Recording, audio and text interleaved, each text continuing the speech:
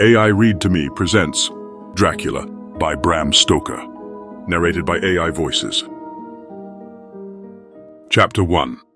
Jonathan Harker's Journal, kept in shorthand. The 3rd of May.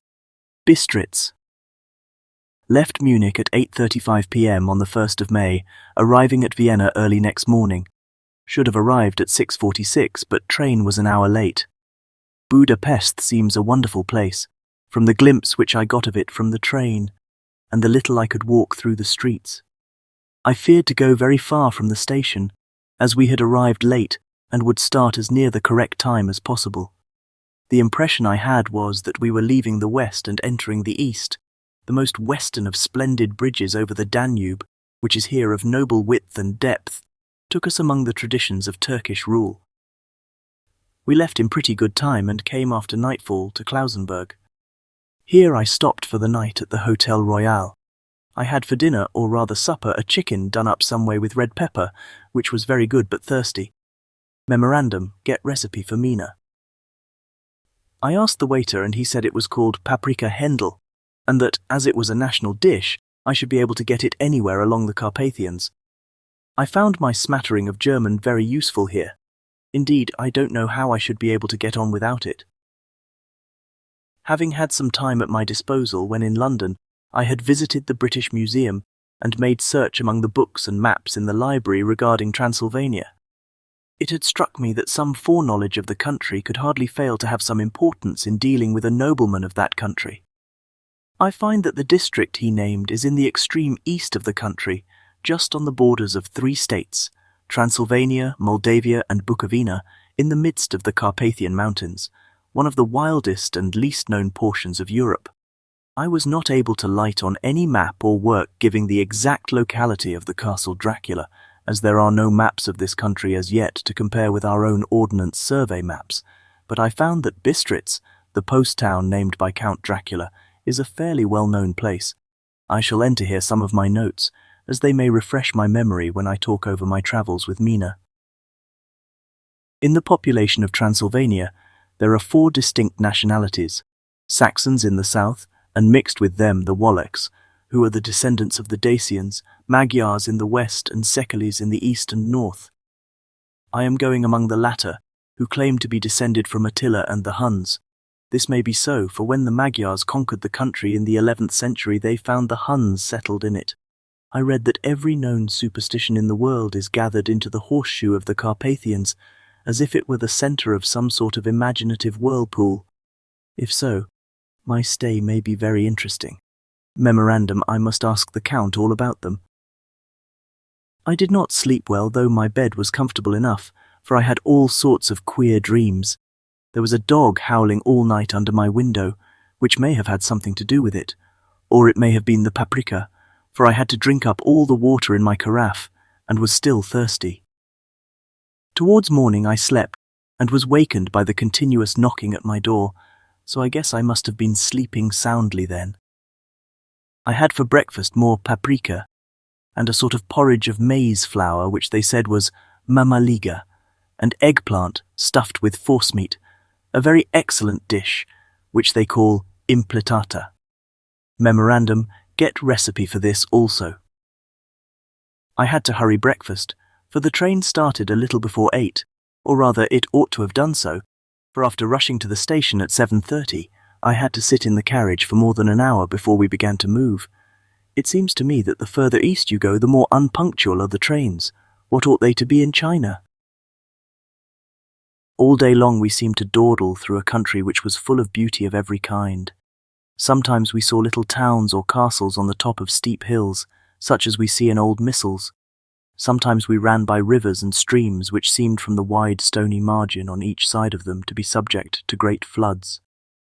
It takes a lot of water, and running strong, to sweep the outside edge of a river clear. At every station there were groups of people, sometimes crowds and in all sorts of attire. Some of them were just like the peasants at home, or those I saw coming through France and Germany, with short jackets and round hats and homemade trousers, but others were very picturesque.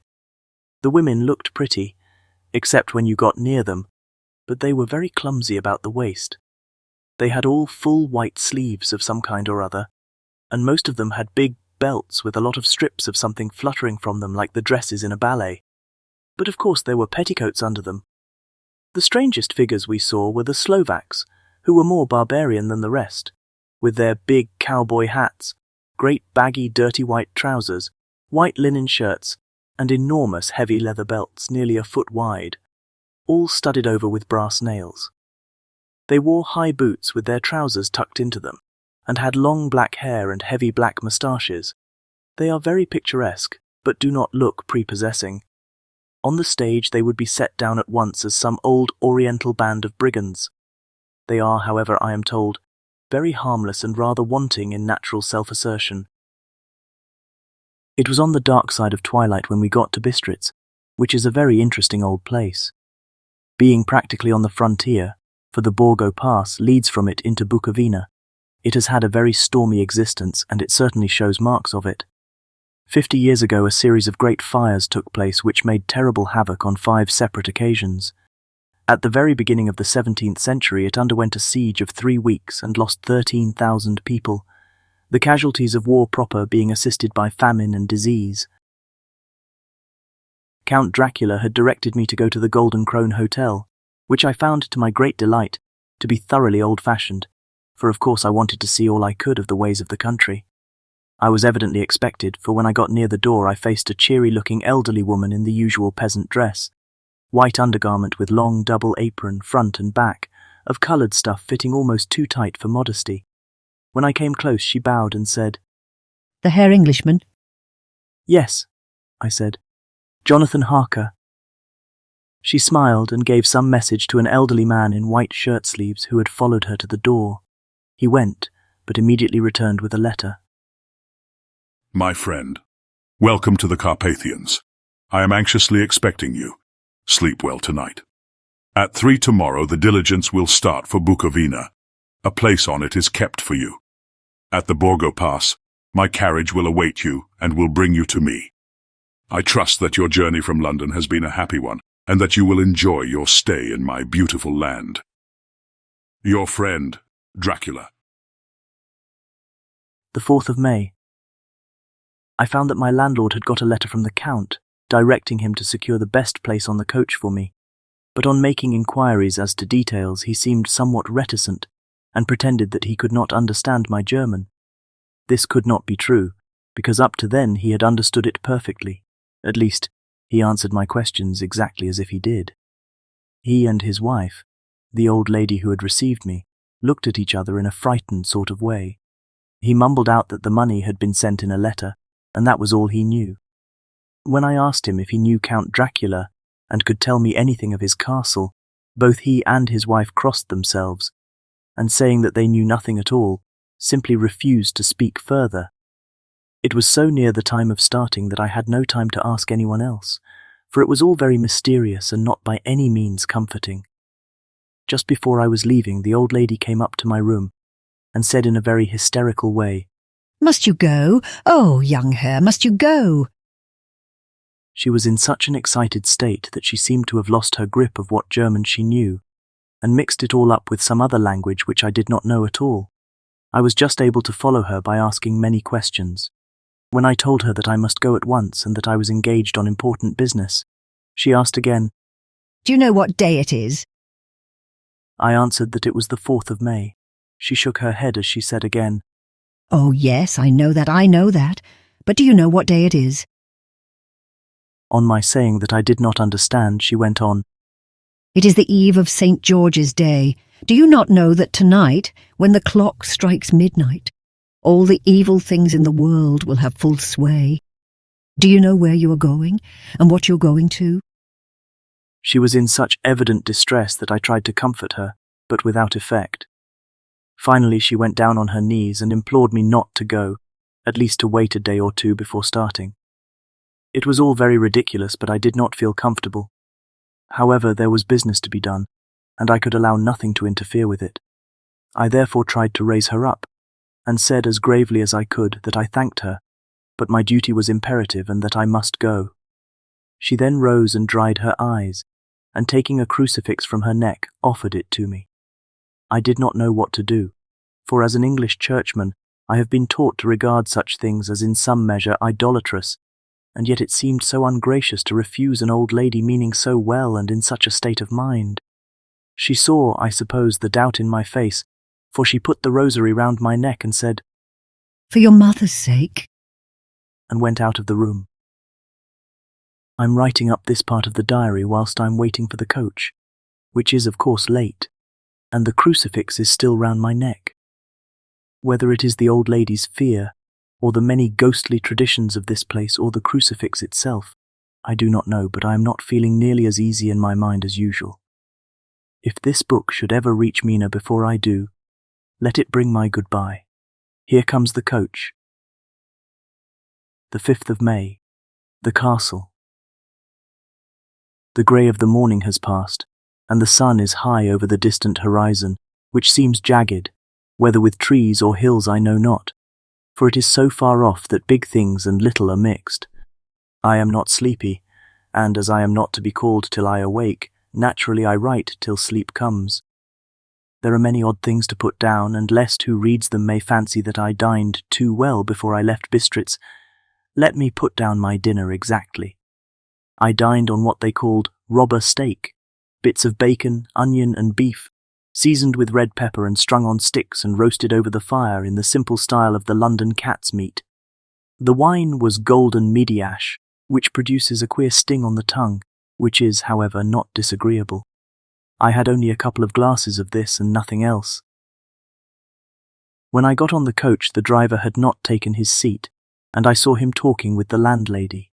They were evidently talking of me, for every now and then they looked at me, and some of the people who were sitting on the bench outside the door, which they call by a name meaning word-bearer, came and listened, and then looked at me, most of them pityingly. I could hear a lot of words often repeated, queer words, for there were many nationalities in the crowd, so I quietly got my polyglot dictionary from my bag and looked them out. I must say they were not cheering to me, for amongst them were Ordog, Satan, Pokol, Hell, Stragoyka, Witch, Vrolok, and Vulkoslak, both of which mean the same thing, one being Slovak and the other Servian for something that is either werewolf or vampire. Memorandum: I must ask the Count about these superstitions. When we started, the crowd round the inn door, which had by this time swelled to a considerable size, all made the sign of the cross and pointed 2 fingers towards me. With some difficulty I got a fellow passenger to tell me what they meant. He would not answer at first, but on learning that I was English, he explained that it was a charm or guard against the evil eye. This was not very pleasant for me, just starting for an unknown place to meet an unknown man, but everyone seemed so kind-hearted, and so sorrowful, and so sympathetic, that I could not but be touched.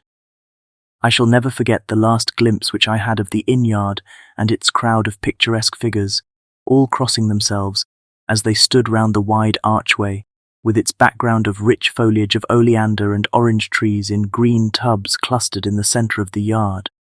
Then our driver, whose wide linen drawers covered the whole front of the box seat, Gotza, they call them, cracked his big whip over his 4 small horses which ran abreast, and we set off on our journey. I soon lost sight and recollection of ghostly fears in the beauty of the scene as we drove along, although had I known the language, or rather languages, which my fellow passengers were speaking, I might not have been able to throw them off so easily. Before us lay a green sloping land full of forests and woods, with here and there steep hills, crowned with clumps of trees or with farmhouses, the blank gable end to the road. There was everywhere a bewildering mass of fruit blossom, apple, plum, pear, cherry, and as we drove by I could see the green grass under the trees spangled with the fallen petals. In and out amongst these green hills of what they call here the Mittel land ran the road, losing itself as it swept round the grassy curve, or was shut out by the straggling ends of pine woods, which here and there ran down the hillsides like tongues of flame. The road was rugged, but still we seemed to fly over it with a feverish haste. I could not understand then what the haste meant, but the driver was evidently bent on losing no time in reaching Borgo Prund. I was told that this road is in summertime excellent, but that it had not yet been put in order after the winter snows, In this respect it is different from the general run of roads in the Carpathians, for it is an old tradition that they are not to be kept in too good order. Of old the hospodars would not repair them, lest the Turks should think that they were preparing to bring in foreign troops, and so hasten the war which was always really at loading point. Beyond the green swelling hills of the Mittelland rose mighty slopes of forest up to the lofty steeps of the Carpathians themselves. Right and left of us they towered, with the afternoon sun falling full upon them, and bringing out all the glorious colours of this beautiful range, deep blue and purple in the shadows of the peaks, green and brown where grass and rock mingled, and an endless perspective of jagged rock and pointed crags, till these were themselves lost in the distance, where the snowy peaks rose grandly. Here and there seemed mighty rifts in the mountains, through which, as the sun began to sink, we saw now and again the white gleam of falling water. One of my companions touched my arm as we swept round the base of a hill, and opened up the lofty snow-covered peak of a mountain which seemed, as we wound on our serpentine way, to be right before us. Look, Istenschek! God's seat, and he crossed himself reverently. As we wound on our endless way, and the sun sank lower and lower behind us, the shadows of the evening began to creep round us. This was emphasized by the fact that the snowy mountain top still held the sunset, and seemed to glow out with a delicate cool pink. Here and there we passed Czechs and Slovaks, all in picturesque attire, but I noticed that goitra was painfully prevalent.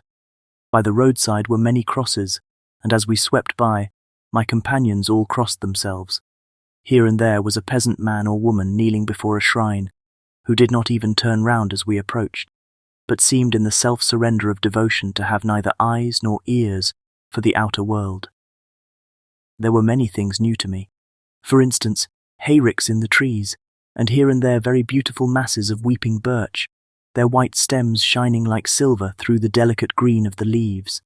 Now and again we passed a lighter wagon, the ordinary peasant's cart, with its long snake-like vertebra, calculated to suit the inequalities of the road.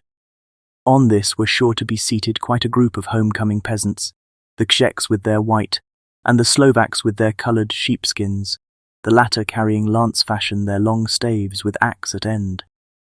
As the evening fell it began to get very cold, and the growing twilight seemed to merge into one dark mistiness, the gloom of the trees, oak, beech, and pine, though in the valleys which ran deep between the spurs of the hills, as we ascended through the pass, the dark firs stood out here and there against the background of late-lying snow.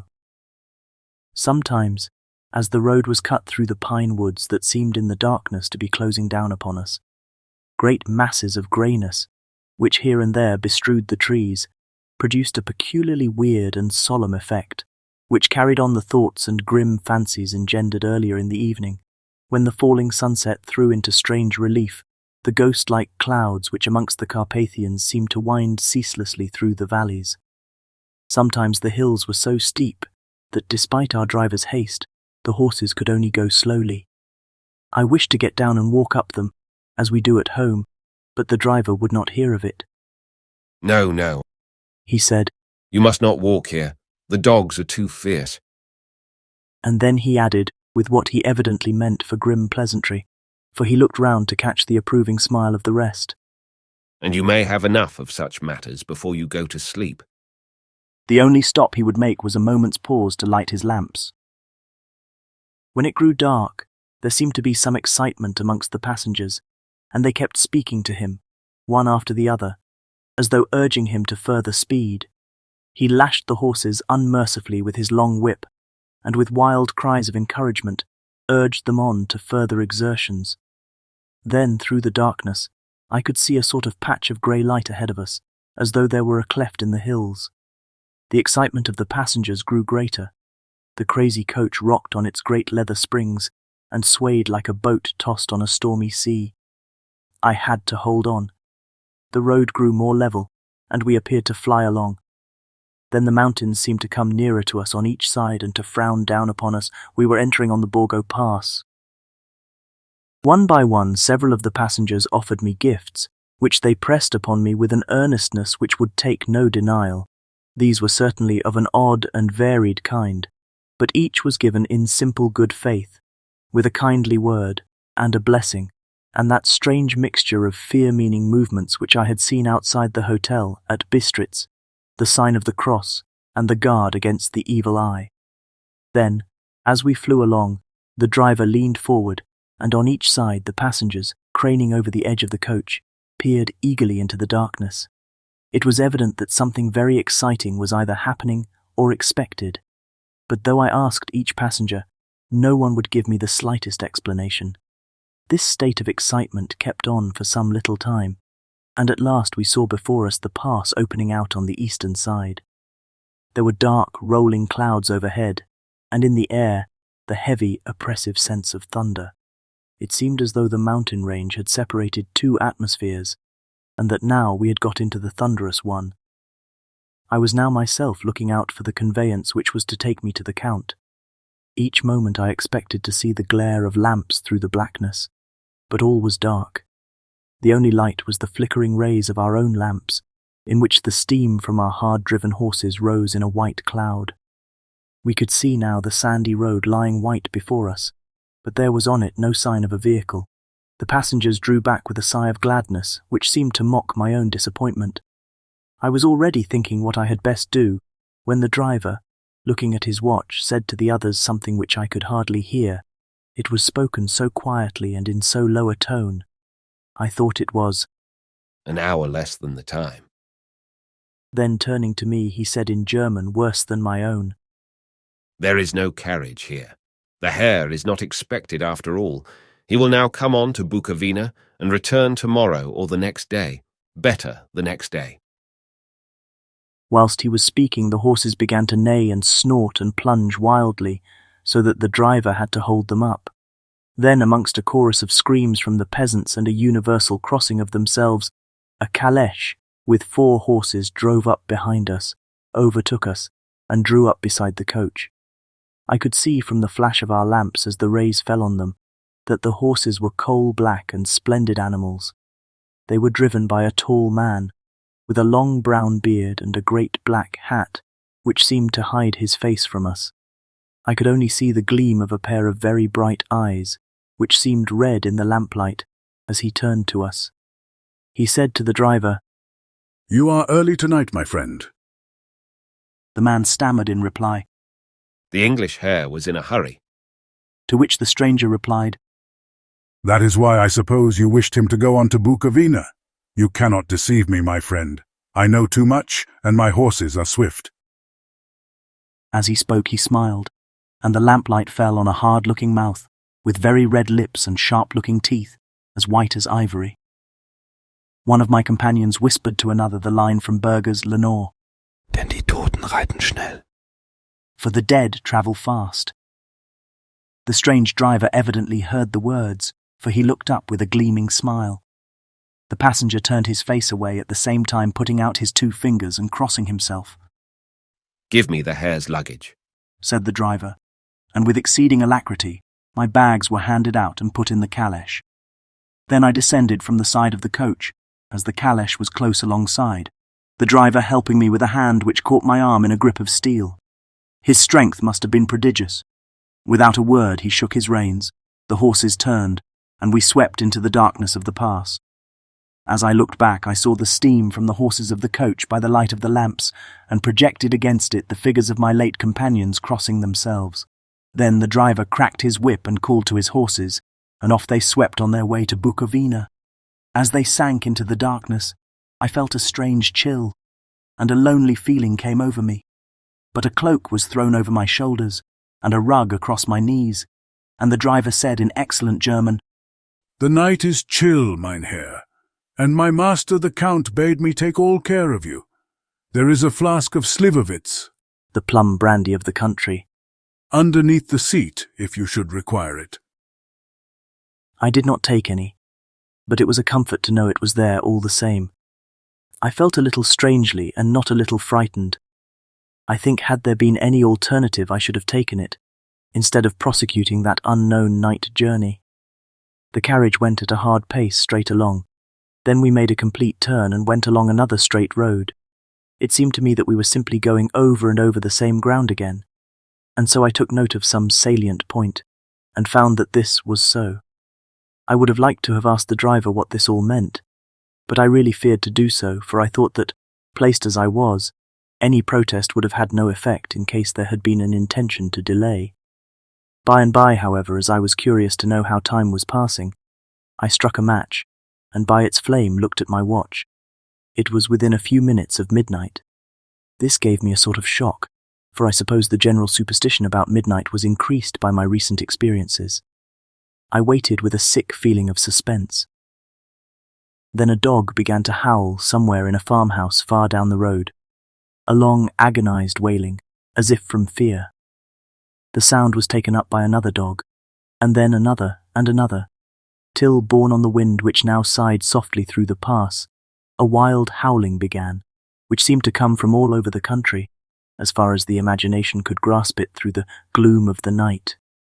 At the first howl the horses began to strain and rear, but the driver spoke to them soothingly and they quieted down, but shivered and sweated, as though after a runaway from sudden fright.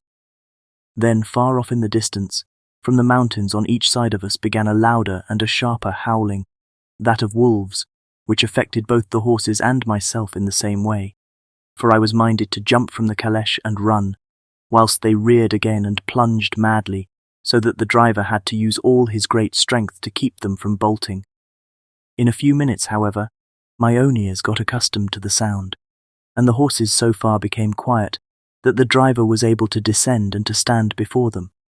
He petted and soothed them, and whispered something in their ears, as I have heard of horse-tamers doing, and with extraordinary effect, for under his caresses they became quite manageable again, though they still trembled. The driver again took his seat, and shaking his reins, started off at a great pace. This time, after going to the far side of the pass, he suddenly turned down a narrow roadway which ran sharply to the right. Soon we were hemmed in with trees, which in places arched right over the roadway till we passed us through a tunnel, and again great frowning rocks guarded us boldly on either side. Though we were in shelter, we could hear the rising wind, for it moaned and whistled through the rocks, and the branches of the trees crashed together as we swept along. It grew colder and colder still, and fine powdery snow began to fall, so that soon we and all around us were covered with a white blanket. The keen wind still carried the howling of the dogs, though this grew fainter as we went on our way. The baying of the wolves sounded nearer and nearer, as though they were closing round on us from every side. I grew dreadfully afraid, and the horses shared my fear. The driver, however, was not in the least disturbed. He kept turning his head to left and right, but I could not see anything through the darkness. Suddenly, away on our left, I saw a faint flickering blue flame. The driver saw it at the same moment. He at once checked the horses and, jumping to the ground, disappeared into the darkness. I did not know what to do, the less as the howling of the wolves grew closer. But while I wondered, the driver suddenly appeared again, and without a word took his seat, and we resumed our journey. I think I must have fallen asleep and kept dreaming of the incident, for it seemed to be repeated endlessly, and now looking back, it is like a sort of awful nightmare. Once the flame appeared so near the road that even in the darkness around us, I could watch the driver's motions. He went rapidly to where the blue flame arose. It must have been very faint, for it did not seem to illumine the place around it at all, and gathering a few stones formed them into some device. Once there appeared a strange optical effect. When he stood between me and the flame, he did not obstruct it, for I could see its ghostly flicker all the same. This startled me, but as the effect was only momentary, I took it that my eyes deceived me, straining through the darkness. Then for a time there were no blue flames, and we sped onwards through the gloom, with the howling of the wolves around us, as though they were following in a moving circle. At last, there came a time when the driver went further afield than he had yet gone, and during his absence the horses began to tremble worse than ever, and to snort and scream with fright. I could not see any cause for it, for the howling of the wolves had ceased altogether, but just then the moon, sailing through the black clouds, appeared behind the jagged crest of a beetling, pine-clad rock, and by its light I saw around us a ring of wolves, with white teeth and lolling red tongues, with long, sinewy limbs and shaggy hair. They were 100 times more terrible in the grim silence which held them than even when they howled. For myself, I felt a sort of paralysis of fear. It is only when a man feels himself face to face with such horrors that he can understand their true import. All at once the wolves began to howl as though the moonlight had had some peculiar effect on them. The horses jumped about and reared, and looked helplessly round with eyes that rolled in a way painful to see, but the living ring of terror encompassed them on every side, and they had perforce to remain within it.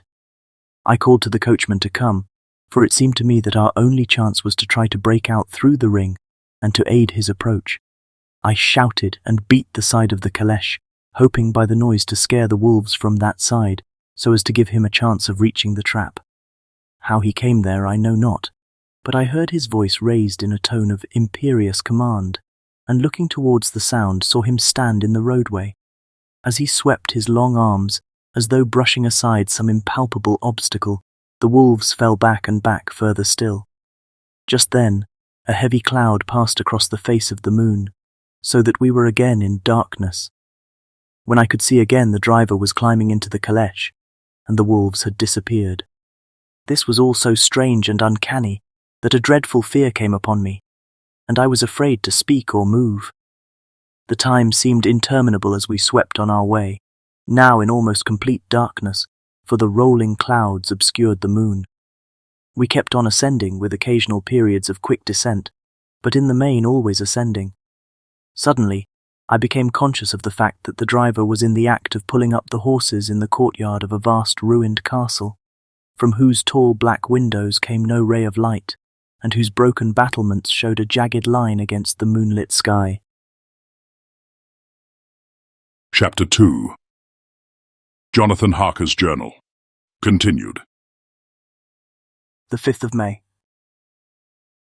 I must have been asleep, for certainly if I had been fully awake I must have noticed the approach of such a remarkable place. In the gloom the courtyard looked of considerable size, and as several dark ways led from it under great round arches, it perhaps seemed bigger than it really is. I have not yet been able to see it by daylight. When the caleche stopped, the driver jumped down and held out his hand to assist me to alight. Again I could not but notice his prodigious strength. His hand actually seemed like a steel vice that could have crushed mine if he had chosen. Then he took out my traps and placed them on the ground beside me as I stood close to a great door, old and studded with large iron nails, and set in a projecting doorway of massive stone. I could see even in the dim light that the stone was massively carved, but that the carving had been much worn by time and weather. As I stood, the driver jumped again into his seat and shook the reins. The horses started forward, and trap and all disappeared down one of the dark openings. I stood in silence where I was, for I did not know what to do. Of bell or knocker there was no sign. Through these frowning walls and dark window openings it was not likely that my voice could penetrate. The time I waited seemed endless, and I felt doubts and fears crowding upon me. What sort of place had I come to, and among what kind of people? What sort of grim adventure was it on which I had embarked? Was this a customary incident in the life of a solicitor's clerk sent out to explain the purchase of a London estate to a foreigner? Solicitor's clerk? Mina would not like that. Solicitor, for just before leaving London I got word that my examination was successful, and I am now a full-blown solicitor. I began to rub my eyes and pinch myself to see if I were awake.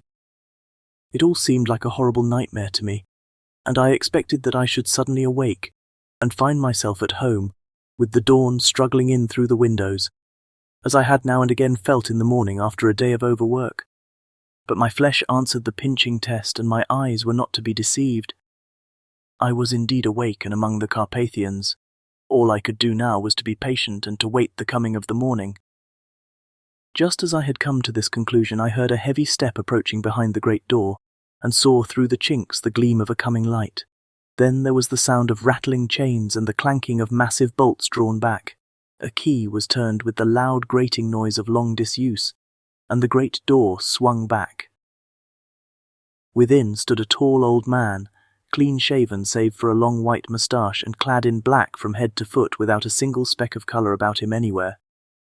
He held in his hand an antique silver lamp in which the flame burned without chimney or globe of any kind, throwing long, quivering shadows as it flickered in the draught of the open door. The old man motioned me in with his right hand with a courtly gesture, saying in excellent English but with a strange intonation, "Welcome to my house. Enter freely and of your own will." He made no motion of stepping to meet me, but stood like a statue, as though his gesture of welcome had fixed him into stone. The instant, however, that I had stepped over the threshold, he moved impulsively forward, and holding out his hand, grasped mine with a strength which made me wince, an effect which was not lessened by the fact that it seemed as cold as ice, more like the hand of a dead than a living man. Again he said, "Welcome to my house. Come freely, go safely, and leave something of the happiness you bring." The strength of the handshake was so much akin to that which I had noticed in the driver, whose face I had not seen, that for a moment I doubted if it were not the same person to whom I was speaking. So to make sure, I said interrogatively, "Count Dracula?" He bowed in a courtly way as he replied, "I am Dracula, and I bid you welcome, Mr. Harker, to my house. Come in. The night air is chill, and you must need to eat and rest." As he was speaking, he put the lamp on a bracket on the wall, and stepping out, took my luggage. He had carried it in before I could forestall him. I protested, but he insisted. "Nay, sir, you are my guest. It is late, and my people are not available. Let me see to your comfort myself." He insisted on carrying my traps along the passage, and then up a great winding stair, and along another great passage, on whose stone floor our steps rang heavily. At the end of this he threw open a heavy door, and I rejoiced to see within a well-lit room in which a table was spread for supper, and on whose mighty hearth a great fire of logs, freshly replenished, flamed and flared. The Count halted, putting down my bags, closed the door, and crossing the room opened another door which led into a small octagonal room lit by a single lamp, and seemingly without a window of any sort. Passing through this, he opened another door and motioned me to enter. It was a welcome sight, for here was a great bedroom well lighted and warmed with another log fire, also added to but lately, for the top logs were fresh, which sent a hollow roar up the wide chimney. The Count himself left my luggage inside and withdrew, saying before he closed the door, "You will need after your journey to refresh yourself by making your toilet. I trust you will find all you wish. When you are ready, come into the other room where you will find your supper prepared." The light and warmth and the Count's courteous welcome seemed to have dissipated all my doubts and fears.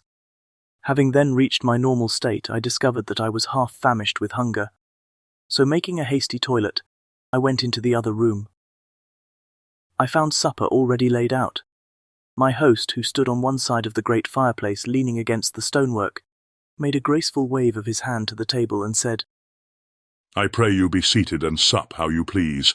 You will, I trust, excuse me that I do not join you, but I have dined already, and I do not sup." I handed to him the sealed letter which Mr. Hawkins had entrusted to me. He opened it and read it gravely. Then, with a charming smile, he handed it to me to read. One passage of it at least gave me a thrill of pleasure. "I must regret that an attack of gout, from which malady I am a constant sufferer, forbids absolutely any travelling on my part for some time to come. But I am happy to say I can send a sufficient substitute, one in whom I have every possible confidence. He is a young man, full of energy and talent in his own way, and of a very faithful disposition.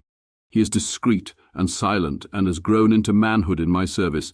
He shall be ready to attend on you when you will during his stay, and shall take your instructions in all matters." The Count himself came forward and took off the cover of a dish, and I fell to at once on an excellent roast chicken. This, with some cheese and a salad and a bottle of old Tokai, of which I had 2 glasses, was my supper. During the time I was eating it, the Count asked me many questions as to my journey, and I told him by degrees all I had experienced. By this time I had finished my supper, and by my host's desire had drawn up a chair by the fire and begun to smoke a cigar which he offered me, at the same time excusing himself that he did not smoke. I had now an opportunity of observing him, and found him of a very marked physiognomy. His face was a very strong aquiline, with high bridge of the thin nose and peculiarly arched nostrils, with lofty domed forehead, and hair growing scantily round the temples but profusely elsewhere. His eyebrows were very massive, almost meeting over the nose, and with bushy hair that seemed to curl in its own profusion. The mouth, so far as I could see it under the heavy moustache, was fixed and rather cruel-looking, with peculiarly sharp white teeth. These protruded over the lips, whose remarkable ruddiness showed astonishing vitality in a man of his years. For the rest, his ears were pale and at the tops extremely pointed. The chin was broad and strong and the cheeks firm though thin. The general effect was one of extraordinary pallor. Hitherto I had noticed the backs of his hands as they lay on his knees in the firelight, and they had seemed rather white and fine. But seeing them now close to me, I could not but notice that they were rather coarse, broad, with squat fingers. Strange to say, there were hairs in the centre of the palm. The nails were long and fine and cut to a sharp point. As the Count leaned over me and his hands touched me, I could not repress a shudder. It may have been that his breath was rank, but a horrible feeling of nausea came over me, which, do what I would, I could not conceal. The Count, evidently noticing it, drew back, and with a grim sort of smile, which showed more than he had yet done his protuberant teeth, sat himself down again on his own side of the fireplace. We were both silent for a while, and as I looked towards the window I saw the first dim streak of the coming dawn. There seemed a strange stillness over everything, but as I listened I heard as if from down below in the valley the howling of many wolves. The Count's eyes gleamed and he said, Listen to them, the children of the night. What music they make! Seeing, I suppose, some expression in my face strange to him, he added, Ah, sir, you dwellers in the city cannot enter into the feelings of the hunter.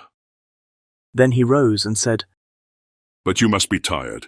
Your bedroom is all ready, and tomorrow you shall sleep as late as you will. I have to be away till the afternoon, so sleep well and dream well. With a courteous bow, he opened for me himself the door to the octagonal room, and I entered my bedroom. I am all in a sea of wonders. I doubt, I fear, I think strange things which I dare not confess to my own soul. God keep me, if only for the sake of those dear to me. The 7th of May. It is again early morning, but I have rested and enjoyed the last 24 hours. I slept till late in the day, and awoke of my own accord. When I had dressed myself, I went into the room where we had supped, and found a cold breakfast laid out, with coffee kept hot by the pot being placed on the hearth. There was a card on the table, on which was written, I have to be absent for a while. Do not wait for me. D. I set to and enjoyed a hearty meal. When I had done, I looked for a bell so that I might let the servants know I had finished, but I could not find one. There are certainly odd deficiencies in the house, considering the extraordinary evidences of wealth which are round me. The table service is of gold and so beautifully wrought that it must be of immense value. The curtains and upholstery of the chairs and sofas and the hangings of my bed are of the costliest and most beautiful fabrics, and must have been of fabulous value when they were made, for they are centuries old, though in excellent order.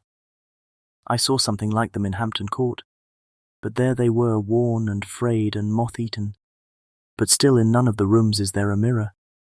There is not even a toilet glass on my table, and I had to get the little shaving glass from my bag before I could either shave or brush my hair. I have not yet seen a servant anywhere, or heard a sound near the castle, except the howling of wolves. Some time after I had finished my meal, I do not know whether to call it breakfast or dinner, for it was between 5 and 6 o'clock when I had it. I looked about for something to read, for I did not like to go about the castle until I had asked the Count's permission. There was absolutely nothing in the room, book, newspaper, or even writing materials. So I opened another door in the room and found a sort of library. The door opposite mine I tried, but found it locked. In the library I found, to my great delight, a vast number of English books, whole shelves full of them, and bound volumes of magazines and newspapers. A table in the centre was littered with English magazines and newspapers, though none of them were of very recent date. The books were of the most varied kind: history, geography, politics, political economy, botany, geology, law, all relating to England and English life and customs and manners. There were even such books of reference as the London Directory, the Red and Blue Books, Whitaker's Almanac, the Army and Navy lists, and, it somehow gladdened my heart to see it, the Law List. Whilst I was looking at the books, the door opened, and the Count entered. He saluted me in a hearty way and hoped that I had had a good night's rest. Then he went on. I am glad you found your way in here, for I am sure there is much that will interest you. These companions, and he laid his hand on some of the books, have been good friends to me, and for some years past, ever since I had the idea of going to London, have given me many, many hours of pleasure. Through them, I have come to know your great England, and to know her is to love her. I long to go through the crowded streets of your mighty London, to be in the midst of the whirl and rush of humanity, to share its life, its change, its death, and all that makes it what it is. But alas, as yet I only know your tongue through books. To you, my friend, I look that I know it to speak. But Count, I said, you know and speak English thoroughly. He bowed gravely. I thank you, my friend, for your all too flattering estimate, but yet I fear that I am but a little way on the road I would travel. True, I know the grammar and the words, but yet I know not how to speak them. Indeed, I said, you speak excellently. Not so, he answered. Well, I know that did I move and speak in your London, none there are who would not know me for a stranger. That is not enough for me. Here I am noble, I am boyar, the common people know me and I am master. But a stranger in a strange land he is no one. Men know him not, and to know not is to care not for. I am content if I am like the rest, so that no man stops if he see me, or pause in his speaking if he hear my words. Ha ha, a stranger. I have been so long master that I would be master still, or at least that none other should be master of me. You come to me not alone as agent of my friend Peter Hawkins of Exeter, to tell me all about my new estate in London. You shall, I trust, rest here with me a while, so that by our talking I may learn the English intonation, and I would that you tell me when I make error, even of the smallest, in my speaking. I am sorry that I had to be away so long today, but you will, I know, forgive one who has so many important affairs in hand. Of course I said all I could about being willing, and asked if I might come into that room when I chose. He answered, Yes, certainly. And added, You may go anywhere you wish in the castle except where the doors are locked, where of course you will not wish to go. There is reason that all things are as they are, and did you see with my eyes, and know with my knowledge, you would perhaps better understand. I said I was sure of this, and then he went on. We are in Transylvania, and Transylvania is not England. Our ways are not your ways, and there shall be to you many strange things. Nay, from what you have told me of your experiences already, you know something of what strange things there may be. This led to much conversation, and as it was evident that he wanted to talk, if only for talking's sake, I asked him many questions regarding things that had already happened to me or come within my notice. Sometimes he sheered off the subject, or turned the conversation by pretending not to understand, but generally he answered all I asked most frankly. Then, as time went on, and I had got somewhat bolder, I asked him of some of the strange things of the preceding night, as for instance, why the coachman went to the places where he had seen the blue flames. He then explained to me that it was commonly believed that on a certain night of the year, last night in fact when all evil spirits are supposed to have unchecked sway, a blue flame is seen over any place where treasure has been concealed. That treasure has been hidden, he went on. In the region through which you came last night, there can be but little doubt, for it was the ground fought over for centuries by the Wallachian, the Saxon, and the Turk. Why, there is hardly a foot of soil in all this region that has not been enriched by the blood of men, patriots, or invaders. In old days there were stirring times when the Austrian and the Hungarian came up in hordes, and the patriots went out to meet them, men and women, the aged and the children too, and waited their coming on the rocks above the passes, that they might sweep destruction on them with their artificial avalanches. When the invader was triumphant, he found but little, for whatever there was had been sheltered in the friendly soil. "But how," said I, "can it have remained so long undiscovered, when there is a sure index to it if men will but take the trouble to look?" The Count smiled, and as his lips ran back over his gums, the long, sharp canine teeth showed out strangely. He answered, "Because your peasant is at heart a coward and a fool. Those flames only appear on one night, and on that night no man of this land will, if he can help it, stir without his doors. And, dear sir, even if he did, he would not know what to do. Why, even the peasant that you tell me of who marked the place of the flame would not know where to look in daylight, even for his own work. Even you would not, I dare be sworn, be able to find these places again." "There you are right," I said. "I know no more than the dead where even to look for them." Then we drifted into other matters. "Come," he said at last. "tell me of London and of the house which you have procured for me." With an apology for my remissness, I went into my own room to get the papers from my bag. Whilst I was placing them in order, I heard a rattling of china and silver in the next room, and as I passed through, noticed that the table had been cleared and the lamp lit, for it was by this time deep into the dark. The lamps were also lit in the study or library, and I found the Count lying on the sofa reading Of All Things in the World, an English Bradshaw's Guide. When I came in, he cleared the books and papers from the table, and with him I went into plans and deeds and figures of all sorts. He was interested in everything, and asked me a myriad questions about the place and its surroundings. He clearly had studied beforehand all he could get on the subject of the neighbourhood, for he evidently at the end knew very much more than I did. When I remarked this, he answered, "Well, but my friend, is it not needful that I should? When I go there I shall be all alone, and my friend Harker Jonathan, nay, pardon me, I fall into my country's habit of putting your patronymic first. My friend Jonathan Harker will not be by my side to correct and aid me.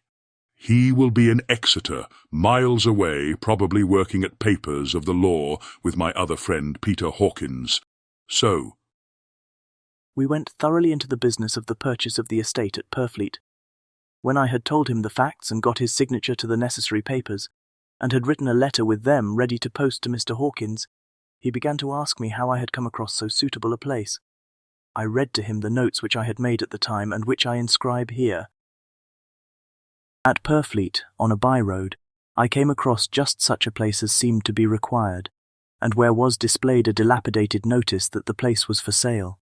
It is surrounded by a high wall, of ancient structure, built of heavy stones, and has not been repaired for a large number of years. The closed gates are of heavy old oak and iron, all eaten with rust. The estate is called Carfax, no doubt a corruption of the old Quatreface, as the house is four-sided, agreeing with the cardinal points of the compass. It contains in all some 20 acres, quite surrounded by the solid stone wall above mentioned. There are many trees on it which make it in places gloomy, and there is a deep, dark-looking pond or small lake, evidently fed by some springs, as the water is clear and flows away in a fair-sized stream. The house is very large and of all periods back, I should say, to medieval times, for one part is of stone immensely thick, with only a few windows high up and heavily barred with iron. It looks like part of a keep, and is close to an old chapel or church. I could not enter it, as I had not the key of the door leading to it from the house, but I have taken with my Kodak views of it from various points. The house has been added to, but in a very straggling way, and I can only guess at the amount of ground it covers, which must be very great. There are but few houses close at hand, one being a very large house only recently added to and formed into a private lunatic asylum. It is not, however, visible from the grounds. When I had finished, he said, "I am glad that it is old and big. I myself am of an old family, and to live in a new house would kill me. A house cannot be made habitable in a day, and after all, how few days go to make up a century. I rejoice also that there is a chapel of old times, We Transylvanian nobles love not to think that our bones may lie amongst the common dead. I seek not gaiety nor mirth, not the bright voluptuousness of much sunshine and sparkling waters which please the young and gay. I am no longer young, and my heart, through weary years of mourning over the dead, is not attuned to mirth. Moreover, the walls of my castle are broken, the shadows are many, and the wind breathes cold through the broken battlements and casements. I love the shade and the shadow, and would be alone with my thoughts when I may. Somehow his words and his look did not seem to accord, or else it was that his cast of face made his smile look malignant and saturnine. Presently, with an excuse, he left me, asking me to put all my papers together. He was some little time away, and I began to look at some of the books around me. One was an atlas which I found opened naturally at England, as if that map had been much used. On looking at it, I found in certain places little rings marked, and on examining these I noticed that one was near London on the east side, manifestly where his new estate was situated. The other two were Exeter and Whitby on the Yorkshire coast. It was the better part of an hour when the Count returned. "Aha," he said. "Still at your books? Good, but you must not work always. Come, I am informed that your supper is ready." He took my arm and we went into the next room, where I found an excellent supper ready on the table. The Count again excused himself, as he had dined out on his being away from home. But he sat as on the previous night and chatted whilst I ate. After supper I smoked as on the last evening, and the Count stayed with me chatting and asking questions on every conceivable subject, hour after hour. I felt that it was getting very late indeed, but I did not say anything, for I felt under obligation to meet my host's wishes in every way. I was not sleepy, as the long sleep yesterday had fortified me, but I could not help experiencing that chill which comes over one at the coming of the dawn, which is like in its way the turn of the tide. They say that people who are near death die generally at the change to the dawn or at the turn of the tide. Anyone who has, when tired and tied as it were to his post, experienced this change in the atmosphere can well believe it. All at once we heard the crow of a cock, coming up with preternatural shrillness through the clear morning air. Count Dracula, jumping to his feet, said, "Why, there is the morning again. How remiss I am to let you stay up so long. You must make your conversation regarding my dear new country of England less interesting, so that I may not forget how time flies by us." And with a courtly bow he quickly left me. I went into my own room and drew the curtains, but there was little to notice. My window opened into the courtyard. All I could see was the warm grey of quickening sky. So I pulled the curtains again, and have written of this day. The 8th of May. I began to fear as I wrote in this book that I was getting too diffuse. But now I am glad that I went into detail from the first, for there is something so strange about this place and all in it, that I cannot but feel uneasy. I wish I were safe out of it, or that I had never come. It may be that this strange night existence is telling on me, but would that that were all. If there were anyone to talk to, I could bear it, but there is no one. I have only the Count to speak with, and I fear I am myself the only living soul within the place. Let me be prosaic so far as facts can be. It will help me to bear up, and imagination must not run riot with me. If it does, I am lost. Let me say at once how I stand, or seem to. I only slept a few hours when I went to bed, and feeling that I could not sleep any more, got up. I had hung my shaving glass by the window and was just beginning to shave. Suddenly I felt a hand on my shoulder and heard the Count's voice saying to me, "Good morning." I started, for it amazed me that I had not seen him since the reflection of the glass covered the whole room behind me. In starting I had cut myself slightly, but did not notice it at the moment. Having answered the Count's salutation, I turned to the glass again to see how I had been mistaken. This time there could be no error, for the man was close to me and I could see him over my shoulder, but there was no reflection of him in the mirror. The whole room behind me was displayed, but there was no sign of a man in it, except myself. This was startling, and coming on the top of so many strange things, was beginning to increase that vague feeling of uneasiness which I always have when the Count is near. But at the instant I saw that the cut had bled a little, and the blood was trickling over my chin. I laid down the razor, turning as I did so half round to look for some sticking plaster. When the Count saw my face, his eyes blazed with a sort of demoniac fury, and he suddenly made a grab at my throat. I drew away, and his hand touched the string of beads which held the crucifix. It made an instant change in him, for the fury passed so quickly that I could hardly believe that it was ever there. "Take care," he said. "Take care how you cut yourself. It is more dangerous than you think in this country." Then, seizing the shaving glass, he went on, "And this is the wretched thing that has done the mischief. It is a foul bauble of man's vanity. Away with it." And opening the heavy window with one wrench of his terrible hand, he flung out the glass, which was shattered into 1,000 pieces on the stones of the courtyard far below. Then he withdrew without a word. It is very annoying, for I do not see how I am to shave, unless in my watch case or the bottom of the shaving pot, which is fortunately of metal. When I went into the dining room, breakfast was prepared, but I could not find the Count anywhere, so I breakfasted alone. It is strange that as yet I have not seen the Count eat or drink. He must be a very peculiar man. After breakfast I did a little exploring in the castle. I went out on the stairs and found a room looking towards the south. The view was magnificent, and from where I stood there was every opportunity of seeing it. The castle is on the very edge of a terrible precipice. A stone falling from the window would fall 1,000 feet without touching anything. As far as the eye can reach is a sea of green treetops, with occasionally a deep rift where there is a chasm. Here and there are silver threads where the rivers wind in deep gorges through the forests. But I am not in heart to describe beauty, for when I had seen the view I explored further. Doors, doors, doors everywhere, and all locked and bolted. In no place save from the windows in the castle walls is there an available exit.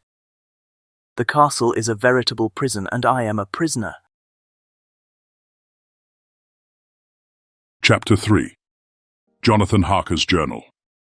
Continued. When I found that I was a prisoner, a sort of wild feeling came over me. I rushed up and down the stairs, trying every door and peering out of every window I could find. But after a little, the conviction of my helplessness overpowered all other feelings. When I look back after a few hours, I think I must have been mad for the time, for I behaved much as a rat does in a trap. When, however, the conviction had come to me that I was helpless, I sat down quietly as I have ever done anything in my life, and began to think over what was best to be done. I'm thinking still, and as yet have come to no definite conclusion. Of one thing only am I certain, that it is no use making my ideas known to the Count. He knows well that I am imprisoned, and as he has done it himself, and has doubtless his own motives for it, he would only deceive me if I trusted him fully with the facts. So far as I can see, my only plan will be to keep my knowledge and my fears to myself, and my eyes open. I am, I know, either being deceived like a baby by my own fears, or else I am in desperate straits. And if the latter be so, I need and shall need all my brains to get through. I had hardly come to this conclusion when I heard the great door below shut, and knew that the Count had returned. He did not come at once into the library, so I went cautiously to my own room and found him making the bed. This was odd, but only confirmed what I had all along thought, that there were no servants in the house. When later I saw him through the chink of the hinges of the door laying the table in the dining room, I was assured of it, for if he does himself all these menial offices, surely it is proof that there is no one else to do them. This gave me a fright, for if there is no one else in the castle, it must have been the Count himself who was the driver of the coach that brought me here. This is a terrible thought, for if so, what does it mean that he could control the wolves as he did, by only holding up his hand in silence? How was it that all the people at Bistritz and on the coach had some terrible fear for me? What meant the giving of the crucifix, of the garlic, of the wild rose, of the mountain ash? Bless that good, good woman who hung the crucifix round my neck, for it is a comfort and a strength to me whenever I touch it. It is odd that a thing which I have been taught to regard with disfavour and as idolatrous should, in a time of loneliness and trouble, be of help. Is it that there is something in the essence of the thing itself, or that it is a medium, a tangible help, in conveying memories of sympathy and comfort? Some time, if it may be, I must examine this matter and try to make up my mind about it. In the meantime, I must find out all I can about Count Dracula, as it may help me to understand. Tonight he may talk of himself if I turn the conversation that way. I must be very careful, however, not to awake his suspicion. Midnight. I've had a long talk with the Count. I asked him a few questions on Transylvania history, and he warmed up to the subject wonderfully. In his speaking of things and people, and especially of battles, he spoke as if he had been present at them all. This he afterwards explained by saying that to a boyar the pride of his house and name is his own pride, that their glory is his glory, that their fate is his fate. Whenever he spoke of his house, he always said we, and spoke almost in the plural, like a king speaking. I wish I could put down all he said exactly as he said it, for to me it was most fascinating. It seemed to have in it a whole history of the country. He grew excited as he spoke, and walked about the room pulling his great white moustache and grasping anything on which he laid his hands, as though he would crush it by main strength. One thing he said which I shall put down as nearly as I can, for it tells in its way the story of his race. We Seceles have a right to be proud, for in our veins flows the blood of many brave races who fought as the lion fights for lordship. Here, in the whirlpool of European races, the Ugric tribe bore down from Iceland the fighting spirit which Thor and Woden gave them, which their berserkers displayed to such fell intent on the seaboards of Europe, aye, and of Asia and Africa too, till the peoples thought that the werewolves themselves had come. Here too, when they came, they found the Huns, whose warlike fury had swept the earth like a living flame, till the dying peoples held that in their veins ran the blood of those old witches, who, expelled from Scythia, had mated with the devils in the desert. Fools, fools! What devil or what witch was ever so great as Attila, whose blood is in these veins? He held up his arms. Is it a wonder that we were a conquering race? That we were proud? That when the Magyar, the Lombard, the Avar, the Bulgar, or the Turk poured his thousands on our frontiers, we drove them back? Is it strange that when Arpad and his legions swept through the Hungarian fatherland, he found us here when he reached the frontier, that the Honfoglalas was completed there? And when the Hungarian flood swept eastward, the Seceles were claimed as kindred by the victorious Magyars, and to us for centuries was trusted the guarding of the frontier of Turkey-land. Aye, and more than that, endless duty of the frontier guard. For, as the Turks say, water sleeps and enemy is sleepless. Who more gladly than we throughout the four nations received the bloody sword, or at its warlike call flocked quicker to the standard of the king? When was redeemed that great shame of my nation, the shame of Kosovo, when the flags of the Wallach and the Magyar went down beneath the crescent? Who was it but one of my own race who as voivode crossed the Danube and beat the Turk on his own ground? This was a Dracula indeed. Woe was it that his own unworthy brother, when he had fallen, sold his people to the Turk and brought the shame of slavery on them. Was it not this Dracula, indeed, who inspired that other of his race, who in a later age again and again brought his forces over the great river into Turkey land? Who, when he was beaten back, came again, and again and again, though he had to come alone from the bloody field where his troops were being slaughtered, since he knew that he alone could ultimately triumph. They said that he thought only of himself. Bah! What good are peasants without a leader? Where ends the war without a brain and heart to conduct it? Again, when, after the battle of Mohacs, we threw off the Hungarian yoke, we of the Dracula blood were amongst their leaders, for our spirit would not brook that we were not free.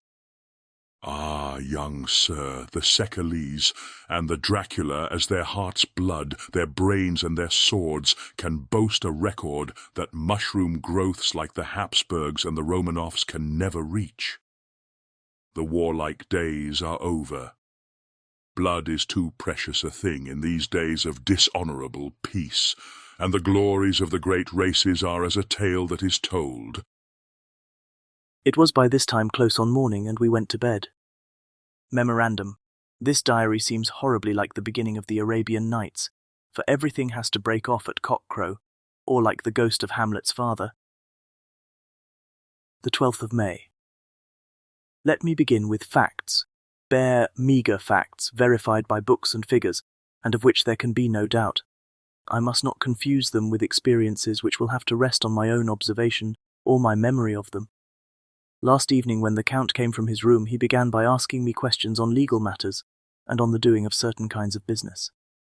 I had spent the day wearily over books, and simply to keep my mind occupied went over some of the matters I had been examining at Lincoln's Inn.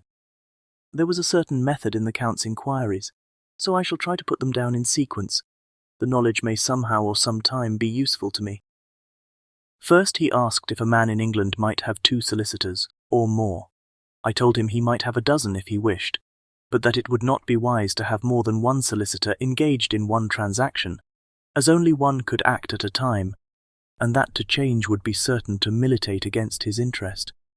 He seemed thoroughly to understand, and went on to ask if there would be any practical difficulty in having one man to attend, say, to banking, and another to look after shipping, in case local help were needed in a place far from the home of the banking solicitor. I asked him to explain more fully, so that I might not by any chance mislead him, so he said, I shall illustrate. Your friend and mine, Mr. Peter Hawkins, from under the shadow of your beautiful cathedral at Exeter, which is far from London, buys for me through your good self my place at London. Good. Now here let me say frankly, lest you should think it strange that I have sought the services of one so far off from London instead of someone resident there, that my motive was that no local interest might be served save my wish only, and as one of London residents might perhaps have some purpose of himself or friend to serve, I went thus afield to seek my agent, whose labours should be only to my interest. Now suppose I, who have much of affairs, wish to ship goods, say, to Newcastle or Durham or Harwich or Dover, might it not be that it could with more ease be done by consigning to one in these ports? I answered that certainly it would be most easy, but that we solicitors had a system of agency one for the other, so that local work could be done locally on instruction from any solicitor, so that the client, simply placing himself in the hands of one man, could have his wishes carried out by him without further trouble. But, said he, I could be at liberty to direct myself. Is it not so? Of course, I replied, and such is often done by men of business who do not like the whole of their affairs to be known by any one person. Good, he said, and then went on to ask about the means of making consignments and the forms to be gone through, and of all sorts of difficulties which might arise, but by forethought could be guarded against. I explained all these things to him to the best of my ability, and he certainly left me under the impression that he would have made a wonderful solicitor, for there was nothing that he did not think of or foresee. For a man who was never in the country, and who did not evidently do much in the way of business, his knowledge and acumen were wonderful.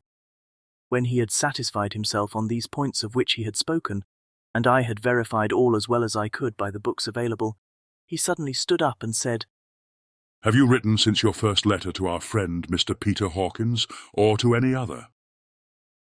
It was with some bitterness in my heart that I answered that I had not, that as yet I had not seen any opportunity of sending letters to anybody.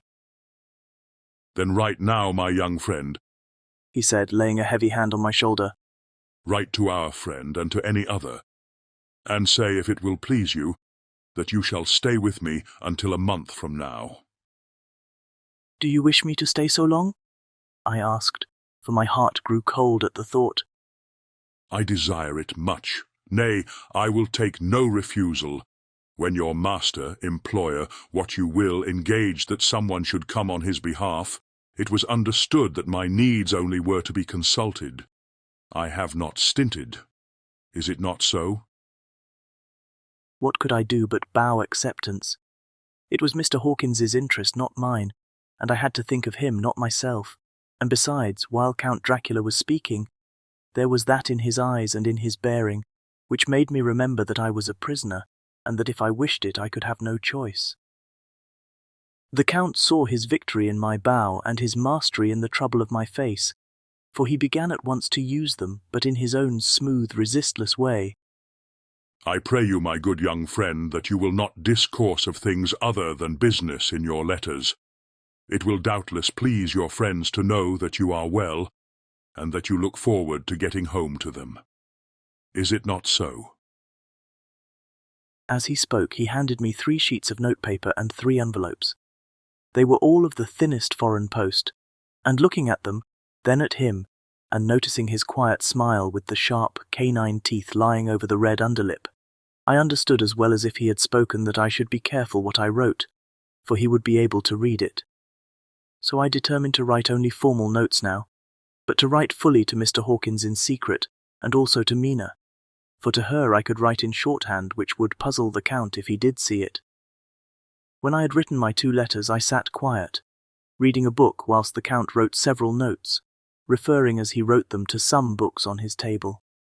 Then he took up my 2 and placed them with his own, and put by his writing materials, after which, the instant the door had closed behind him, I leaned over and looked at the letters, which were face down on the table. I felt no compunction in doing so, for under the circumstances I felt that I should protect myself in every way I could. One of the letters was directed to Samuel F. Billington, No. 7, The Crescent, Whitby. Another to Herr Leutner, Varna. The third was to Coutts and Company, London, and the fourth to Herren Klopstock and Billroth, bankers, Budapest. The second and fourth were unsealed. I was just about to look at them when I saw the door handle move. I sank back in my seat, having just had time to replace the letters as they had been, and to resume my book before the Count, holding still another letter in his hand, entered the room. He took up the letters on the table and stamped them carefully, and then, turning to me, said, I trust you will forgive me, but I have much work to do in private this evening. You will, I hope, find all things as you wish. At the door he turned, and after a moment's pause said, Let me advise you, my dear young friend, nay, let me warn you with all seriousness, that should you leave these rooms, you will not by any chance go to sleep in any other part of the castle. It is old and has many memories, and there are bad dreams for those who sleep unwisely. Be warned, should sleep now, or ever overcome you, or be like to do, then haste to your own chamber, or to these rooms, for your rest will then be safe. But if you be not careful in this respect, then— He finished his speech in a gruesome way, for he motioned with his hands as if he were washing them. I quite understood. My only doubt was as to whether any dream could be more terrible than the unnatural, horrible net of gloom and mystery which seemed closing around me. Later. I endorsed the last words written, but this time there is no doubt in question. I shall not fear to sleep in any place where he is not. I have placed the crucifix over the head of my bed. I imagine that my rest is thus freer from dreams, and there it shall remain. When he left me, I went to my room. After a little while, not hearing any sound, I came out and went up the stone stair to where I could look out towards the south. There was some sense of freedom in the vast expanse, inaccessible though it was to me, as compared with the narrow darkness of the courtyard. Looking out on this, I felt that I was indeed in prison, and I seemed to want a breath of fresh air, though it were of the night. I am beginning to feel this nocturnal existence tell on me. It is destroying my nerve. I start at my own shadow, and am full of all sorts of horrible imaginings. God knows that there is ground for my terrible fear in this accursed place. I looked out over the beautiful expanse, bathed in soft yellow moonlight till it was almost as light as day.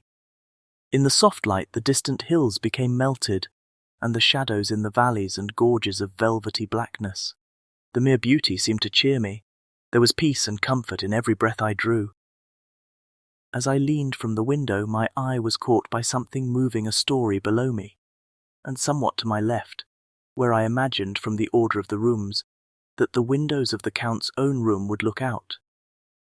The window at which I stood was tall and deep, stone-mullioned, and though weather-worn, was still complete. But it was evidently many a day since the case had been there. I drew back behind the stonework and looked carefully out.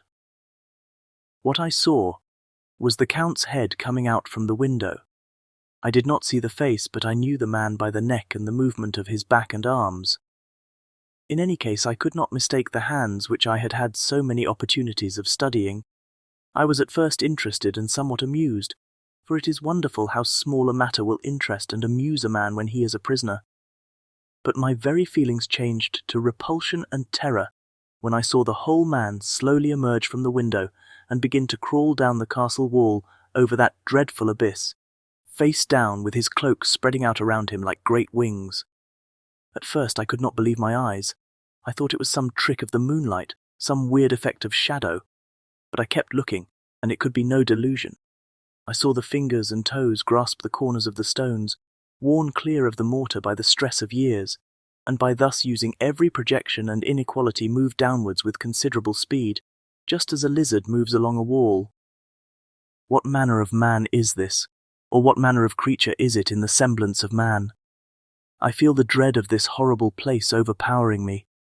I am in fear, in awful fear, and there is no escape for me. I am encompassed about with terrors that I dare not think of. The 15th of May. Once more have I seen the Count go out in his lizard fashion. He moved downwards in a sidelong way some 100 feet down and a good deal to the left. He vanished into some hole or window. When his head had disappeared, I leaned out to try and see more, but without avail. The distance was too great to allow a proper angle of sight. I knew he had left the castle now and thought to use the opportunity to explore more than I had dared to do as yet. I went back to the room and, taking a lamp, tried all the doors. They were all locked, as I had expected, and the locks were comparatively new. But I went down the stone stairs to the hall where I had entered originally. I found I could pull back the bolts easily enough and unhook the great chains, but the door was locked, and the key was gone. That key must be in the Count's room. I must watch should his door be unlocked so that I may get it and escape. I went on to make a thorough examination of the various stairs and passages, and to try the doors that opened from them. 1 or 2 small rooms near the hall were open, but there was nothing to see in them except old furniture, dusty with age and moth-eaten. At last, however, I found one door at the top of the stairway which, though it seemed to be locked, gave a little under pressure.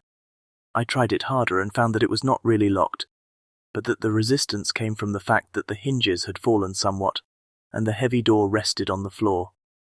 Here was an opportunity which I might not have again. So I exerted myself and with many efforts forced it back so that I could enter. I was now in a wing of the castle further to the right than the rooms I knew, and a story lower down.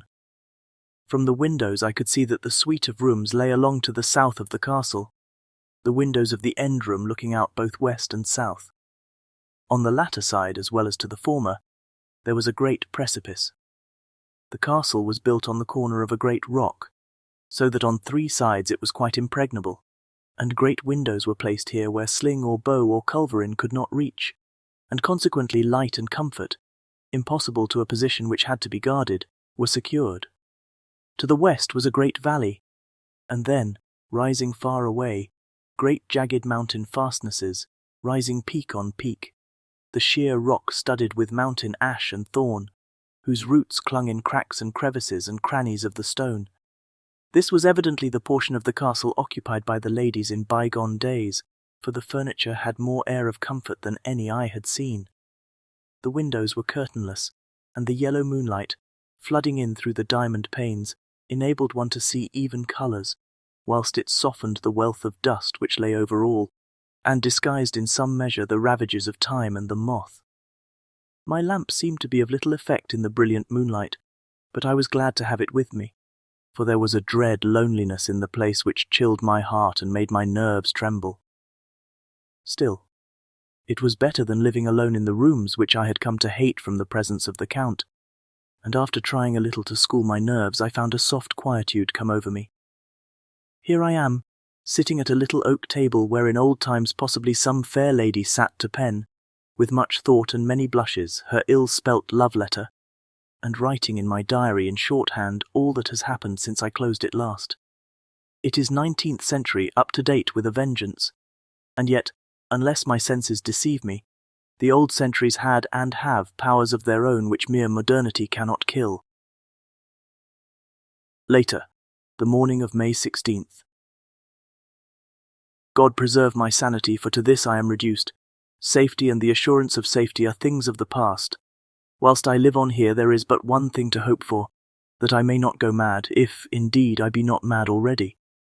If I be sane, then surely it is maddening to think that of all the foul things that lurk in this hateful place, the Count is the least dreadful to me.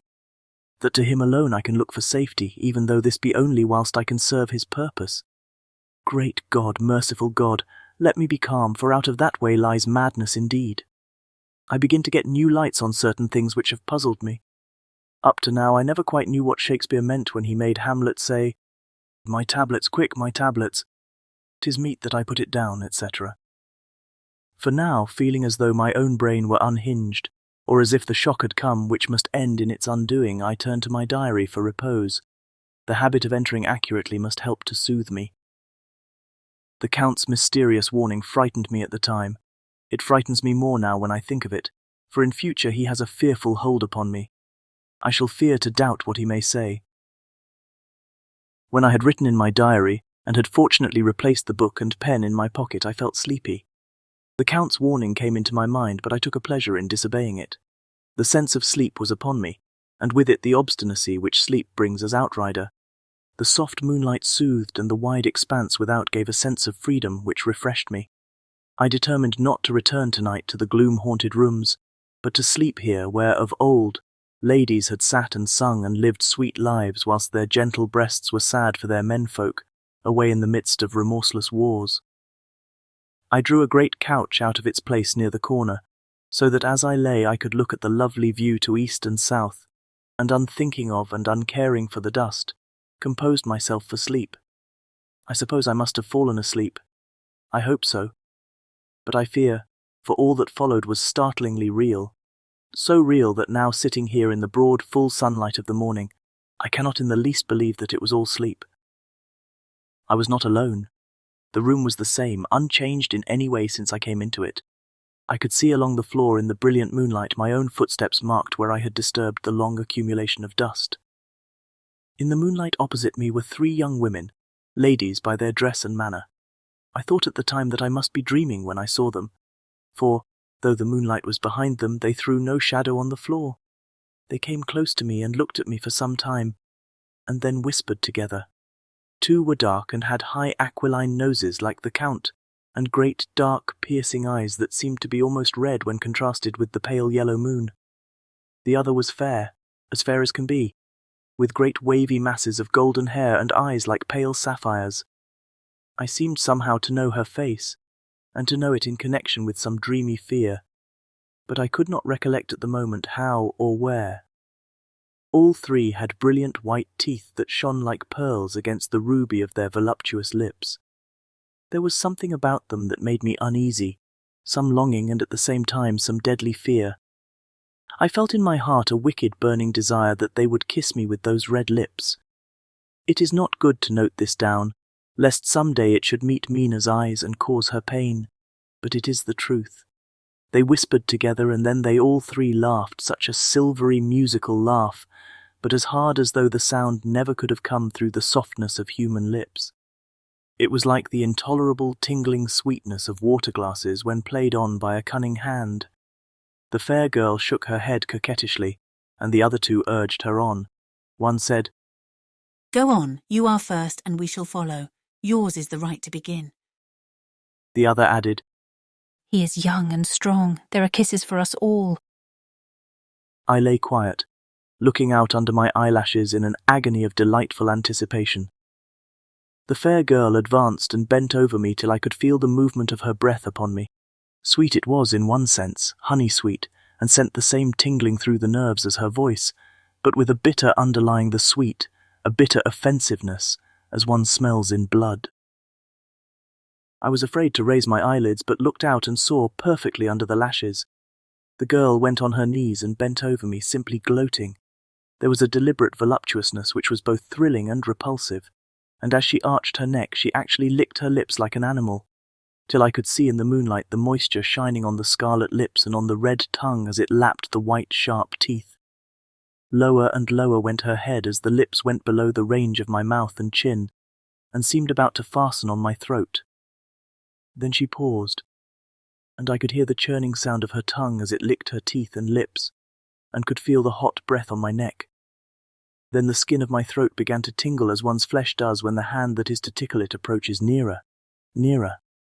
I could feel the soft, shivering touch of the lips on the supersensitive skin of my throat, and the hard dents of two sharp teeth, just touching and pausing there.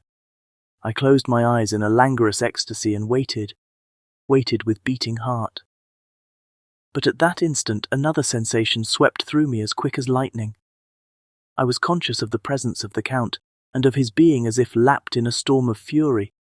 As my eyes opened involuntarily, I saw his strong hand grasp the slender neck of the fair woman, and with giant's power draw it back, the blue eyes transformed with fury, the white teeth champing with rage, and the fair cheeks blazing red with passion. But the Count! Never did I imagine such wrath and fury, even to the demons of the pit. His eyes were positively blazing. The red light in them was lurid, as if the flames of hellfire blazed behind them. His face was deathly pale, and the lines of it were hard like drawn wires. The thick eyebrows that met over the nose now seemed like a heaving bar of white-hot metal. With a fierce sweep of his arm he hurled the woman from him, and then motioned to the others, as though he were beating them back. It was the same imperious gesture that I had seen used to the wolves. In a voice which, though low and almost in a whisper, seemed to cut through the air and then ring round the room, he said, "How dare you touch him, any of you? How dare you cast eyes on him when I had forbidden it? Back, I tell you all. This man belongs to me. Beware how you meddle with him, or you'll have to deal with me." The fair girl, with a laugh of ribald coquetry, turned to answer him. "You yourself never loved. You never love." On this the other women joined, and such a mirthless, hard, soulless laughter rang through the room that it almost made me faint to hear. It seemed like the pleasure of fiends. Then the Count turned, after looking at my face attentively, and said in a soft whisper, "Yes, I too can love. You yourselves can tell it from the past. Is it not so? Well, now I promise you that when I am done with him you shall kiss him at your will. Now go, go. I must awaken him, for there is work to be done." Are we to have nothing tonight? said one of them with a low laugh, as she pointed to the bag which he had thrown upon the floor, and which moved as though there were some living thing within it. For answer he nodded his head. One of the women jumped forward and opened it. If my ears did not deceive me, there was a gasp and a low wail as of a half-smothered child.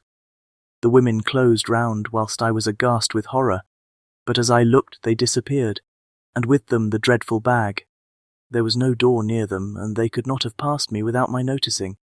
They simply seemed to fade into the rays of the moonlight and pass out through the window, for I could see outside the dim, shadowy forms for a moment, before they entirely faded away. Then the horror overcame me, and I sank down unconscious. Chapter 4. Jonathan Harker's Journal. Continued. I awoke in my own bed. If it be that I had not dreamt, the Count must have carried me here. I tried to satisfy myself on the subject, but could not arrive at any unquestionable result.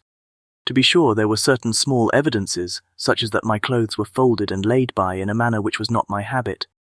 My watch was still unwound, and I am rigorously accustomed to wind it the last thing before going to bed, and many such details. But these things are no proof, for they may have been evidences that my mind was not as usual, and from some cause or another I had certainly been much upset. I must watch for proof. Of one thing I am glad. If it was that the Count carried me here and undressed me, he must have been hurried in his task, for my pockets are intact. I am sure this diary would have been a mystery to him which he would not have brooked. He would have taken or destroyed it. As I look round this room, although it has been to me so full of fear, it is now a sort of sanctuary, for nothing can be more dreadful than those awful women who are, waiting to suck my blood. The 18th of May. I have been down to look at that room again in daylight, for I must know the truth. When I got to the doorway at the top of the stairs, I found it closed. It had been so forcibly driven against the jamb that part of the woodwork was splintered. I could see that the bolt of the lock had not been shot, But the door is fastened from the inside.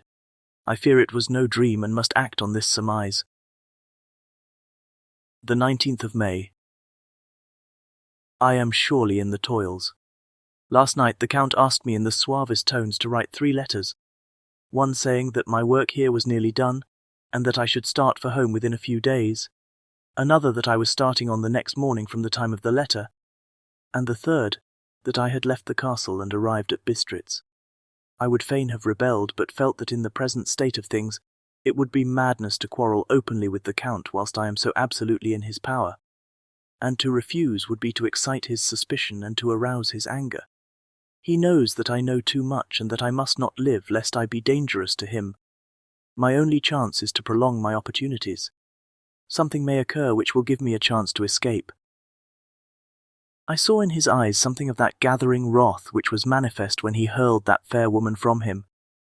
He explained to me that posts were few and uncertain, and that my writing now would ensure ease of mind to my friends, and he assured me with so much impressiveness that he would countermand the later letters, which would be held over at Bistritz until due time in case chance would admit of my prolonging my stay, that to oppose him would have been to create new suspicion. I therefore pretended to fall in with his views and asked him what dates I should put on the letters. He calculated a minute and then said, The first should be June 12th, the second June 19th, and the third June 29th. I know now the span of my life. God help me. The 28th of May. There is a chance of escape, or at any rate of being able to send word home. A band of Scani have come to the castle, and are encamped in the courtyard. These Scani are gypsies. I have notes of them in my book. They are peculiar to this part of the world, though allied to the ordinary gypsies all the world over. There are thousands of them in Hungary and Transylvania, who are almost outside all law. They attach themselves as a rule to some great noble or boyar, and call themselves by his name. They are fearless and without religion, save superstition, and they talk only their own varieties of the Romany tongue. I shall write some letters home and shall try to get them to have them posted. I have already spoken them through my window to begin acquaintanceship. They took their hats off and made obeisance and many signs, which, however, I could not understand any more than I could their spoken language. I have written the letters. Mina's is in shorthand, and I simply ask Mr. Hawkins to communicate with her.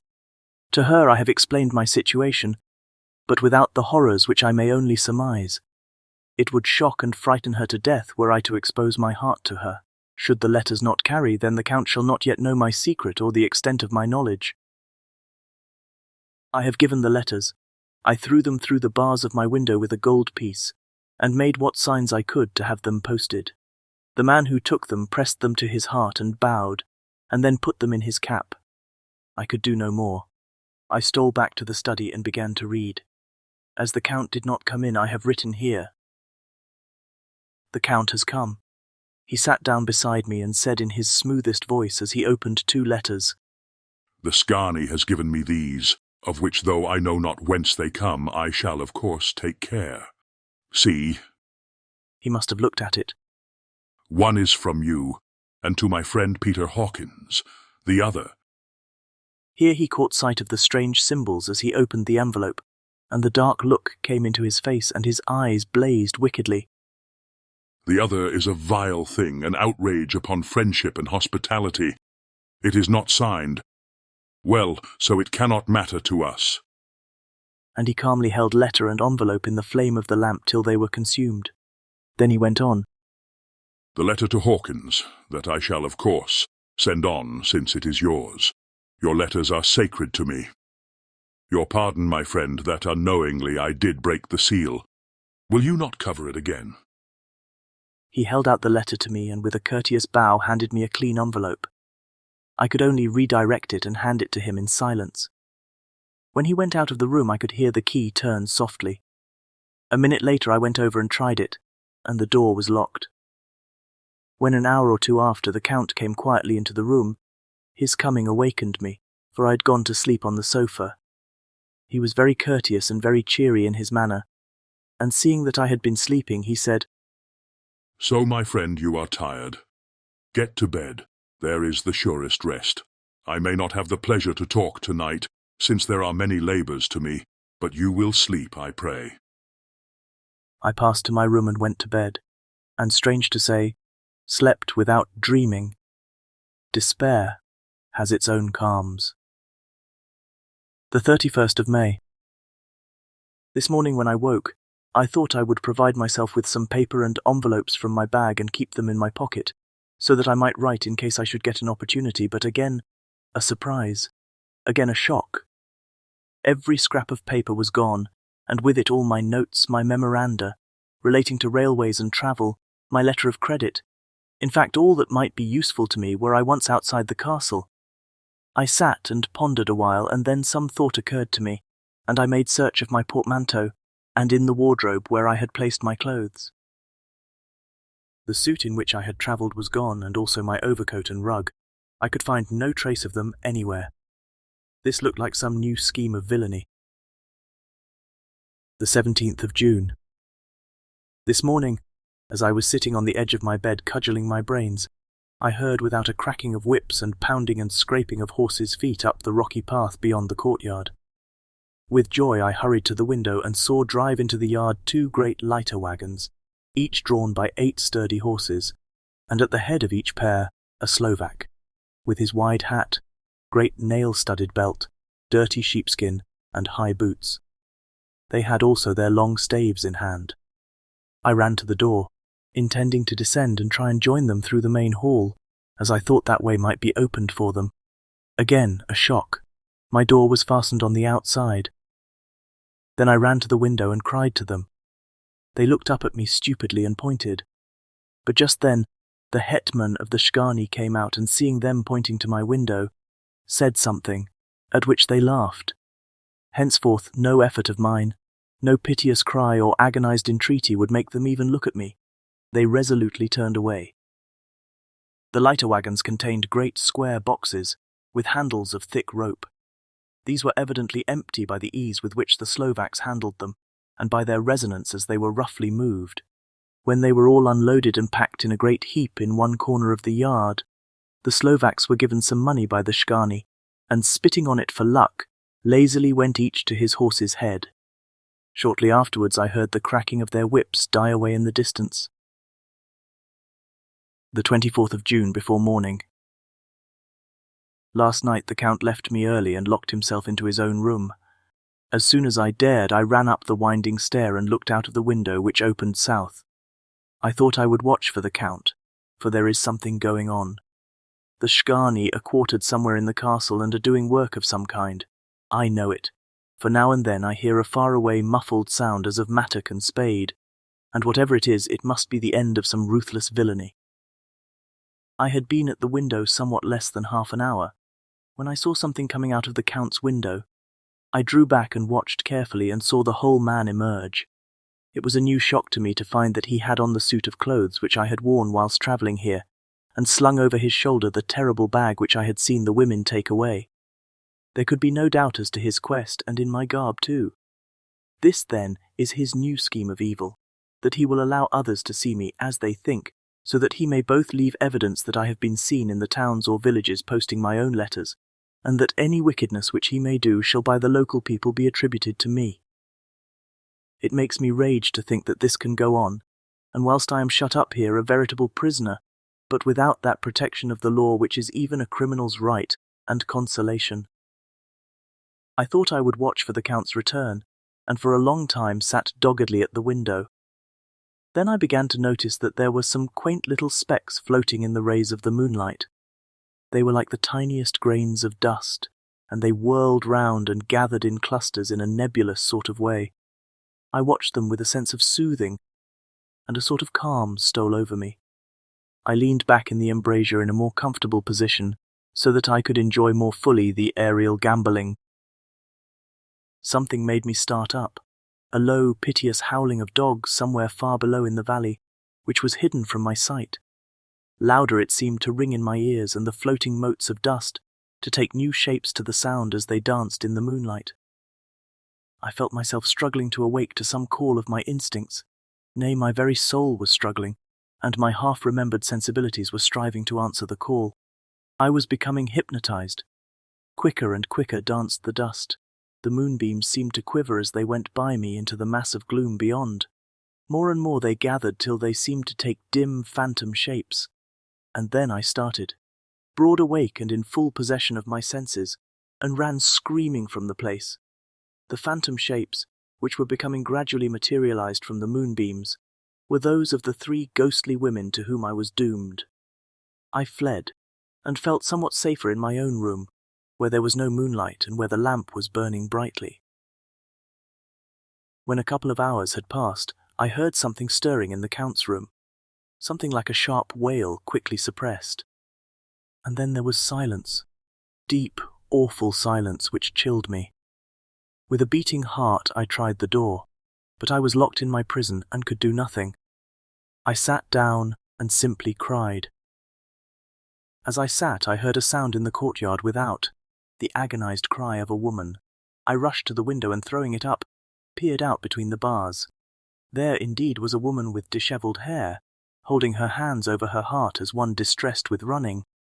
She was leaning against a corner of the gateway. When she saw my face at the window, she threw herself forward and shouted in a voice laden with menace, "Monster, give me my child!"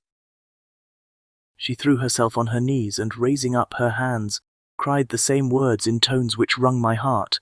Then she tore her hair and beat her breast, and abandoned herself to all the violences of extravagant emotion. Finally she threw herself forward, and though I could not see her, I could hear the beating of her naked hands against the door. Somewhere high overhead, probably on the tower, I heard the voice of the Count calling in his harsh metallic whisper. His call seemed to be answered from far and wide by the howling of wolves. Before many minutes had passed, a pack of them poured, like a pent-up dam when liberated, through the wide entrance into the courtyard. There was no cry from the woman, and the howling of the wolves was but short. Before long they streamed away singly, licking their lips. I could not pity her, for I knew now what had become of her child, and she was better dead. What shall I do? What can I do? How can I escape from this dreadful thing of night and gloom and fear? The 25th of June, morning. No man knows till he has suffered from the night how sweet and how dear to his heart and eye the morning can be. When the sun grew so high this morning that it struck the top of the great gateway opposite my window, the high spot which it touched seemed to me as if the dove from the ark had lighted there. My fear fell from me as if it had been a vaporous garment which dissolved in the warmth. I must take action of some sort whilst the courage of the day is upon me. Last night one of my post-dated letters went to post, the first of that fatal series which is to blot out the very traces of my existence from the earth. Let me not think of it. Action! It has always been at night time that I have been molested or threatened, or in some way in danger or in fear. I have not yet seen the Count in the daylight. Can it be that he sleeps when others wake, that he may be awake whilst they sleep? If I could only get into his room! But there is no possible way. The door is always locked, no way for me. Yes, there is a way if one dares to take it. Where his body has gone, why may not another body go? I have seen him myself crawl from his window. Why should not I imitate him and go in by his window? The chances are desperate, but my need is more desperate still. I shall risk it. At the worst, it can only be death, and a man's death is not a calf's, and the dreaded hereafter may still be open to me. God help me in my task. Goodbye, Mina, if I fail. Goodbye, my faithful friend and second father. Goodbye all, and last of all, Mina. Same day, later. I have made the effort, and God helping me, have come safely back to this room. I must put down every detail in order. I went whilst my courage was fresh straight to the window on the south side, and at once got outside on the narrow ledge of stone which runs around the building on this side. The stones are big and roughly cut, and the mortar has by process of time been washed away between them. I took off my boots, and ventured out on the desperate way. I looked down once so as to make sure that a sudden glimpse of the awful depth would not overcome me, but after that kept my eyes away from it. I knew pretty well the direction and distance of the Count's window, and made for it as well as I could, having regard to the opportunities available. I did not feel dizzy. I suppose I was too excited, and the time seemed ridiculously short till I found myself standing on the windowsill and trying to raise up the sash. I was filled with agitation, however, when I bent down and slid feet foremost in through the window. Then I looked around for the Count, but with surprise and gladness made a discovery. The room was empty. It was barely furnished with odd things which seemed to have never been used. The furniture was something the same style as that in the south rooms and was covered with dust. I looked for the key, but it was not in the lock, and I could not find it anywhere. The only thing I found was a great heap of gold in one corner, gold of all kinds, Roman and British and Austrian and Hungarian and Greek and Turkish money, covered with a film of dust as though it had lain long in the ground. None of it that I noticed was less than 300 years old. There were also chains and ornaments, some jewelled, but all of them old and stained. At one corner of the room was a heavy door. I tried it, for, since I could not find the key of the room or the key of the outer door, which was the main object of my search, I must make further examination, or all my efforts would be in vain. It was open, and led through a stone passage to a circular stairway, which went steeply down. I descended, minding carefully where I went, for the stairs were dark, being only lit by loopholes in the heavy masonry. At the bottom there was a dark tunnel-like passage, through which came a deathly, sickly odour, the odour of old earth newly turned. As I went through the passage, the smell grew closer and heavier. At last I pulled open a heavy door which stood ajar, and found myself in an old ruined chapel, which had evidently been used as a graveyard. The roof was broken, and in 2 places were steps leading to vaults, but the ground had recently been dug over, and the earth placed in great wooden boxes, manifestly those which had been brought by the Slovaks. There was nobody about, and I made search for any further outlet, but there was none. Then I went over every inch of the ground so as not to lose a chance. I went down even into the vaults where the dim light struggled, although to do so was a dread to my very soul. Into 2 of these I went, but saw nothing except fragments of old coffins and piles of dust. In the 3rd, however, I made a discovery. There, in one of the great boxes, of which there were 50 in all, on a pile of newly dug earth, lay the Count. He was either dead or asleep, I could not say which, for the eyes were open and stony but without the glassiness of death, and the cheeks had the warmth of life through all their pallor. The lips were as red as ever. But there was no sign of movement, no pulse, no breath, no beating of the heart. I bent over him and tried to find any sign of life, but in vain. He could not have lain there long, for the earthy smell would have passed away in a few hours. By the side of the box was its cover, pierced with holes here and there. I thought he might have the keys on him, but when I went to search I saw the dead eyes, and in them, dead though they were, such a look of hate, though unconscious of me or my presence, that I fled from the place, and leaving the Count's room by the window, crawled again up the castle wall. Regaining my room, I threw myself panting upon the bed, and tried to think. The 29th of June. Today is the date of my last letter, and the Count has taken steps to prove that it was genuine, for again I saw him leave the castle by the same window and in my clothes. As he went down the wall, lizard fashion, I wished I had a gun or some lethal weapon that I might destroy him, but I fear that no weapon wrought alone by man's hand would have any effect on him. I dared not wait to see him return, for I feared to see those weird sisters. I came back to the library and read there till I fell asleep. I was awakened by the Count, who looked at me as grimly as a man can look as he said, "Tomorrow, my friend, we must part. You return to your beautiful England, I to some work which may have such an end that we may never meet. Your letter home has been dispatched. Tomorrow I shall not be here, but all shall be ready for your journey. In the morning come the Skani, who have some labours of their own here, and also come some Slovaks.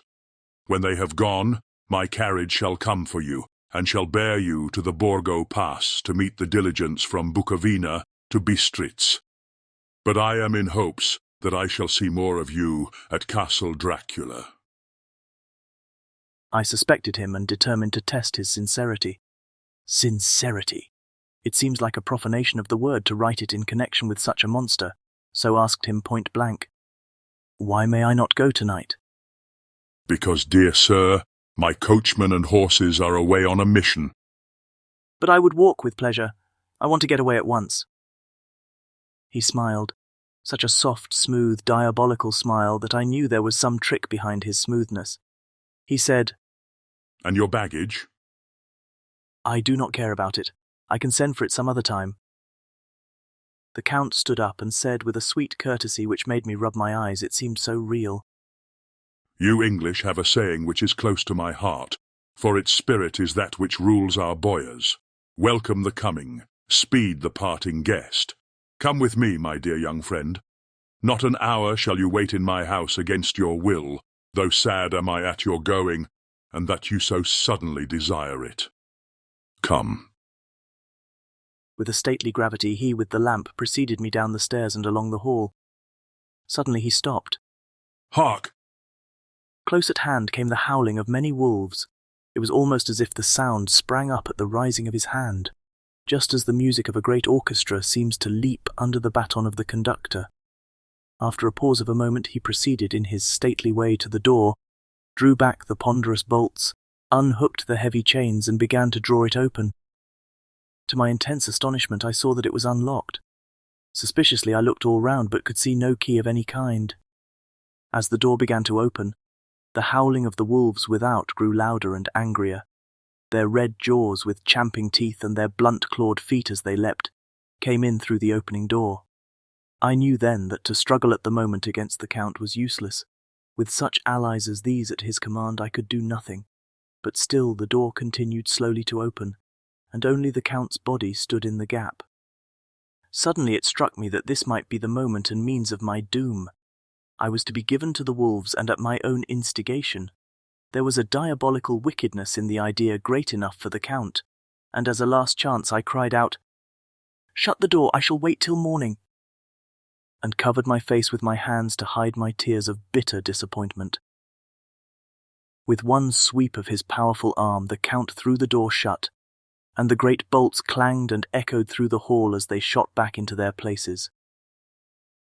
In silence we returned to the library, and after a minute or two I went to my own room. The last I saw of Count Dracula was his kissing his hand to me, with a red light of triumph in his eyes, and with a smile that Judas in hell might be proud of. When I was in my room and about to lie down, I thought I heard a whispering at my door. I went to it softly and listened. Unless my ears deceived me, I heard the voice of the Count. Back, back to your own place. Your time is not yet come. Wait, have patience. Tonight is mine. Tomorrow night is yours.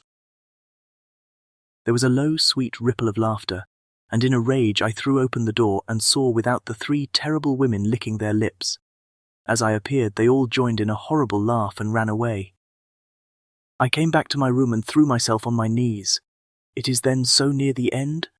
Tomorrow, tomorrow, Lord help me and those to whom I am dear. The 30th of June. Morning.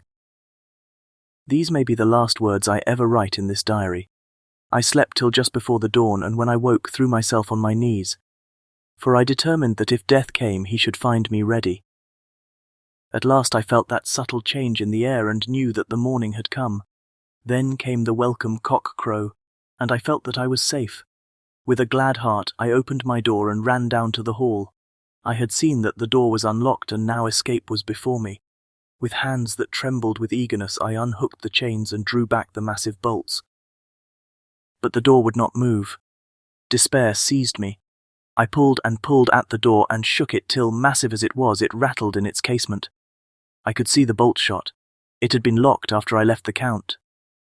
Then a wild desire took me to obtain that key at any risk, and I determined then and there to scale the wall again and gain the Count's room. He might kill me, but death now seemed the happier choice of evils.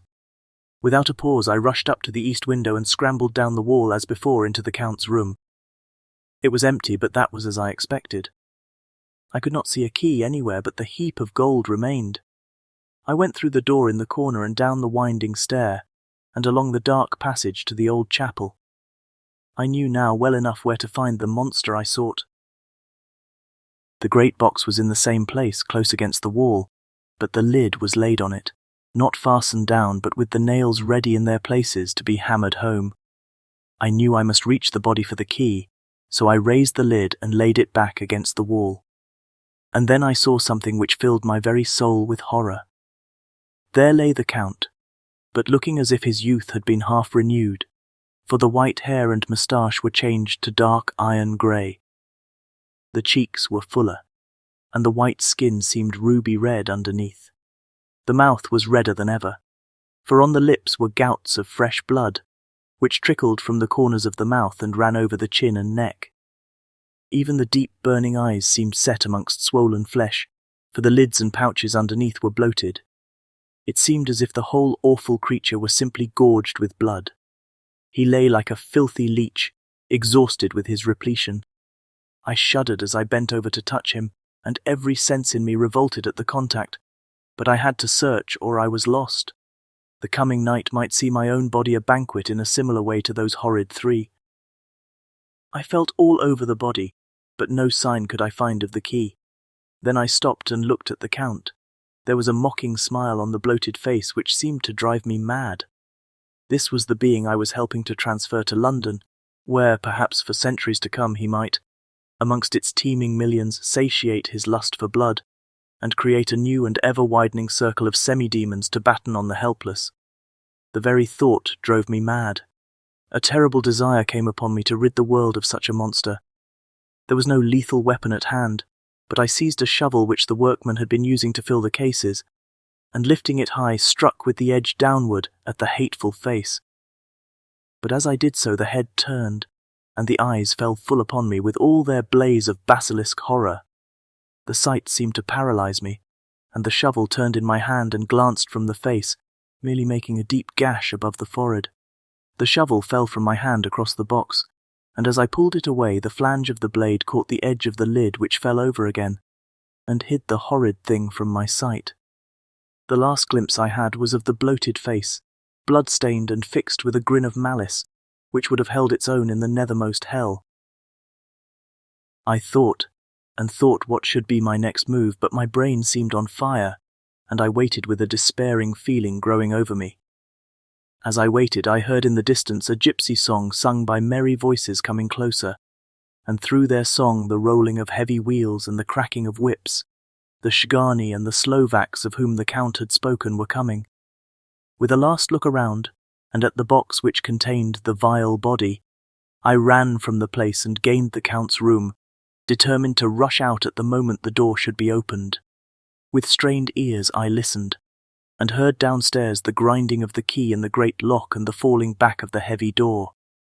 There must have been some other means of entry, or someone had a key for one of the locked doors. Then there came the sound of many feet tramping and dying away in some passage which sent up a clanging echo. I turned to run down again towards the vault where I might find the new entrance, but at the moment there seemed to come a violent puff of wind, and the door to the winding stair blew to with a shock that set the dust from the lintels flying. When I ran to push it open, I found that it was hopelessly fast. I was again a prisoner, and the net of doom was closing round me more closely. As I write, there is in the passage below a sound of many tramping feet, and the crash of weights being set down heavily, doubtless the boxes, with their freight of earth. There is a sound of hammering. It is the box being nailed down. Now I can hear the heavy feet tramping again along the hall, with many other idle feet coming behind them.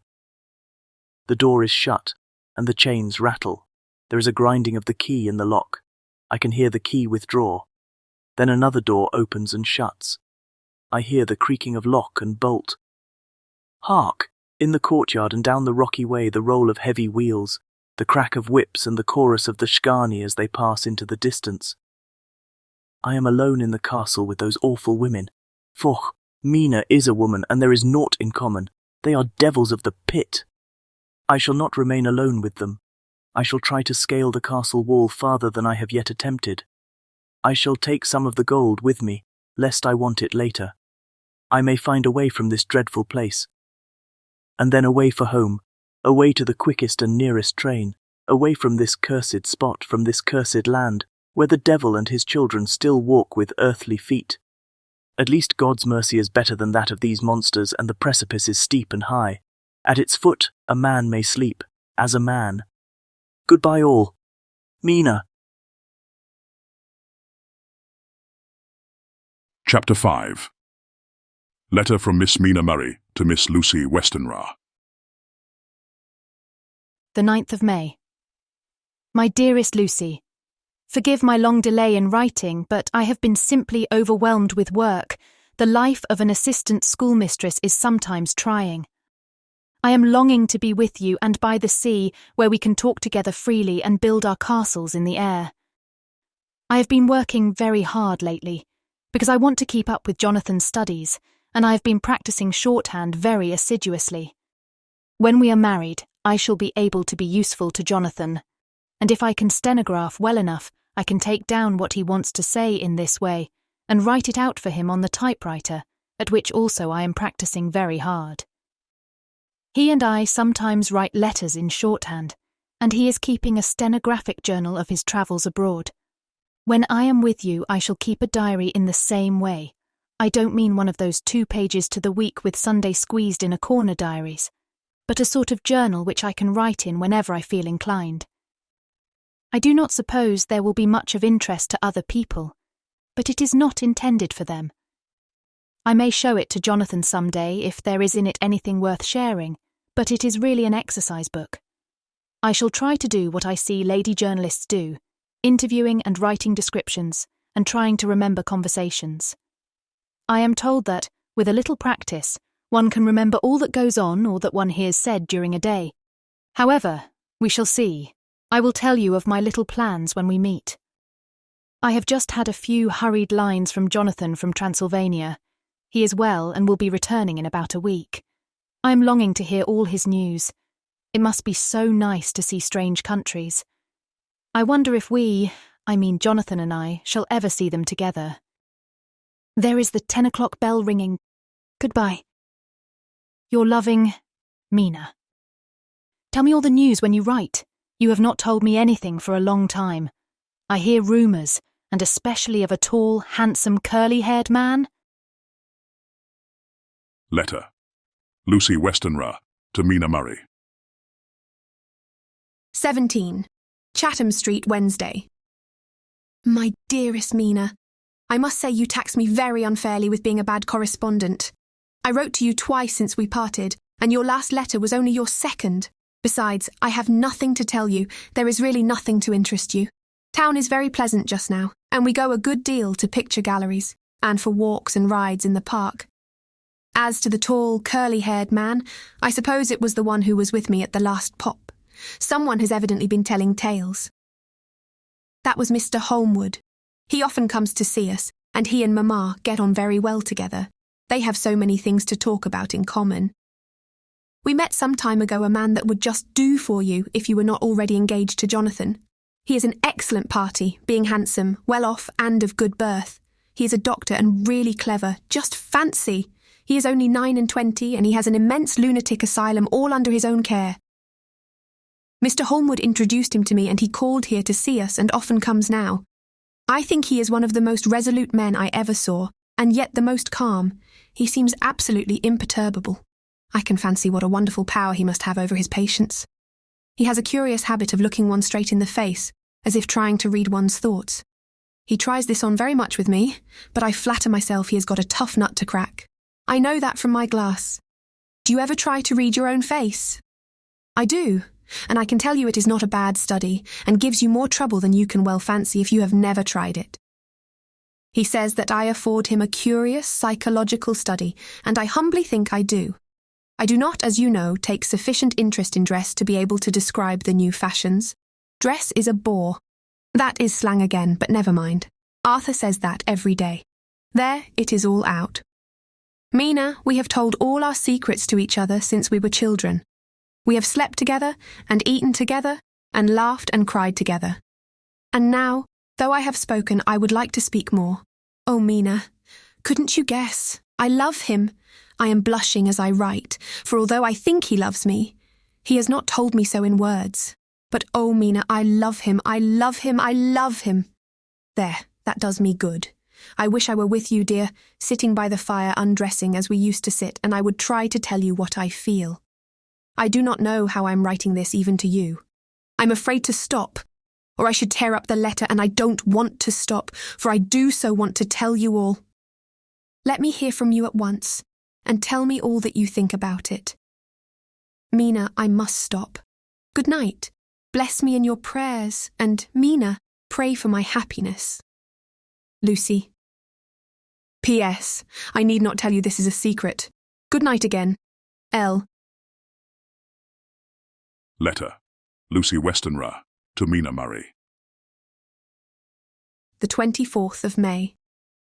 My dearest Mina, thanks and thanks and thanks again for your sweet letter. It was so nice to be able to tell you and to have your sympathy. My dear, it never rains, but it pours. How true the old proverbs are. Here am I, who shall be 20 in September, and yet I never had a proposal till today. Not a real proposal. And today I have had 3. Just fancy 3 proposals in one day. Isn't it awful? I feel sorry, really and truly sorry for 2 of the poor fellows. Oh, Mina, I'm so happy that I don't know what to do with myself, and 3 proposals. But for goodness sake, don't tell any of the girls, or they would be getting all sorts of extravagant ideas and imagining themselves injured and slighted, if in their very first day at home they did not get 6 at least. Some girls are so vain. You and I, Mina dear, who are engaged and are going to settle down soon soberly into old married women, can despise vanity. Well, I must tell you about the 3, but you must keep it a secret, dear, from everyone, except, of course, Jonathan. You will tell him, because I would, if I were in your place, certainly tell Arthur. A woman ought to tell her husband everything, don't you think so, dear? And I must be fair. Men like women, certainly their wives, to be quite as fair as they are. And women, I am afraid, are not always quite as fair as they should be. Well, my dear, number 1 came just before lunch. I told you of him, Dr. John Seward, the lunatic asylum man, with the strong jaw and the good forehead. He was very cool outwardly, but was nervous all the same. He had evidently been schooling himself as to all sorts of little things, and remembered them, but he almost managed to sit down on his silk hat, which men don't generally do when they're cool.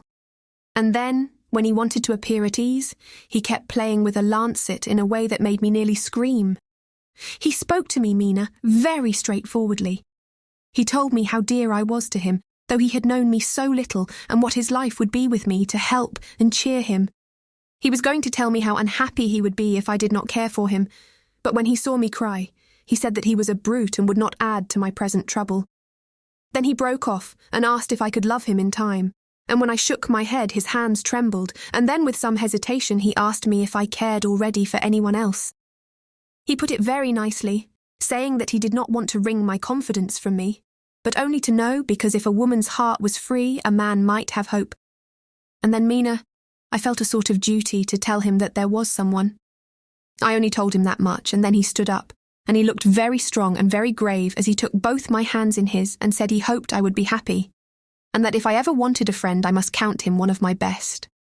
Oh, Mina dear, I can't help crying, and you must excuse this letter being all blotted. Being proposed to is all very nice and all that sort of thing, but it isn't at all a happy thing when you have to see a poor fellow, whom you know loves you honestly, going away and looking all broken-hearted, and to know that, no matter what he may say at the moment, you are passing quite out of his life. My dear, I must stop here at present. I feel so miserable, though I am so happy. Evening. Arthur has just gone, and I feel in better spirits than when I left off, so I can go on telling you about the day. Well, my dear, number 2 came after lunch. He is such a nice fellow, an American from Texas, and he looks so young and so fresh that it seems almost impossible that he has been to so many places and has had such adventures. I sympathize with poor Desdemona when she had such a dangerous stream poured in her ear, even by a black man. I suppose that we women are such cowards that we think a man will save us from fears, and we marry him. I know now what I would do if I were a man and wanted to make a girl love me. No, I don't, for there was Mr. Morris telling us his stories, and Arthur never told any, and yet... My dear, I'm somewhat previous. Mr. Quincy P. Morris found me alone. It seems that a man always does find a girl alone. No, he doesn't. For Arthur tried twice to make a chance, and I helping him all I could. I'm not ashamed to say it now. I must tell you beforehand that Mr. Morris doesn't always speak slang. That is to say, he never does so to strangers or before them, for he is really well educated and has exquisite manners. But he found out that it amused me to hear him talk American slang, and whenever I was present, and there was no one to be shocked, he said such funny things. I am afraid, my dear, he has to invent it all, for it fits exactly into whatever else he has to say. But this is a way slang has. I do not know myself if I shall ever speak slang. I do not know if Arthur likes it, as I've never heard him use any as yet. Well, Mr. Morris sat down beside me and looked as happy and jolly as he could. But I could see all the same that he was very nervous. He took my hand in his and said ever so sweetly, Miss Lucy, I know I ain't good enough to regulate the fixins of your little shoes, but I guess if you wait till you find a man that is, you will go join them 7 young women with the lamps when you quit. Won't you just hitch up alongside of me and let us go down the long road together, driving in double harness? Well, he did look so good-humoured and so jolly that it didn't seem half so hard to refuse him as it did poor Dr. Seward. So I said, as lightly as I could, that I did not know anything of hitching, and that I wasn't broken to harness at all yet. Then he said that he had spoken in a light manner, and he hoped that if he had made a mistake in doing so on so grave, so momentous an occasion for him, I would forgive him. He really did look serious when he was saying it, and I couldn't help feeling a bit serious too. I know, Mina, you will think me a horrid flirt, though I couldn't help feeling a sort of exultation that he was number 2 in one day. And then, my dear, before I could say a word, he began pouring out a perfect torrent of love-making, laying his very heart and soul at my feet. He looked so earnest over it that I shall never again think that a man must be playful always, and never earnest, because he is merry at times. I suppose he saw something in my face which checked him, for he suddenly stopped and said with a sort of manly fervour that I could have loved him for if I had been free. Lucy, you are an honest-hearted girl, I know. I should not be here speaking to you as I am now if I did not believe you clean grit, right through to the very depths of your soul. Tell me, like one good fellow to another, is there anyone else that you care for? And if there is, I'll never trouble you a hair's breadth again, but will be, if you will let me, a very faithful friend. My dear Mina, why are men so noble when we women are so little worthy of them? Here was I almost making fun of this great-hearted, true gentleman. I burst into tears. I am afraid, my dear, you will think this a very sloppy letter in more ways than one, and I really felt very badly. Why can't they let a girl marry 3 men, or as many as want her, and save all this trouble? But this is heresy, and I must not say it. I'm glad to say that, though I was crying, I was able to look into Mr. Morris's brave eyes, and I told him out straight. Yes, there is someone I love, though he has not told me yet that he even loves me. I was right to speak to him so frankly, for quite a light came into his face, and he put out both his hands and took mine. I think I put them into his, and said in a hearty way, That's my brave girl. It's better worth being late for a chance of winning you than being in time for any other girl in the world. Don't cry, my dear. If it's for me, I'm a hard nut to crack, and I take it standing up. If that other fellow doesn't know his happiness, well, he'd better look for it soon, or he'll have to deal with me. Little girl, your honesty and pluck have made me a friend, and that's rarer than a lover. It's more unselfish anyhow. My dear, I'm going to have a pretty lonely walk between this and kingdom come. Won't you give me one kiss? It'll be something to keep off the darkness now and then.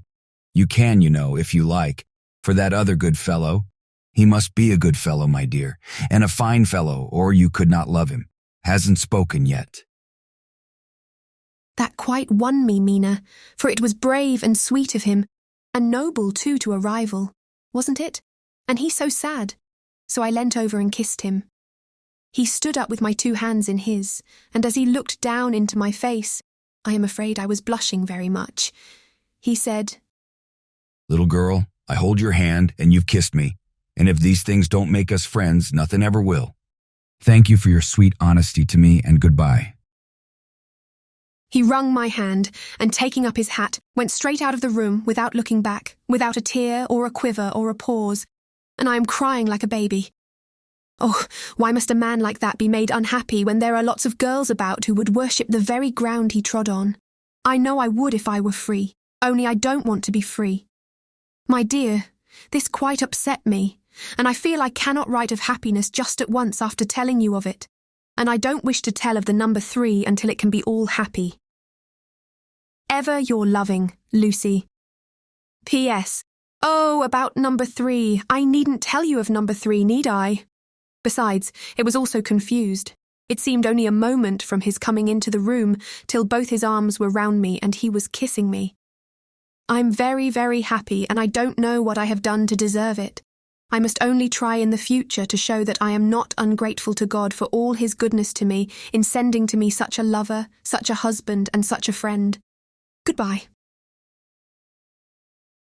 Dr. Seward's diary, kept in phonograph. The 25th of May.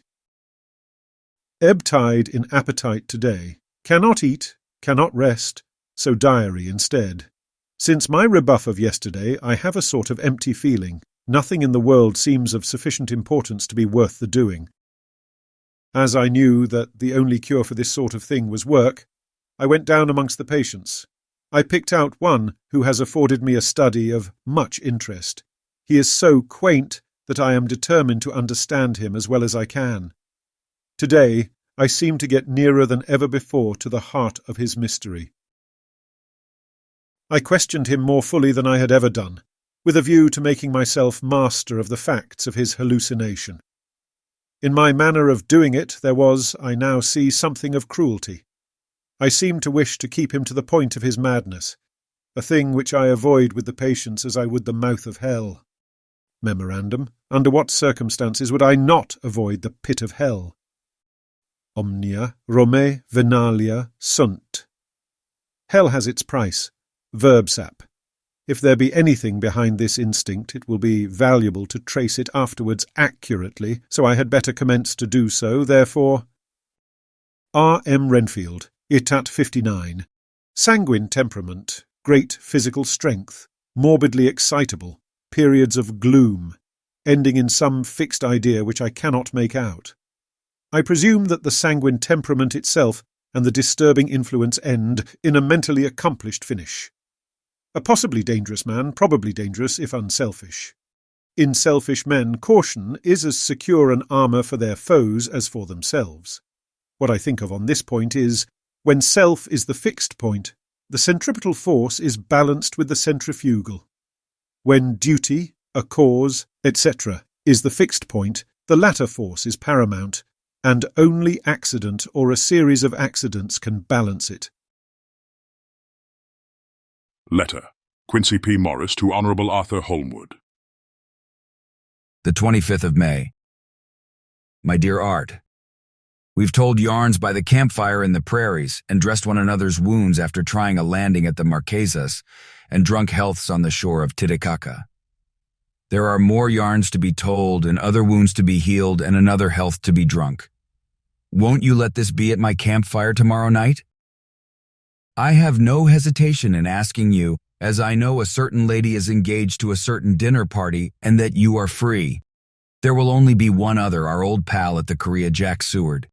He's coming too, and we both want to mingle our weeps over the wine cup and to drink a health with all our hearts to the happiest man in all the wide world, who has won the noblest heart that God has made and the best worth winning. We promise you a hearty welcome and a loving greeting and a health as true as your own right hand. We shall both swear to leave you at home if you drink too deep to a certain pair of eyes. Come. Yours, as ever and always, Quincy P. Morris. Telegram from Arthur Holmwood to Quincy P. Morris. The 26th of May. Count me in every time. I bear messages which will make both your ears tingle. Art. Chapter 6. Mina Murray's Journal. The 24th of July. Whitby. Lucy met me at the station, looking sweeter and lovelier than ever, and we drove up to the house at the Crescent in which they have rooms. This is a lovely place. The little river, the Esk, runs through a deep valley which broadens out as it comes near the harbour.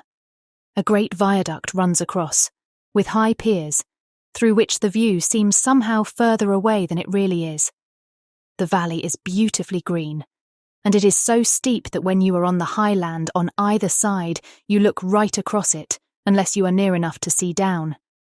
The houses of the old town, the side away from us, are all red-roofed and seem piled up one over the other anyhow, like the pictures we see of Nuremberg. Right over the town is the ruin of Whitby Abbey, which was sacked by the Danes, and which is the scene of part of Marmion, where the girl was built up in the wall. It is a most noble ruin of immense size and full of beautiful and romantic bits. There is a legend that a white lady is seen in one of the windows. Between it and the town there is another church, the parish one, round which is a big graveyard all full of tombstones. This is to my mind the nicest spot in Whitby, for it lies right over the town and has a full view of the harbour and all up the bay to where the headland called Kettleness stretches out into the sea. It descends so steeply over the harbour that part of the bank has fallen away and some of the graves have been destroyed. In one place, part of the stonework of the graves stretches out over the sandy pathway far below. There are walks, with seats beside them, through the churchyard, and people go and sit there all day long looking at the beautiful view and enjoying the breeze. I shall come and sit here very often myself and work. Indeed, I am writing now, with my book on my knee, and listening to the talk of 3 old men who are sitting beside me. They seem to do nothing all day but sit up here and talk. The harbour lies below me, with on the far side one long granite wall stretching out into the sea, with a curve outwards at the end of it, in the middle of which is a lighthouse. A heavy sea wall runs along outside of it. On the near side, the sea wall makes an elbow crooked inversely, and its end too has a lighthouse. Between the 2 piers there's a narrow opening into the harbour, which then suddenly widens.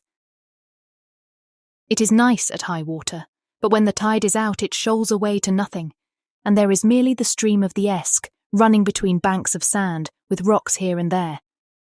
Outside the harbour on this side there rises for about half a mile a great reef, the sharp edge of which runs straight out from behind the south lighthouse. At the end of it is a buoy with a bell, which swings in bad weather and sends in a mournful sound on the wind. They have a legend here that when a ship is lost, bells are heard out at sea.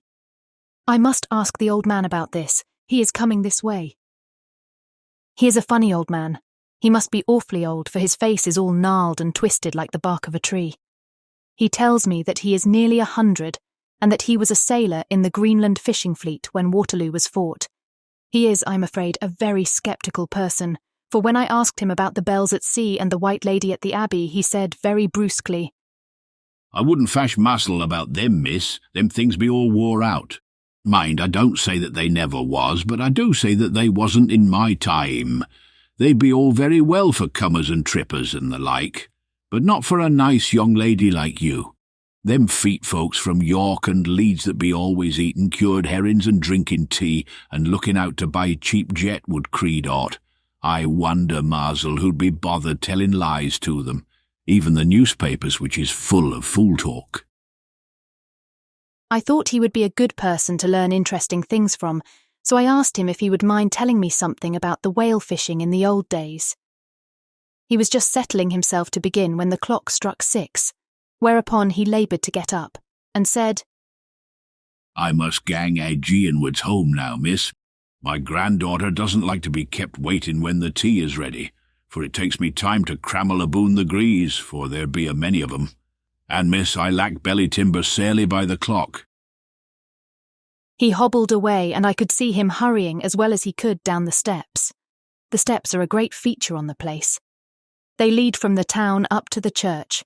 There are hundreds of them, I do not know how many, and they wind up in a delicate curve. The slope is so gentle that a horse could easily walk up and down them. I think they must originally have had something to do with the Abbey. I shall go home too. Lucy went out visiting with her mother, and as they were only duty calls, I did not go. They will be home by this. The 1st of August. I came up here an hour ago with Lucy, and we had a most interesting talk with my old friend and the two others who always come and join him. He is evidently the Sir Oracle of them, and I should think must have been in his time a most dictatorial person. He will not admit anything and downfaces everybody. If he can't out-argue them, he bullies them and then takes their silence for agreement with his views. Lucy was looking sweetly pretty in her white lawn frock. She has got a beautiful colour since she has been here. I noticed that the old men did not lose any time in coming up and sitting near her when we sat down. She is so sweet with old people. I think they all fell in love with her on the spot. Even my old man succumbed and did not contradict her, but gave me double share instead. I got him on the subject of the legends, and he went off at once into a sort of sermon. I must try to remember it and put it down. It be all fool talk, lock, stock and barrel, that's what it be, and nought else. These bands and wafts and bow-ghosts and bargists and bogles and all anent them is only fit to set bairns and dizzy women a belderin. They be nowt but air blebs. They and all grims and signs and warnings be all invented by a parsons and ilsome book bodies and railway touters to skeer and scunner halflins, and to get folks to do something that they don't other incline to. It makes me ireful to think of them. Why, it's them that, not content with printing lies on paper and preaching them out of pulpits, does want to be cutting them on the tombstones. Look here all around you in what ye will, all them steens holding up their heads as well as they can out of their pride is a cant, simply tumbling down with the weight of the lies wrote on them. Here lies the body, or sacred to the memory wrote on all of them, and yet in nigh half of them there bean't no bodies at all, and the memories of them bean't cared a pinch of snuff about, much less sacred. Lies, all of them, nothing but lies of one kind or another. May Gog, but it'll be a queer scowdament at the day of judgment, when they come tumbling up in their death's ark, all duped together and trying to drag their tombsteens with them to prove how good they was, some of them trembling and dithering, with their hands that dozened and slippy from lying in the sea that they can't even keep their grup of them. I could see from the old fellow's self-satisfied air and the way in which he looked round for the approval of his cronies that he was showing off, so I put in a word to keep him going. "Oh, Mr. Swales, you can't be serious. Surely these tombstones are not all wrong." Yabbelins, there may be a poorish few not wrong, saving where they make out the people too good, for there be folk that do think a barn bowl be like the sea, if only it be their own. The whole thing be only lies. Now look you here. You come here a stranger, and you see this Kirk Garth. I nodded, for I thought it better to assent, though I did not quite understand his dialect. I knew it had something to do with the church. He went on. And you can say that all these steens be aboon folk that be happed here, snod and snog? I assented again. Then that be just where the lie comes in. Why, there be scores of these lay-beds that be tomb as old Dunn's backer-box on Friday night. He nudged one of his companions, and they all laughed. And my Gog, how could they be otherwise? Look at that one, the aftest abaft the beer bank. Read it. I went over and read. Edward Spencerler, master mariner, murdered by pirates off the coast of Andres, April 1854. 8:30. When I came back, Mr. Swales went on. Who brought him home, I wonder, to have him here, murdered off the coast of Andres, and you conceited his body lay under? Why, I could name ye a dozen whose bones lie in the Greenland seas above. He pointed northwards. Or where the currents may have drifted them. There be the steens around ye. Ye can, with your young eyes, read the small print of the lies from here. This Braithwaite Lowry, I knew his father, lost in the Lively off Greenland in 20, or Andrew Woodhouse, drowned in the same seas in 1777, or John Paxton, drowned off Cape Farewell a year later, or old John Rawlings, whose grandfather sailed with me, drowned in the Gulf of Finland in 50. Do you think that all these men will have to make a rush to Whitby when the trumpet sounds? I have me antherums aboot it. I tell ye that when they got here they'd be jommling and jostling one another that way, that it would be like a fight up on the ice in the old days, when we'd be at one another from daylight to dark, and trying to tie up our cuts by the light of the aurora borealis. This was evidently local pleasantry, for the old man cackled over it, and his cronies joined in with gusto. "But," I said, "surely you are not quite correct, for you start on the assumption that all the poor people, or their spirits, will have to take their tombstones with them on the Day of Judgment. Do you think that will be really necessary?" "Well, what else be they tombstones for? Answer me that, miss." "To please their relatives, I suppose." "To please their relatives, you suppose?" This he said with intense scorn. "How will it pleasure their relatives to know that lies is wrote over them, and that everybody in the place knows that they be lies?" He pointed to a stone at our feet, which had been laid down as a slab, on which the seat was rested, close to the edge of the cliff. "Read the lies on that Truffstein," he said. The letters were upside down to me from where I sat, but Lucy was more opposite to them, so she leant over and read. "Sacred to the memory of George Cannon, who died in the hope of a glorious resurrection on July 29, 1873, falling from the rocks at Kettleness. This tomb was erected by his sorrowing mother to her dearly beloved son. He was the only son of his mother, and she was a widow." "Really, Mr. Swales, I don't see anything very funny in that." She spoke her comment very gravely and somewhat severely. "Ye don't see aught funny? Ha, ha! But that's because ye don't gawm the sorrowing mother was a hellcat that hated him because he was a crooked, a regular lammeter he was, and he hated her so that he committed suicide in order that she mightn't get an insurance she put on his life. He blew nigh the top of his head off with an old musket that they had for scaring the crows with. 'Twa'n't 4 crows then, for it brought the Cleggs and the Daups to him. That's the way he fell off the rocks.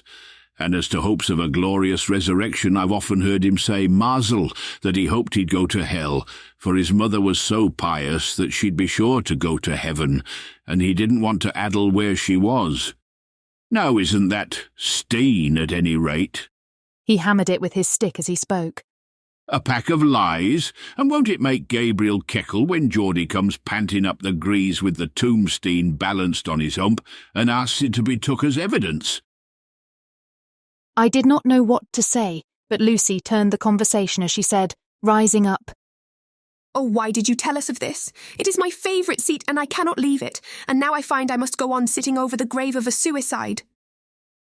"That won't harm ye, my pretty, and it may make poor Geordie gladsome to have so trim a lass sitting on his lap. That won't hurt ye. Why, I've sat here off and on for nigh 20 years past, and it hasn't done me no harm. Don't ye fash about them as lies under ye? Or that doesn't lie there either. It'll be time for you to be getting scart when you see the tombstones all run away with, and the place as bare as a stubble field. There's the clock, and I must gang. My service to ye, ladies." And off he hobbled.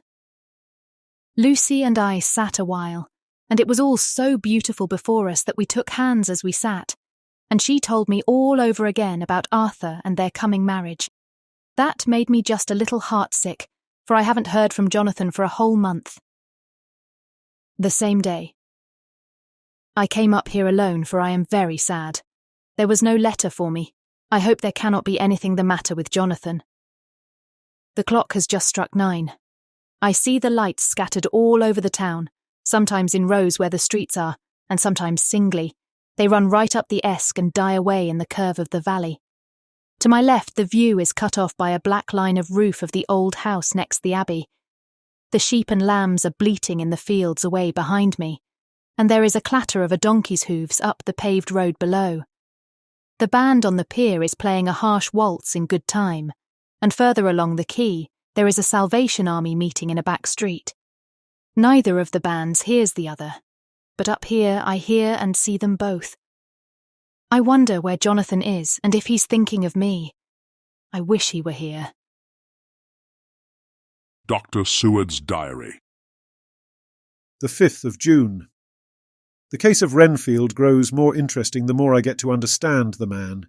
He has certain qualities very largely developed: selfishness, secrecy, and purpose. I wish I could get at what is the object of the latter. He seems to have some settled scheme of his own, but what it is I do not yet know. His redeeming quality is a love of animals, though, indeed, he has such curious turns in it that I sometimes imagine he is only abnormally cruel. His pets are of odd sorts. Just now his hobby is catching flies. He has at present such a quantity that I have had myself to expostulate. To my astonishment, he did not break out into a fury, as I expected, but took the matter in simple seriousness. He thought for a moment and then said, "May I have 3 days? I shall clear them away." Of course, I said that would do. I must watch him.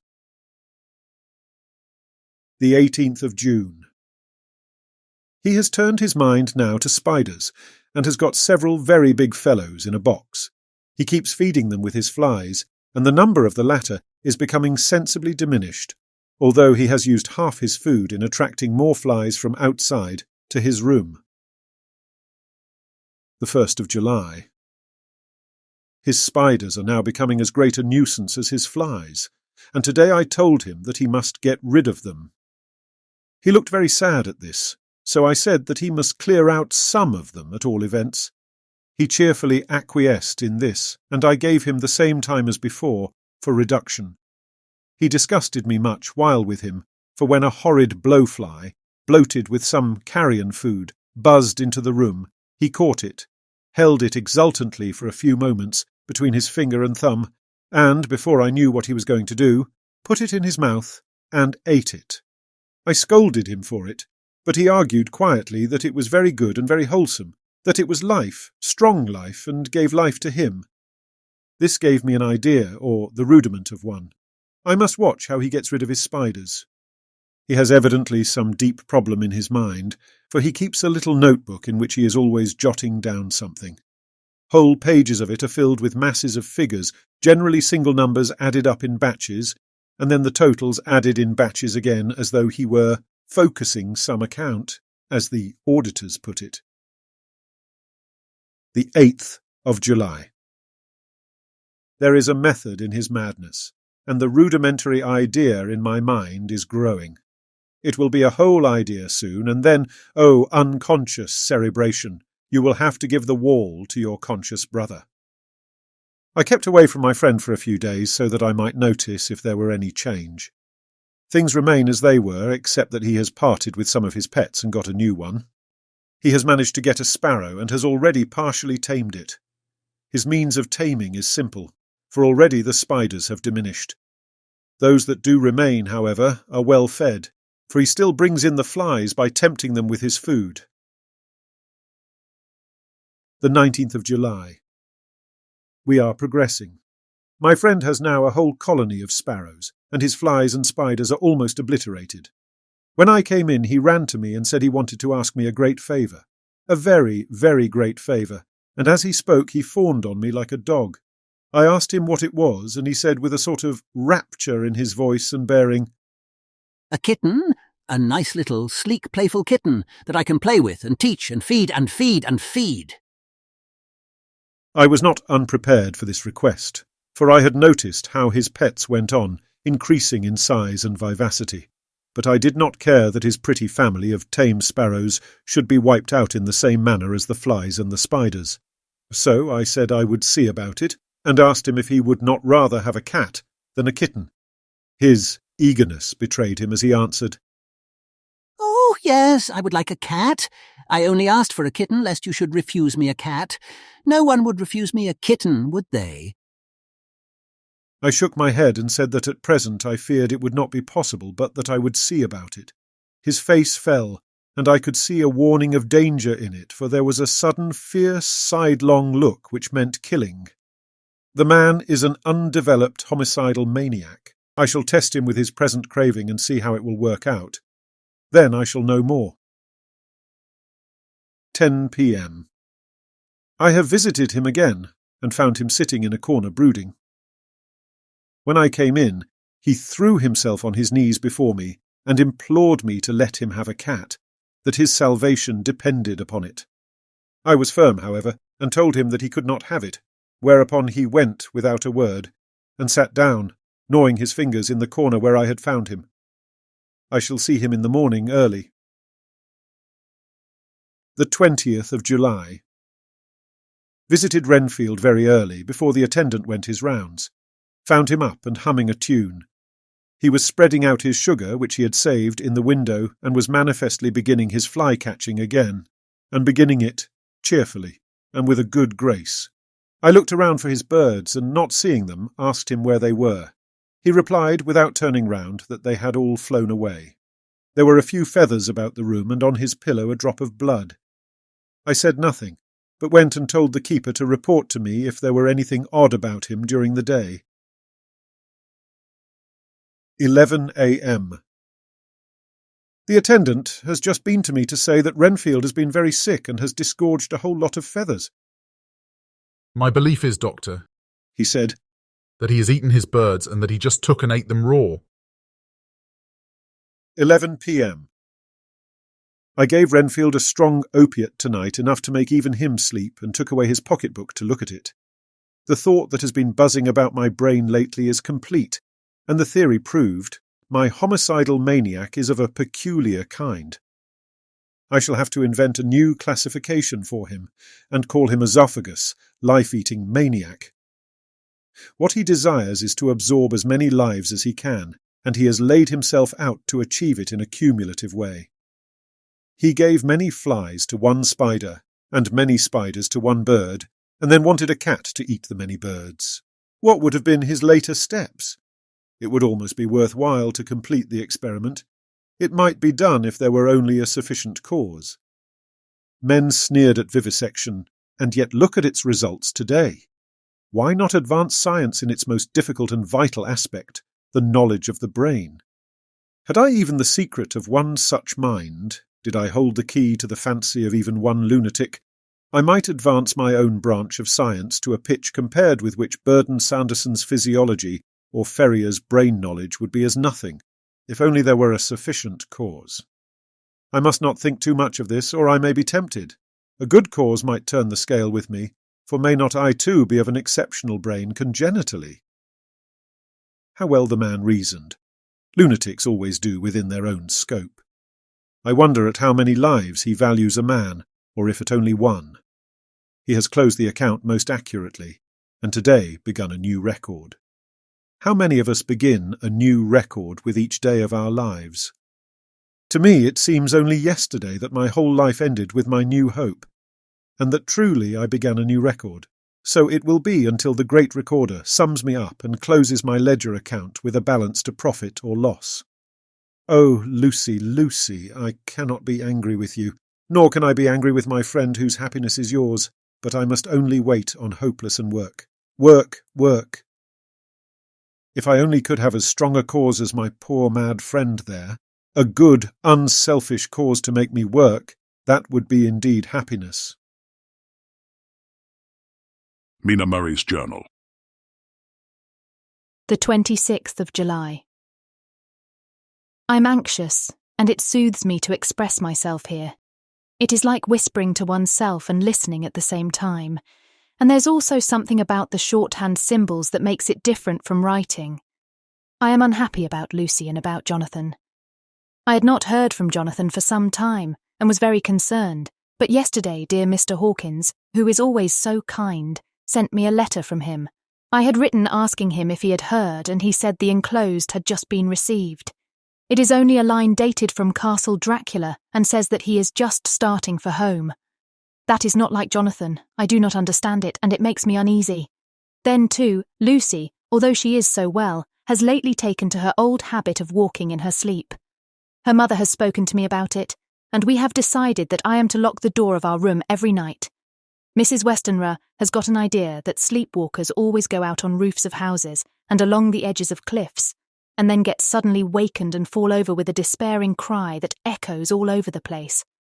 Poor dear, she is naturally anxious about Lucy, and she tells me that her husband, Lucy's father, had the same habit, that he would get up in the night and dress himself and go out if he were not stopped. Lucy is to be married in the autumn, and she is already planning out her dresses and how her house is to be arranged.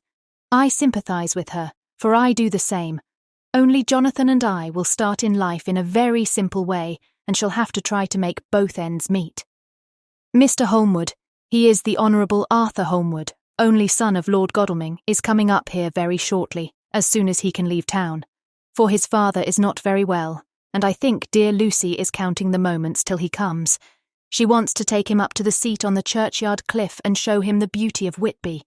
I dare say it is the waiting which disturbs her. She will be all right when he arrives. The 27th of July. No news from Jonathan. I am getting quite uneasy about him, though why I do not know, but I do wish that he would write, if it were only a single line. Lucy walks more than ever, and each night I am awakened by her moving about the room. Fortunately, the weather is so hot that she cannot get cold, but still the anxiety and the perpetually being wakened is beginning to tell on me, and I am getting nervous and wakeful myself. Thank God, Lucy's health keeps up. Mr. Holmwood has been suddenly called to ring to see his father, who has been taken seriously ill. Lucy frets at the postponement of seeing him, but it does not touch her looks. She is a trifle stouter, and her cheeks are a lovely rose pink. She has lost that anemic look which she had. I pray it will all last. The 3rd of August. Another week gone, and no news from Jonathan, not even to Mr. Hawkins, from whom I have heard. Oh, I do hope he is not ill. He surely would have written. I look at that last letter of his, but somehow it does not satisfy me. It does not read like him, and yet it is his writing. There is no mistake of that. Lucy has not walked much in her sleep the last week, but there is an odd concentration about her, which I do not understand. Even in her sleep, she seems to be watching me. She tries the door, and finding it locked, goes about the room searching for the key. The 6th of August. Another 3 days and no news. This suspense is getting dreadful. If I only knew where to write to or where to go to, I should feel easier. But no one has heard a word of Jonathan since that last letter. I must only pray to God for patience. Lucy is more excitable than ever, but is otherwise well. Last night was very threatening, and the fishermen say that we're in for a storm. I must try to watch it and learn the weather signs. Today is a grey day, and the sun as I write is hidden in thick clouds, high over Kettleness. Everything is grey, except the green grass, which seems like emerald amongst it, grey earthy rock, grey clouds tinged with the sunburst at the far edge, hang over the grey sea, into which the sand points stretch like grey fingers. The sea is tumbling in over the shallows and the sandy flats with a roar, muffled in the sea mists drifting inland. The horizon is lost in a grey mist. All is vastness. The clouds are piled up like giant rocks, and there is a brool over the sea that sounds like some presage of doom. Dark figures are on the beach here and there, sometimes half shrouded in the mist, and seem men like trees walking. The fishing boats are racing for home, and rise and dip in the ground swell as they sweep into the harbour, bending to the scuppers. Here comes old Mr. Swales. He's making straight for me, and I can see by the way he lifts his hat that he wants to talk. I have been quite touched by the change in the poor old man. When he sat down beside me, he said in a very gentle way, "I want to say something to you, miss." I could see he was not at ease, so I took his poor old wrinkled hand in mine and asked him to speak fully. So he said, leaving his hand in mine, "I'm afraid, my dearie, that I must have shocked you by all the wicked things I've been saying about the dead and such like for weeks past. But I didn't mean them, and I want you to remember that when I'm gone.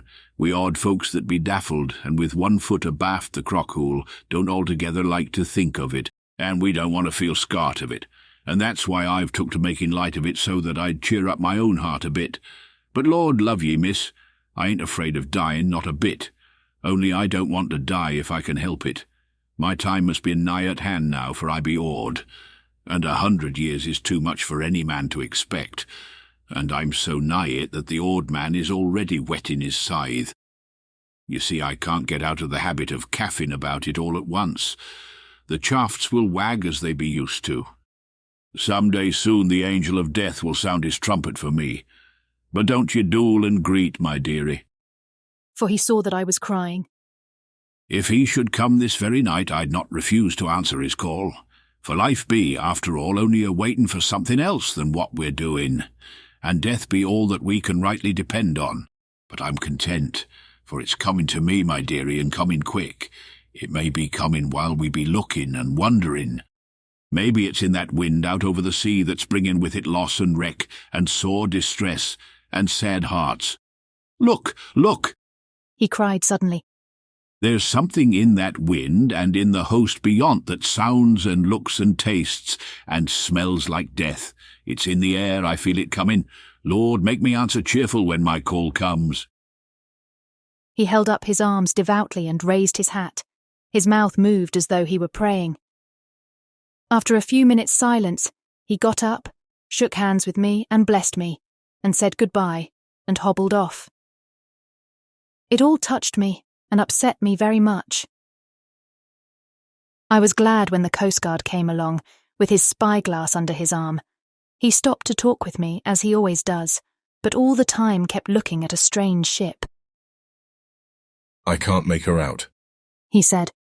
She's a Russian by the look of her, but she's knocking about in the queerest way. She doesn't know her mind a bit. She seems to see the storm coming, but can't decide whether to run up north in the open or to put in here. Look there again. She is steered mighty strangely, for she doesn't mind the hand on the wheel, changes about with every puff of wind. We'll hear more of her before this time tomorrow.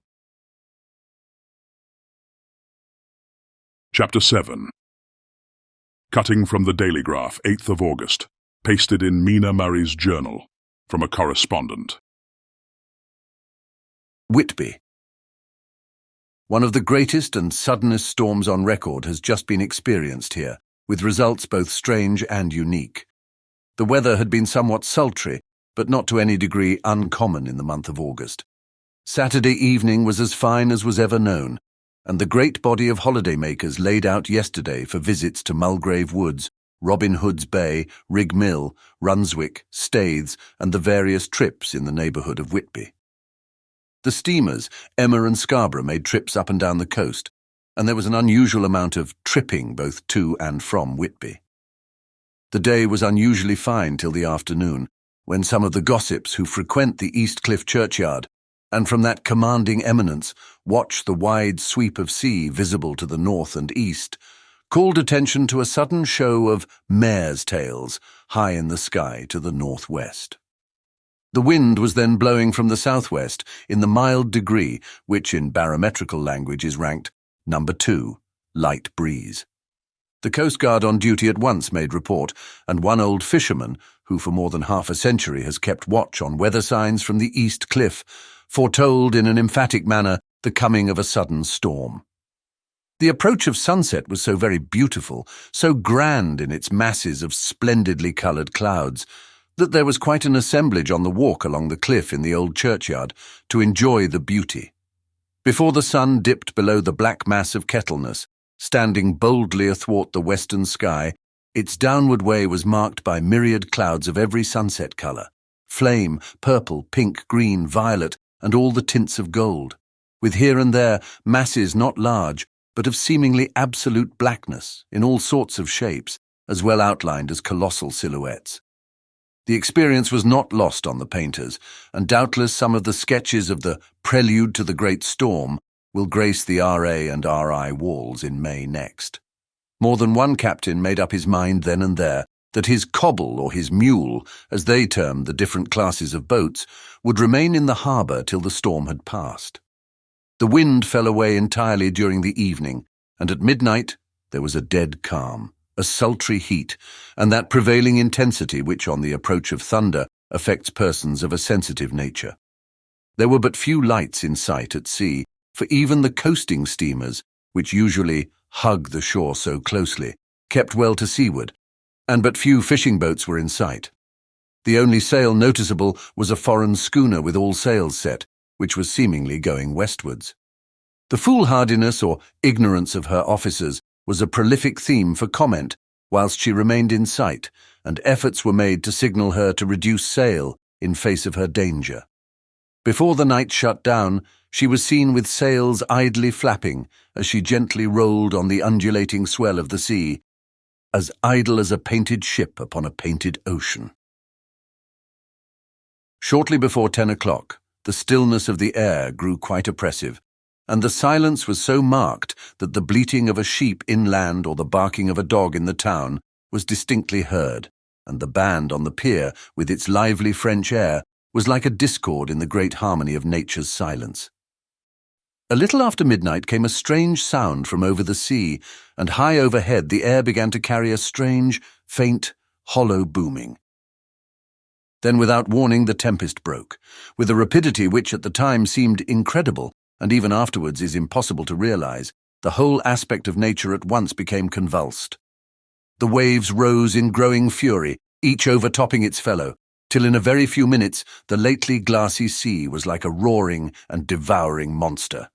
White-crested waves beat madly on the level sands and rushed up the shelving cliffs. Others broke over the piers, and with their spume swept the lanthorns of the lighthouses which rise from the end of either pier of Whitby Harbour.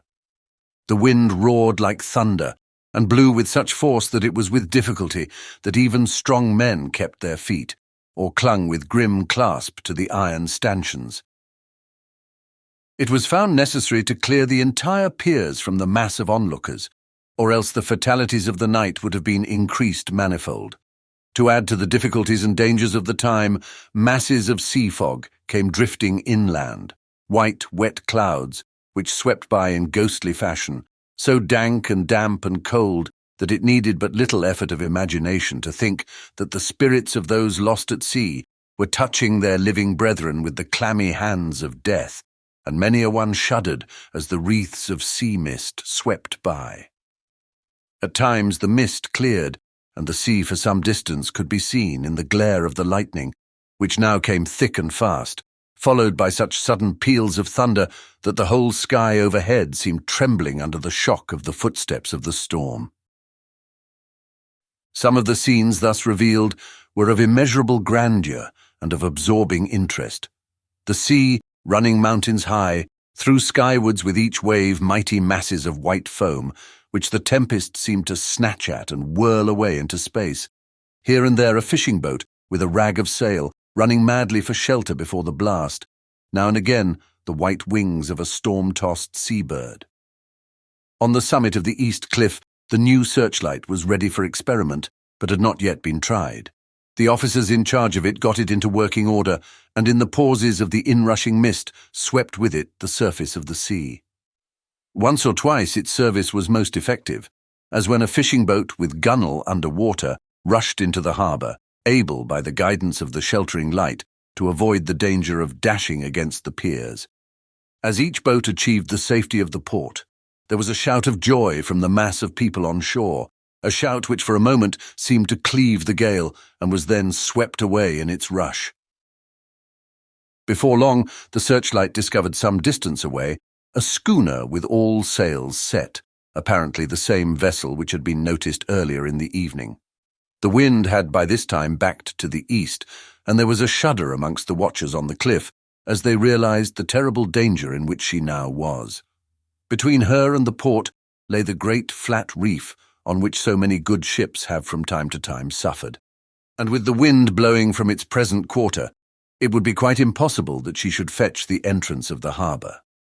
It was now nearly the hour of high tide, but the waves were so great that in their troughs the shallows of the shore were almost visible, and the schooner, with all sails set, was rushing with such speed that, in the words of one old salt, "She must fetch up somewhere if it was only in hell." Then came another rush of sea fog, greater than any hitherto, a mass of dank mist which seemed to close on all things like a grey pall, and left available to men only the organ of hearing, for the roar of the tempest and the crash of the thunder and the booming of the mighty billows came through the damp oblivion even louder than before. The rays of the searchlight were kept fixed on the harbour mouth across the east pier, where the shock was expected, and men waited breathless. The wind suddenly shifted to the northeast, and the remnant of the sea fog melted in the blast. And then, mirabile dictu, between the piers, leaping from wave to wave as it rushed at headlong speed, swept the strange schooner before the blast, with all sail set, and gained the safety of the harbour. The searchlight followed her, and a shudder ran through all who saw her, for lashed to the helm was a corpse with drooping head, which swung horribly to and fro at each motion of the ship. No other form could be seen on deck at all. A great awe came on all, as they realized that the ship, as if by a miracle, had found the harbour, unsteered save by the hand of a dead man. However, all took place more quickly than it takes to write these words. The schooner paused not, but rushing across the harbour, pitched herself on that accumulation of sand and gravel, washed by many tides and many storms, into the southeast corner of the pier, jutting under the east cliff, known locally as Tate Hill Pier. There was, of course, a considerable concussion as the vessel drove up on the sand heap. Every spar, rope and stay was strained, and some of the top hammer came crashing down. But, strangest of all, the very instant the shore was touched, an immense dog sprang up on deck from below, as if shot up by the concussion, and running forward, jumped from the bow on the sand, making straight for the steep cliff where the churchyard hangs over the laneway to the east pier so steeply that some of the flat tombstones, thruff-steens, or through-stones, as they call them in the Whitby vernacular, actually project over where the sustaining cliff has fallen away. It disappeared in the darkness, which seemed intensified just beyond the focus of the searchlight. It so happened that there was no one at the moment on Tate Hill Pier, as all those whose houses are in close proximity were either in bed or were out on the heights above. Thus, the Coast Guard on duty on the eastern side of the harbour, who at once ran down to the little pier, was the first to climb on board. The men working the searchlight, after scouring the entrance of the harbour without seeing anything, then turned the light on the derelict and kept it there. The Coast Guard ran aft, and when he came beside the wheel, bent over to examine it, and recoiled at once as though under some sudden emotion. This seemed to pique general curiosity, and quite a number of people began to run. It is a good way round from the West Cliff by the drawbridge to Tate Hill Pier, but your correspondent is a fairly good runner and came well ahead of the crowd. When I arrived, however, I found already assembled on the pier a crowd, whom the Coast Guard and police refused to allow to come on board. By the courtesy of the chief boatman I was, as your correspondent, permitted to climb on deck, and was one of a small group who saw the dead seaman whilst actually lashed to the wheel. It was no wonder that the Coast Guard was surprised, or even awed, for not often can such a sight have been seen. The man was simply fastened by his hands, tied one over the other, to a spoke of the wheel. Between the inner hand and the wood was a crucifix, the set of beads on which it was fastened being around both wrists and wheel, and all kept fast by the binding cords. The poor fellow may have been seated at one time, but the flapping and buffeting of the sails had worked through the rudder of the wheel and dragged him to and fro, so that the cords with which he was tied had cut the flesh to the bone. Accurate note was made of the state of things, and a doctor, Surgeon J.M. Caffin of 33 East Elliot Place, who came immediately after me, declared after making examination that the man must have been dead for quite 2 days. In his pocket was a bottle, carefully corked, empty save for a little roll of paper, which proved to be the addendum to the log. The Coast Guard said the man must have tied up his own hands, fastening the knots with his teeth. The fact that a Coast Guard was the first on board may save some complications later on in the Admiralty Court, for Coast Guards cannot claim the salvage which is the right of the first civilian entering on a derelict. Already, however, the legal tongues are wagging, and one young law student is loudly asserting that the rights of the owner are already completely sacrificed, his property being held in contravention of the statutes of Mortmain, since the tiller, as emblemship, if not proof, of delegated possession, is held in a dead hand. It is needless to say that the dead steersman has been reverently removed from the place where he held his honourable watch and ward till death, a steadfastness as noble as that of the young Casabianca, and placed in the mortuary to await inquest. Already the sudden storm is passing, and its fierceness is abating. Crowds are scattering homeward, and the sky is beginning to redden over the Yorkshire wolds. I shall send, in time for your next issue, further details of the derelict ship which found her way so miraculously into harbour in the storm.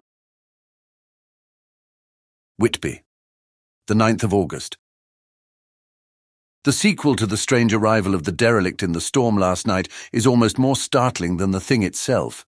It turns out that the schooner is a Russian from Varna and is called the Demeter.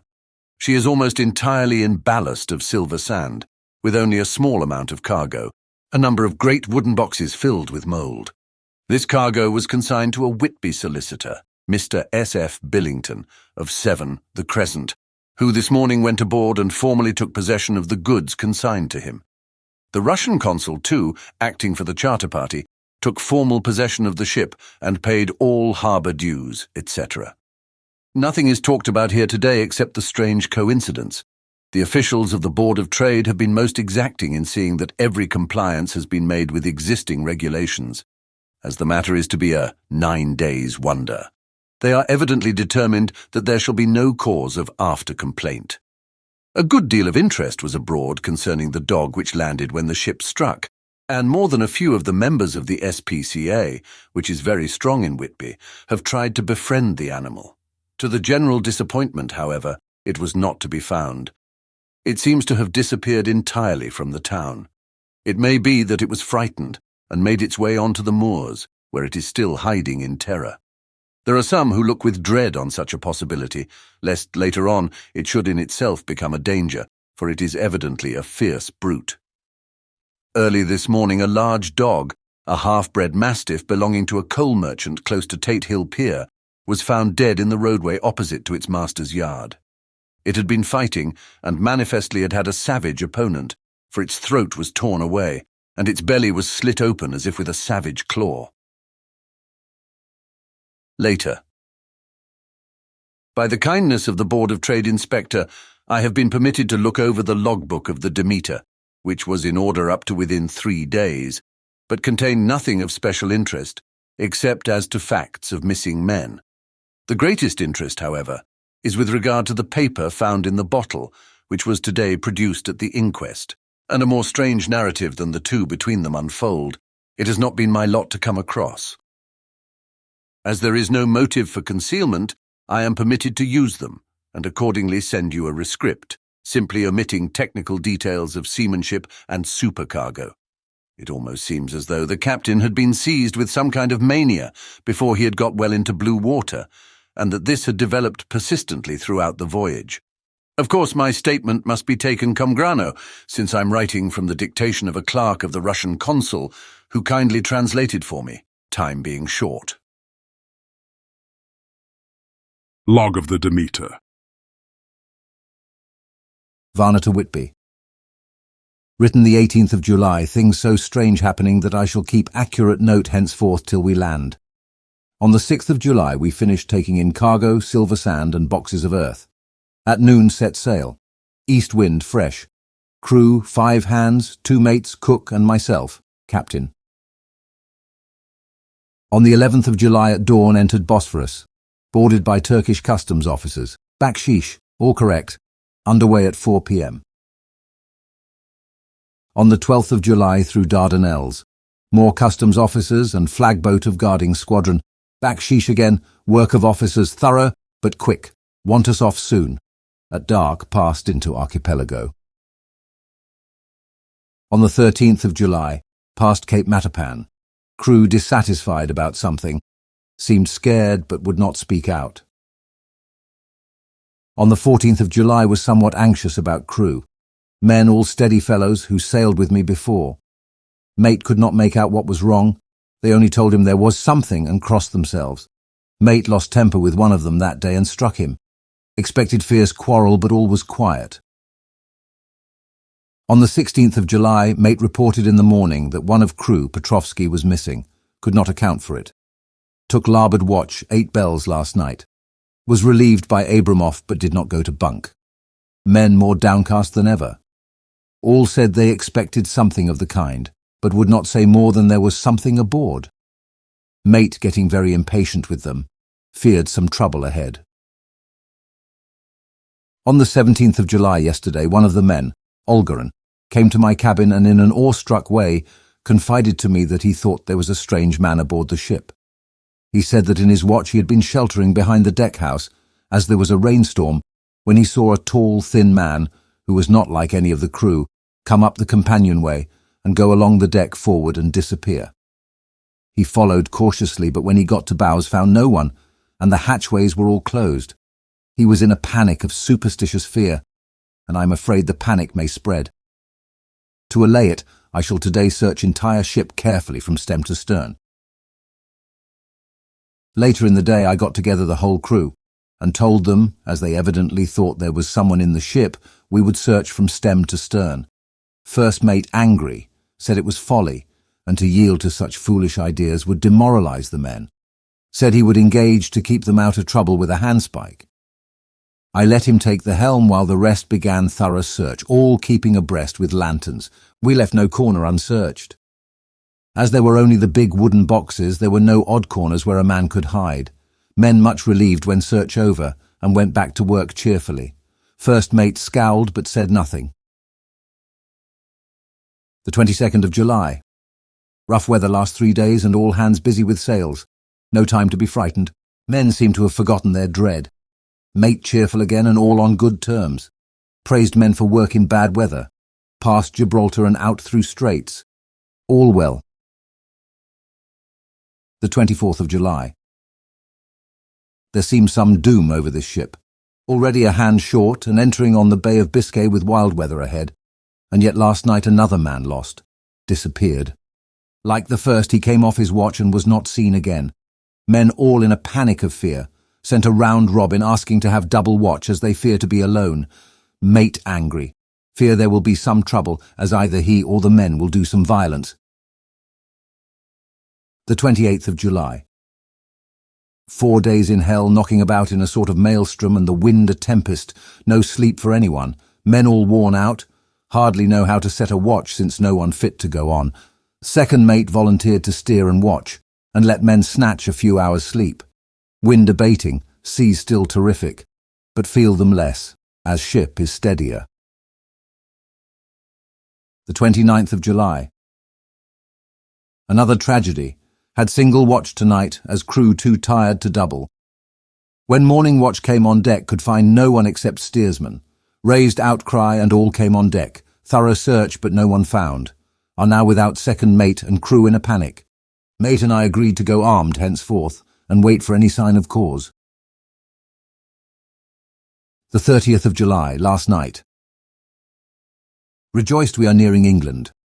Weather fine, all sails set. Retired, worn out, slept soundly, awaked by mate telling me that both man of watch and steersman missing. Only self and mate and 2 hands left to work ship. The 1st of August. 2 days of fog and not a sail sighted.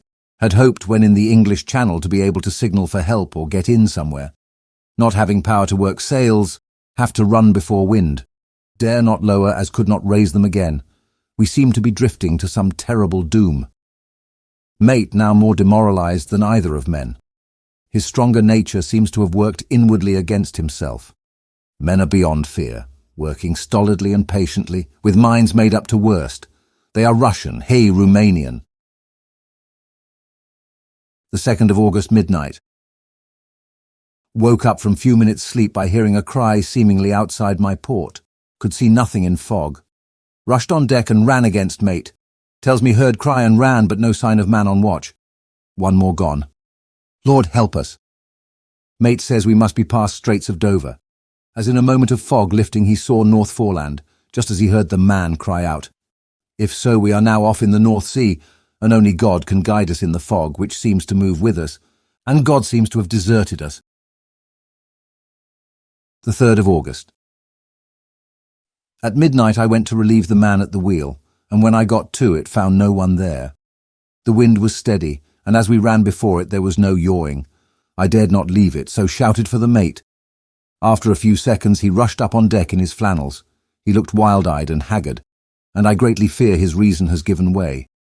He came close to me and whispered hoarsely, with his mouth to my ear, as though fearing the very air might hear. "It is here. I know it now. On the watch last night I saw it like a man, tall and thin and ghastly pale. It was in the bows and looking out. I crept behind it and gave it my knife. But the knife went through it, empty as the air." And as he spoke, he took his knife and drove it savagely into space. Then he went on.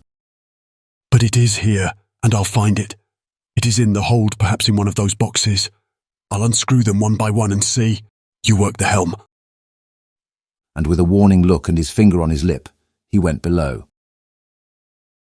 There was springing up a choppy wind, and I could not leave the helm. I saw him come out on deck again with a tool chest and a lantern, and go down the forward hatchway. He's mad, stark, raving mad, and it's no use my trying to stop him. He can't hurt those big boxes, they are invoiced as clay, and to pull them about is as harmless a thing as he can do. So here I stay and mind the helm and write these notes. I can only trust in God and wait till the fog clears.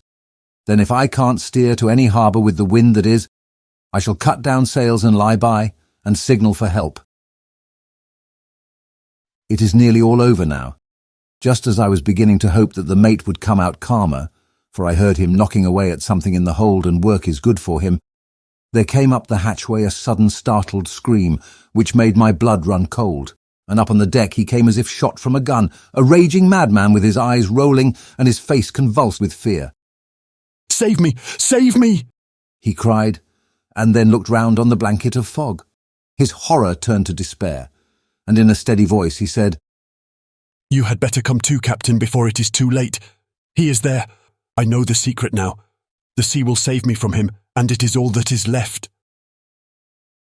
Before I could say a word or move forward to seize him, he sprang on the bulwark and deliberately threw himself into the sea. I suppose I know the secret too now. It was this madman who had got rid of the men one by one, and now he has followed them himself. God help me! How am I to account for all these horrors when I get to port? When I get to port? Will that ever be? The 4th of August. Still fog, which the sunrise cannot pierce. I know there is sunrise because I am a sailor, why else I know not. I dared not go below, I dared not leave the helm, so here all night I stayed. And in the dimness of the night I saw him. God forgive me, but the mate was right to jump overboard.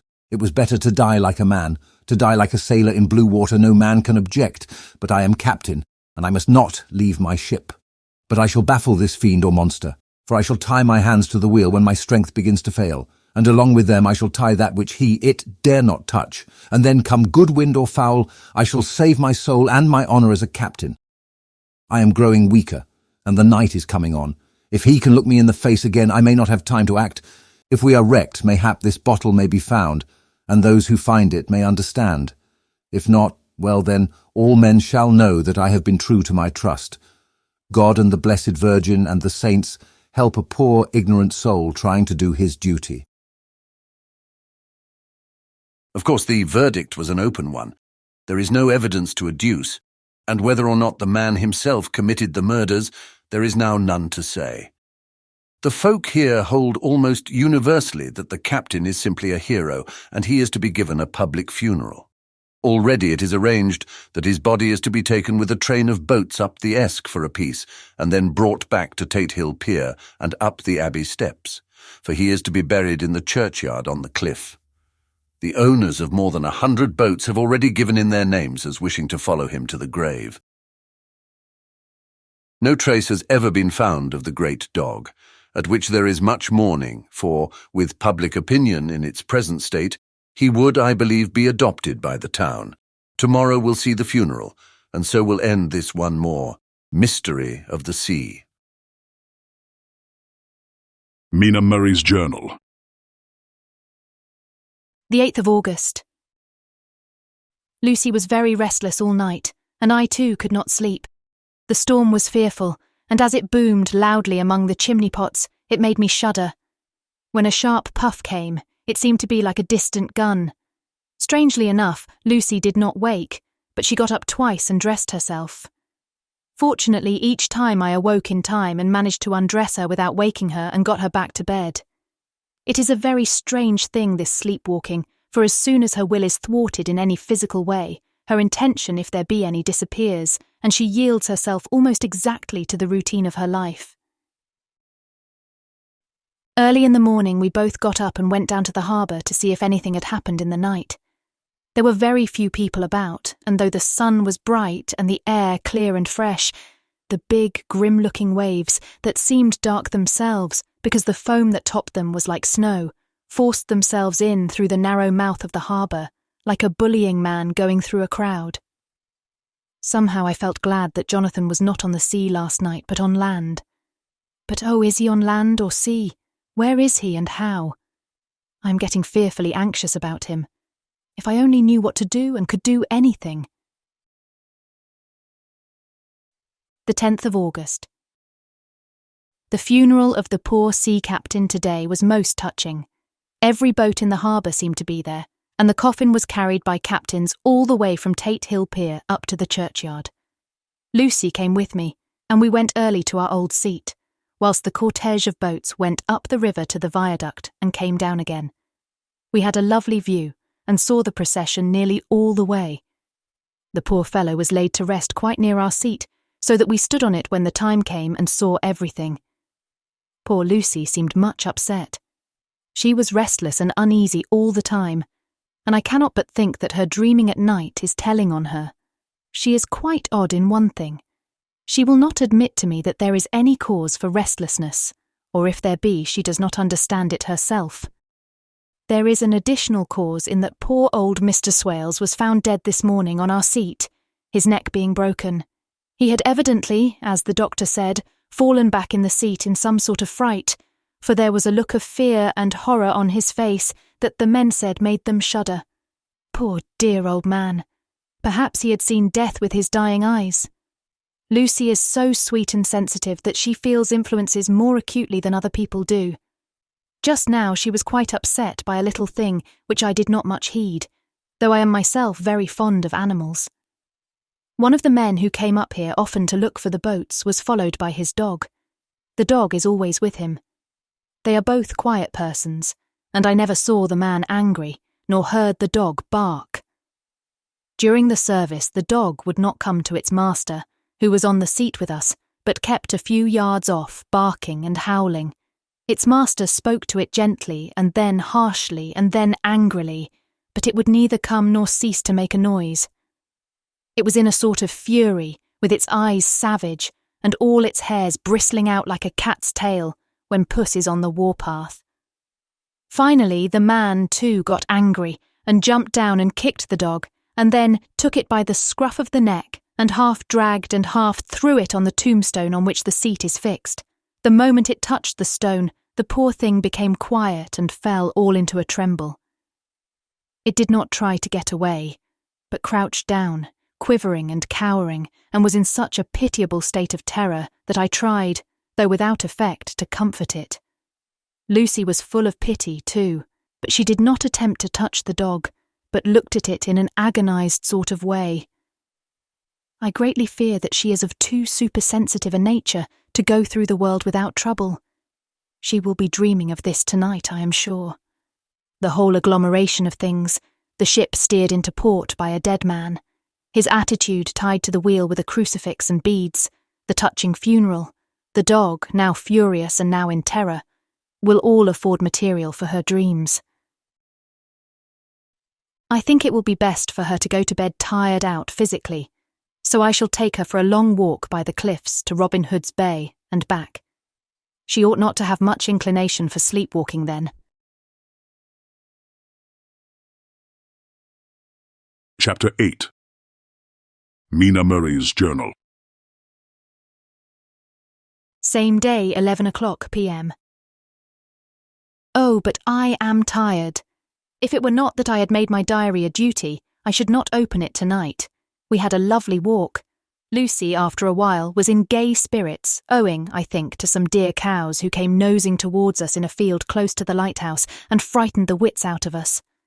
I believe we forgot everything except, of course, personal fear, and it seemed to wipe the slate clean and give us a fresh start. We had a capital severe tea at Robin Hood's Bay in a sweet little old-fashioned inn, with a bow window right over the seaweed-covered rocks of the Strand. I believe we should have shocked the new woman with our appetites. Men are more tolerant, bless them. Then we walked home with some, or rather, many stoppages to rest, and with our hearts full of a constant dread of wild bulls. Lucy was really tired, and we intended to creep off to bed as soon as we could. The young curate came in, however, and Mrs. Westenra asked him to stay for supper. Lucy and I had both a fight for it with the dusty miller. I know it was a hard fight on my part, and I am quite heroic. I think that someday the bishops must get together and see about breeding up a new class of curates who don't take supper, no matter how they may be pressed to, and who will know when girls are tired. Lucy is asleep and breathing softly. She has more colour in her cheeks than usual and looks, oh, so sweet. If Mr. Holmwood fell in love with her seeing her only in the drawing room, I wonder what he would say if he saw her now. Some of the new women writers will someday start an idea that men and women should be allowed to see each other asleep before proposing or accepting. But I suppose the new woman won't condescend in future to accept. She will do the proposing herself. And a nice job she will make of it too. There's some consolation in that. I'm so happy tonight because dear Lucy seems better. I really believe she has turned the corner and that we are over her troubles with dreaming. I should be quite happy if I only knew if Jonathan... God bless and keep him. The 11th of August, 3 a.m. Diary again. No sleep now, so I may as well write. I'm too agitated to sleep. We have had such an adventure, such an agonising experience. I fell asleep as soon as I had closed my diary. Suddenly I became broad awake and sat up with a horrible sense of fear upon me and of some feeling of emptiness around me. The room was dark, so I could not see Lucy's bed. I stole across and felt for her. The bed was empty. I lit a match and found that she was not in the room. The door was shut but not locked as I had left it. I feared to wake her mother, who has been more than usually ill lately, so threw on some clothes and got ready to look for her. As I was leaving the room, it struck me that the clothes she wore might give me some clue to her dreaming intention. Dressing gown would mean house, dress outside. Dressing gown and dress were both in their places. Thank God! I said to myself. She cannot be far, as she is only in her nightdress. I ran downstairs and looked in the sitting room. Not there. Then I looked in all the other open rooms of the house with an ever-growing fear chilling my heart. Finally I came to the hall door and found it open. It was not wide open, but the catch of the lock had not caught. The people of the house are careful to lock the door every night, so I feared that Lucy must have gone out as she was. There was no time to think of what might happen. A vague, overmastering fear obscured all details. I took a big, heavy shawl and ran out. The clock was striking 1 as I was in the crescent, and there was not a soul in sight. I ran along the north terrace, but could see no sign of the white figure which I expected. At the edge of the west cliff above the pier, I looked across the harbour to the east cliff, in the hope or fear, I don't know which, of seeing Lucy in our favourite seat. There was a bright full moon with heavy black driving clouds, which threw the whole scene into a fleeting diorama of light and shade as they sailed across. For a moment or two I could see nothing as the shadow of a cloud obscured St. Mary's Church and all around it. Then, as the cloud passed, I could see the ruins of the abbey coming into view, and as the edge of a narrow band of light as sharp as a sword cut moved along, the church and the churchyard became gradually visible. Whatever my expectation was, it was not disappointed, for there, on our favourite seat, the silver light of the moon struck a half-reclining figure, snowy white. The coming of the cloud was too quick for me to see much, for shadow shut down on light almost immediately, but it seemed to me as though something dark stood behind the seat, where the white figure shone, and bent over it. What it was, whether man or beast, I could not tell. I did not wait to catch another glance, but flew down the steep steps to the pier and along by the fish market to the bridge, which was the only way to reach the east cliff. The town seemed as dead, for not a soul did I see. I rejoiced that it was so, for I wanted no witness of poor Lucy's condition. The time and distance seemed endless, and my knees trembled, and my breath came laboured as I toiled up the endless steps to the abbey. I must have gone fast, and yet it seemed to me as if my feet were weighted with lead, and as though every joint in my body were rusty. When I got almost to the top, I could see the seat and the white figure, for I was now close enough to distinguish it even through the spells of shadow. There was undoubtedly something, long and black, bending over the half-reclining white figure. I called in fright, "Lucy! Lucy!" And something raised a head, and from where I was I could see a white face and red, gleaming eyes. Lucy did not answer, and I ran on to the entrance of the churchyard. As I entered, the church was between me and the seat, and for a minute or so I lost sight of her. When I came in view again, the cloud had passed, and the moonlight struck so brilliantly that I could see Lucy half reclining, with her head lying over the back of the seat. She was quite alone, and there was not a sign of any living thing about. When I bent over her, I could see that she was still asleep. Her lips were parted, and she was breathing, not softly as usual with her, but in long, heavy gasps, as though striving to get her lungs full at every breath. As I came close, she put up her hand in her sleep and pulled the collar of her nightdress close around her throat. Whilst she did so, there came a little shudder through her, as though she felt the cold. I flung the warm shawl over her and drew the edges tight round her neck, for I dreaded lest she should get some deadly chill from the night air, unclad as she was. I feared to wake her all at once, so in order to have my hands free that I might help her, I fastened the shawl at her throat with a big safety pin, but I must have been clumsy in my anxiety and pinched or pricked her with it, for by and by, when her breathing became quieter, she put her hand to her throat again and moaned. When I had her carefully wrapped up, I put my shoes on her feet and then began very gently to wake her. At first she did not respond, but gradually she became more and more uneasy in her sleep, moaning and sighing occasionally. At last, as time was passing fast and, for many other reasons, I wished to get her home at once, I shook her more forcibly, till finally she opened her eyes and awoke. She did not seem surprised to see me, as of course she did not realise all at once where she was. Lucy always wakes prettily, and even at such a time, when her body must have been chilled with cold, and her mind somewhat appalled at waking unclad in a churchyard at night, she did not lose her grace. She trembled a little and clung to me. When I told her to come at once with me home, she rose without a word, with the obedience of a child. As we passed along, the gravel hurt my feet, and Lucy noticed me wince. She stopped and wanted to insist upon my taking my shoes, but I would not. However, when we got to the pathway outside the churchyard, where there was a puddle of water remaining from the storm, I daubed my feet with mud, using each foot in turn on the other, so that as we went home, no one, in case we should meet anyone, should notice my bare feet. Fortune favoured us and we got home without meeting a soul. Once we saw a man, who seemed not quite sober, passing along a street in front of us, but we hid in a door till he had disappeared up an opening such as there are here, steep little closes or wynds, as they call them in Scotland. My heart beat so loud all the time that sometimes I thought I should faint. I was filled with anxiety about Lucy, not only for her health, lest she should suffer from the exposure, but for her reputation in case the story should get wind. When we got in, and had washed our feet, and had said a prayer of thankfulness together, I tucked her into bed.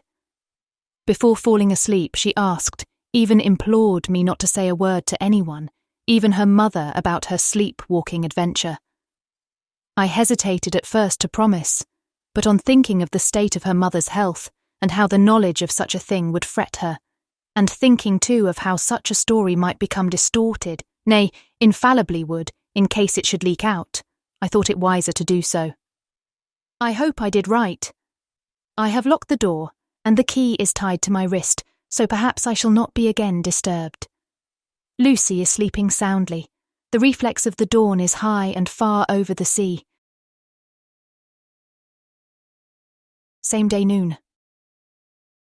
All goes well. Lucy slept till I woke her and seemed not to have even changed her side. The adventure of the night does not seem to have harmed her. On the contrary, it has benefited her, for she looks better this morning than she has done for weeks. I was sorry to notice that my clumsiness with the safety pin hurt her. Indeed, it might have been serious, for the skin of her throat was pierced.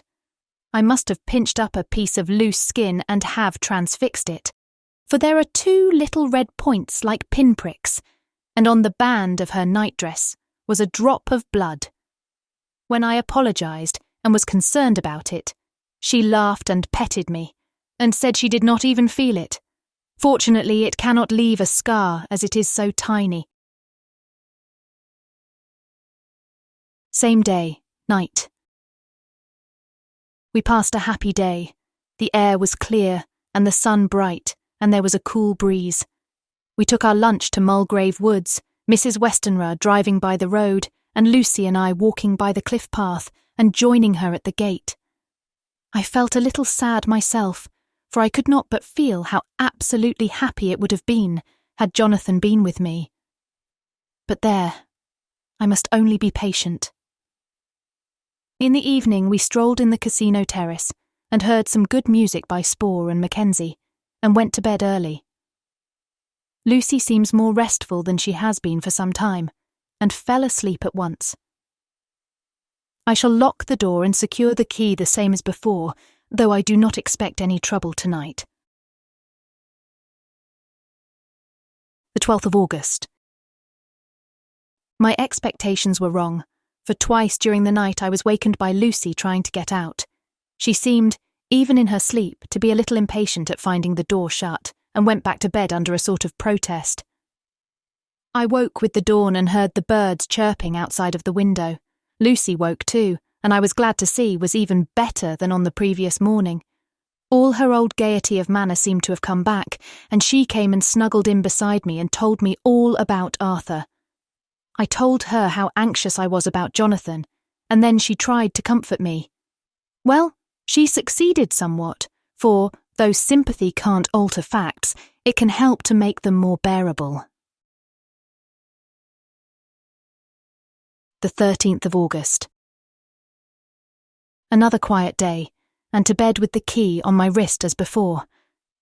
Again, I awoke in the night, and found Lucy sitting up in bed, still asleep, pointing to the window. I got up quietly, and pulling aside the blind, looked out. It was brilliant moonlight, and the soft effect of the light over the sea and sky, merged together in one great silent mystery, was beautiful beyond words. Between me and the moonlight flitted a great bat, coming and going in great whirling circles. Once or twice it came quite close, but was, I suppose, frightened at seeing me, and flitted away across the harbour towards the Abbey.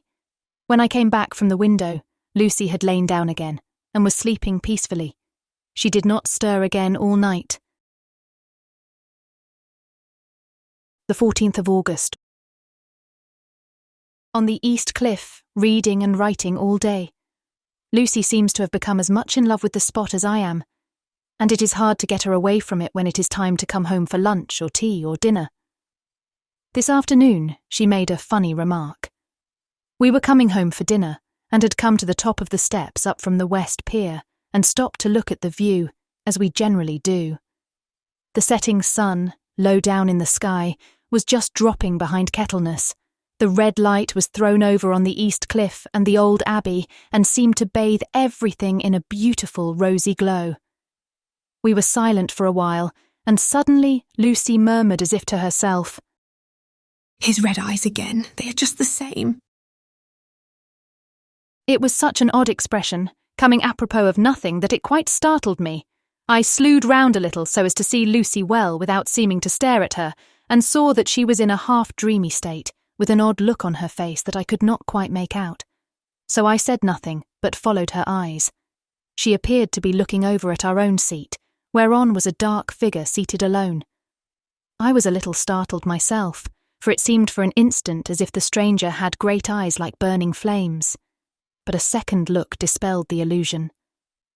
The red sunlight was shining on the windows of St. Mary's Church behind our seat, and as the sun dipped, there was just sufficient change in the refraction and reflection to make it appear as if the light moved.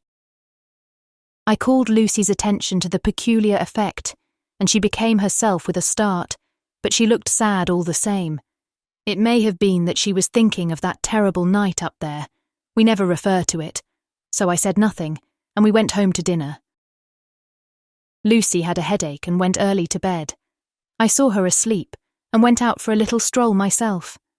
I walked along the cliffs to the westward and was full of sweet sadness, for I was thinking of Jonathan. When coming home, it was then bright moonlight, so bright that though the front of our part of the crescent was in shadow, everything could be well seen. I threw a glance up at our window and saw Lucy's head leaning out. I thought that perhaps she was looking out for me, so I opened my handkerchief and waved it. She did not notice or make any movement whatever. Just then, the moonlight crept round an angle of the building, and the light fell on the window.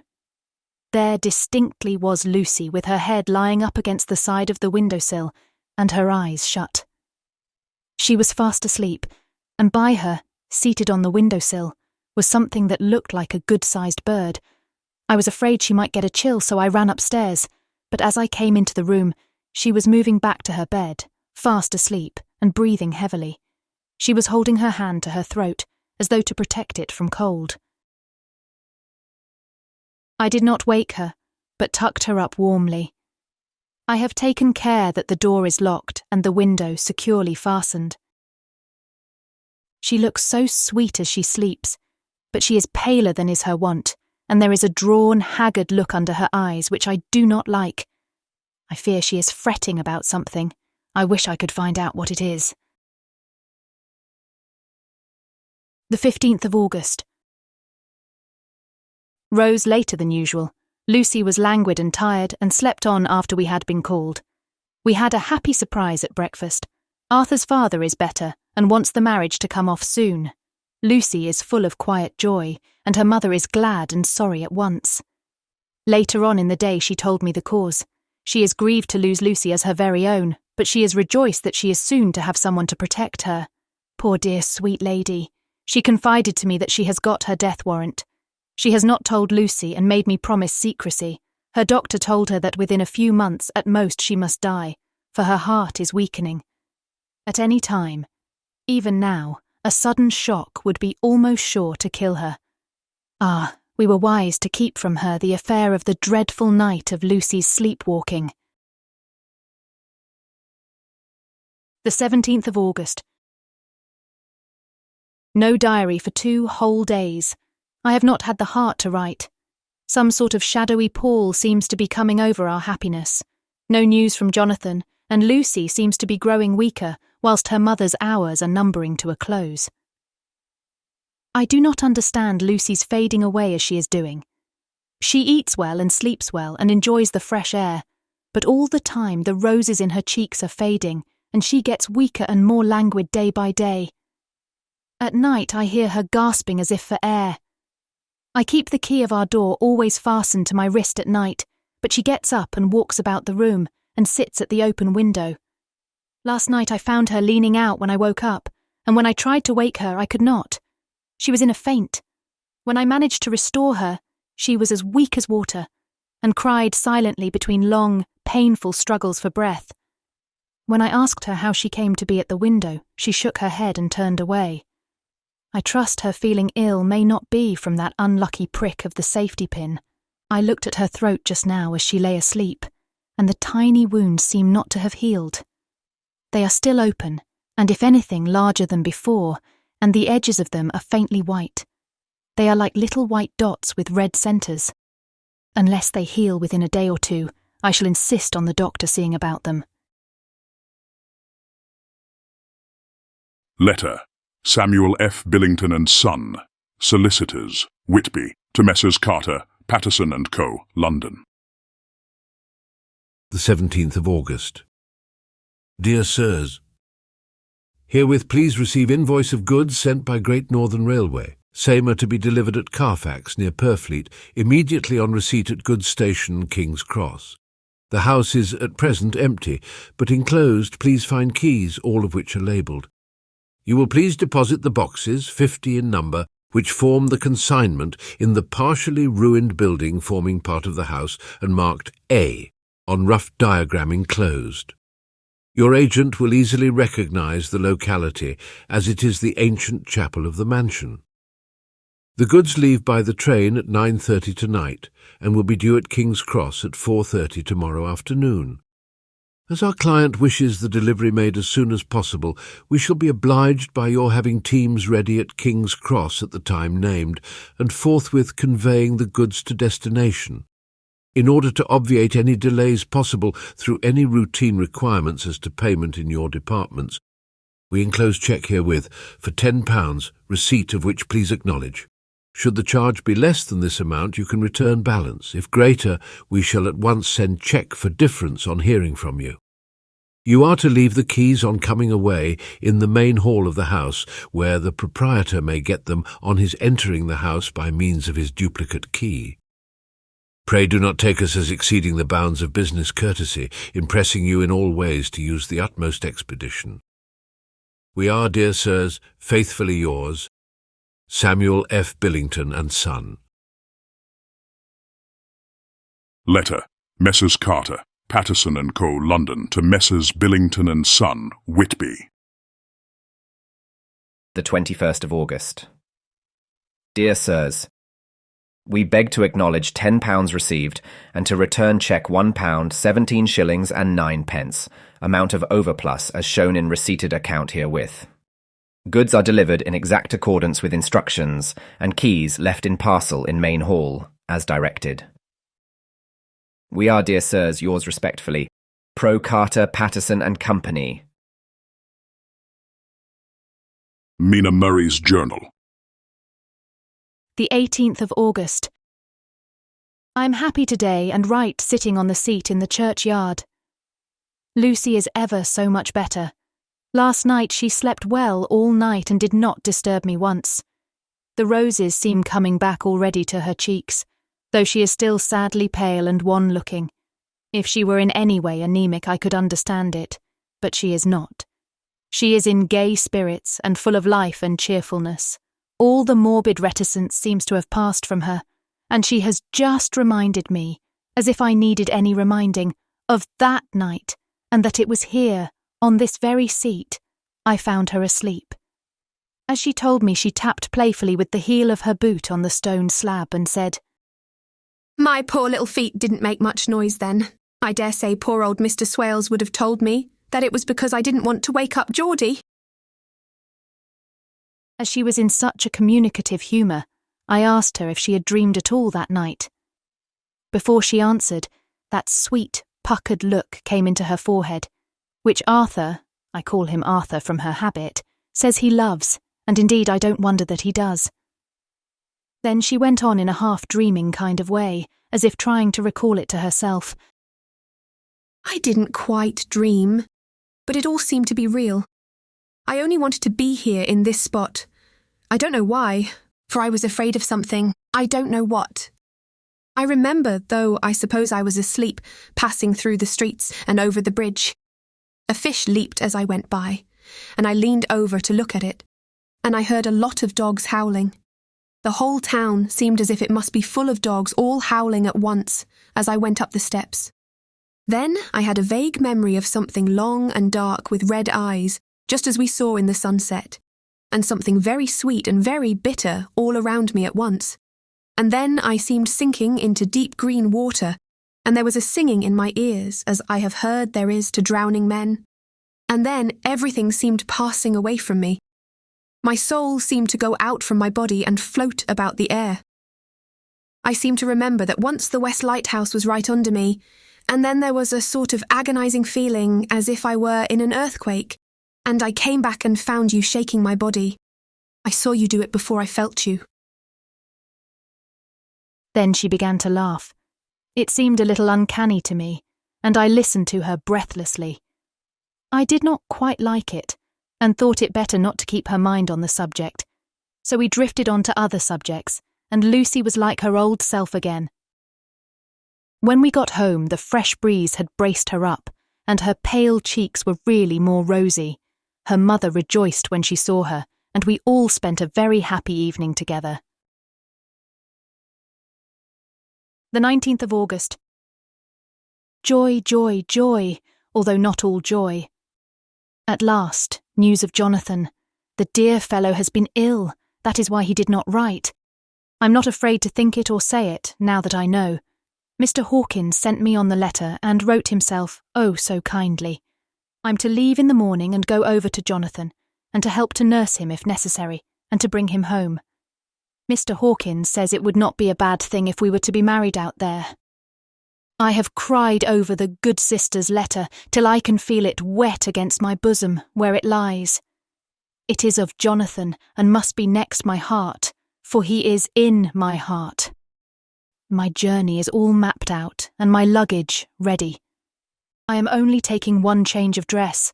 Lucy will bring my trunk to London and keep it till I send for it may be that I must write no more. I must keep it to say to Jonathan, my husband. The letter that he has seen and touched must comfort me till we meet. Letter, Sister Agatha, Hospital of St. Joseph and St. Mary, Budapest. To Miss Wilhelmina Murray. The 12th of August.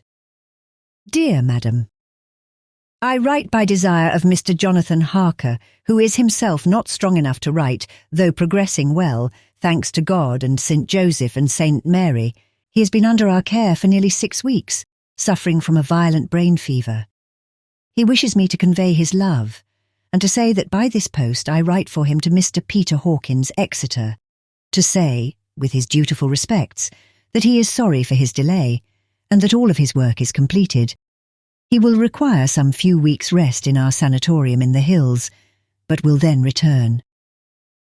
He wishes me to say that he has not sufficient money with him, and that he would like to pay for his staying here, so that others who need shall not be wanting for help. Believe me, yours with sympathy and all blessings, Sister Agatha. P.S. My patient being asleep, I open this to let you know something more. He has told me all about you, and that you are shortly to be his wife. All blessings to you both. He has had some fearful shock, so says our doctor, and in his delirium his ravings have been dreadful, of wolves and poison and blood, of ghosts and demons, and I fear to say of what. Be careful with him always, that there may be nothing to excite him of this kind for a long time to come. The traces of such an illness as his do not lightly die away. We should have written long ago, but we knew nothing of his friends, and there was on him nothing that anyone could understand. He came in the train from Klausenburg, and the guard was told by the station master there that he rushed into the station shouting for a ticket for home. Seeing from his violent demeanour that he was English, they gave him a ticket for the furthest station on the way thither that the train reached. Be assured that he is well cared for. He has won all hearts by his sweetness and gentleness. He is truly getting on well, and I have no doubt will in a few weeks be all himself. But be careful of him for safety's sake. There are, I pray God and St. Joseph and St. Mary, many, many happy years for you both. Dr. Seward's Diary. The 19th of August. Strange and sudden change in Renfield last night. About 8 o'clock, he began to get excited and sniff about as a dog does when setting. The attendant was struck by his manner, and knowing my interest in him, encouraged him to talk. He is usually respectful to the attendant, and at times servile, but tonight the man tells me he was quite haughty, would not condescend to talk with him at all. All he would say was, "I don't want to talk to you. You don't count now, the master is at hand." The attendant thinks it is some sudden form of religious mania which has seized him. If so, we must look out for squalls, for a strong man with homicidal and religious mania at once might be dangerous. The combination is a dreadful one. At 9 o'clock I visited him myself. His attitude to me was the same as that to the attendant. In his sublime self-feeling, the difference between myself and attendant seemed to him as nothing. It looks like religious mania, and he will soon think that he himself is God. These infinitesimal distinctions between man and man are too paltry for an omnipotent being.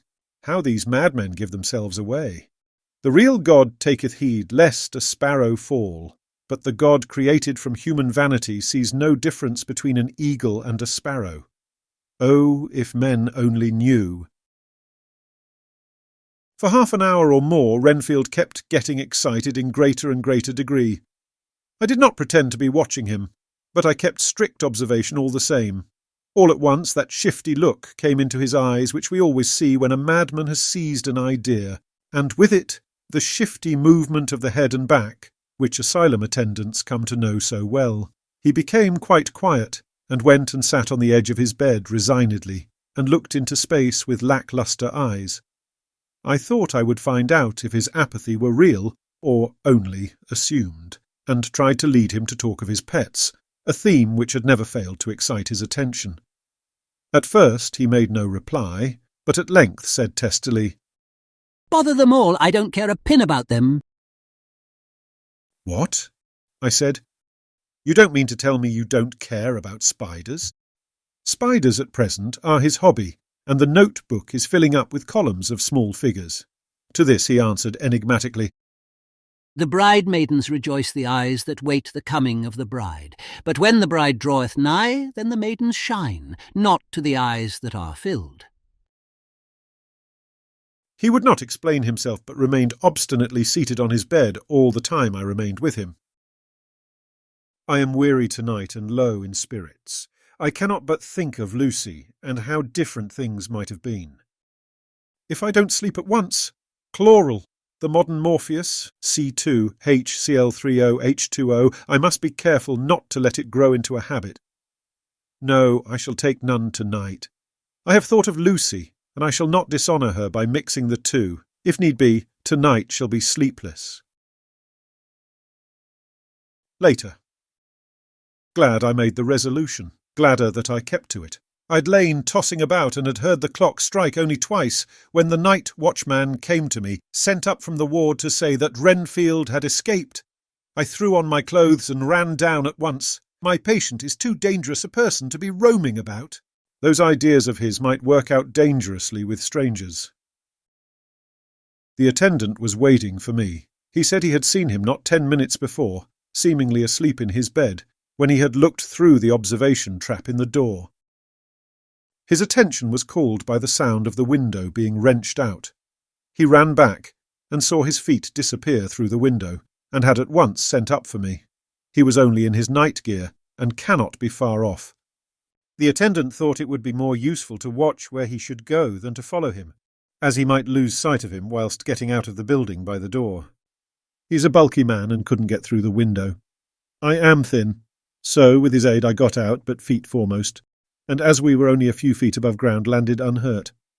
The attendant told me the patient had gone to the left and had taken a straight line, so I ran as quickly as I could.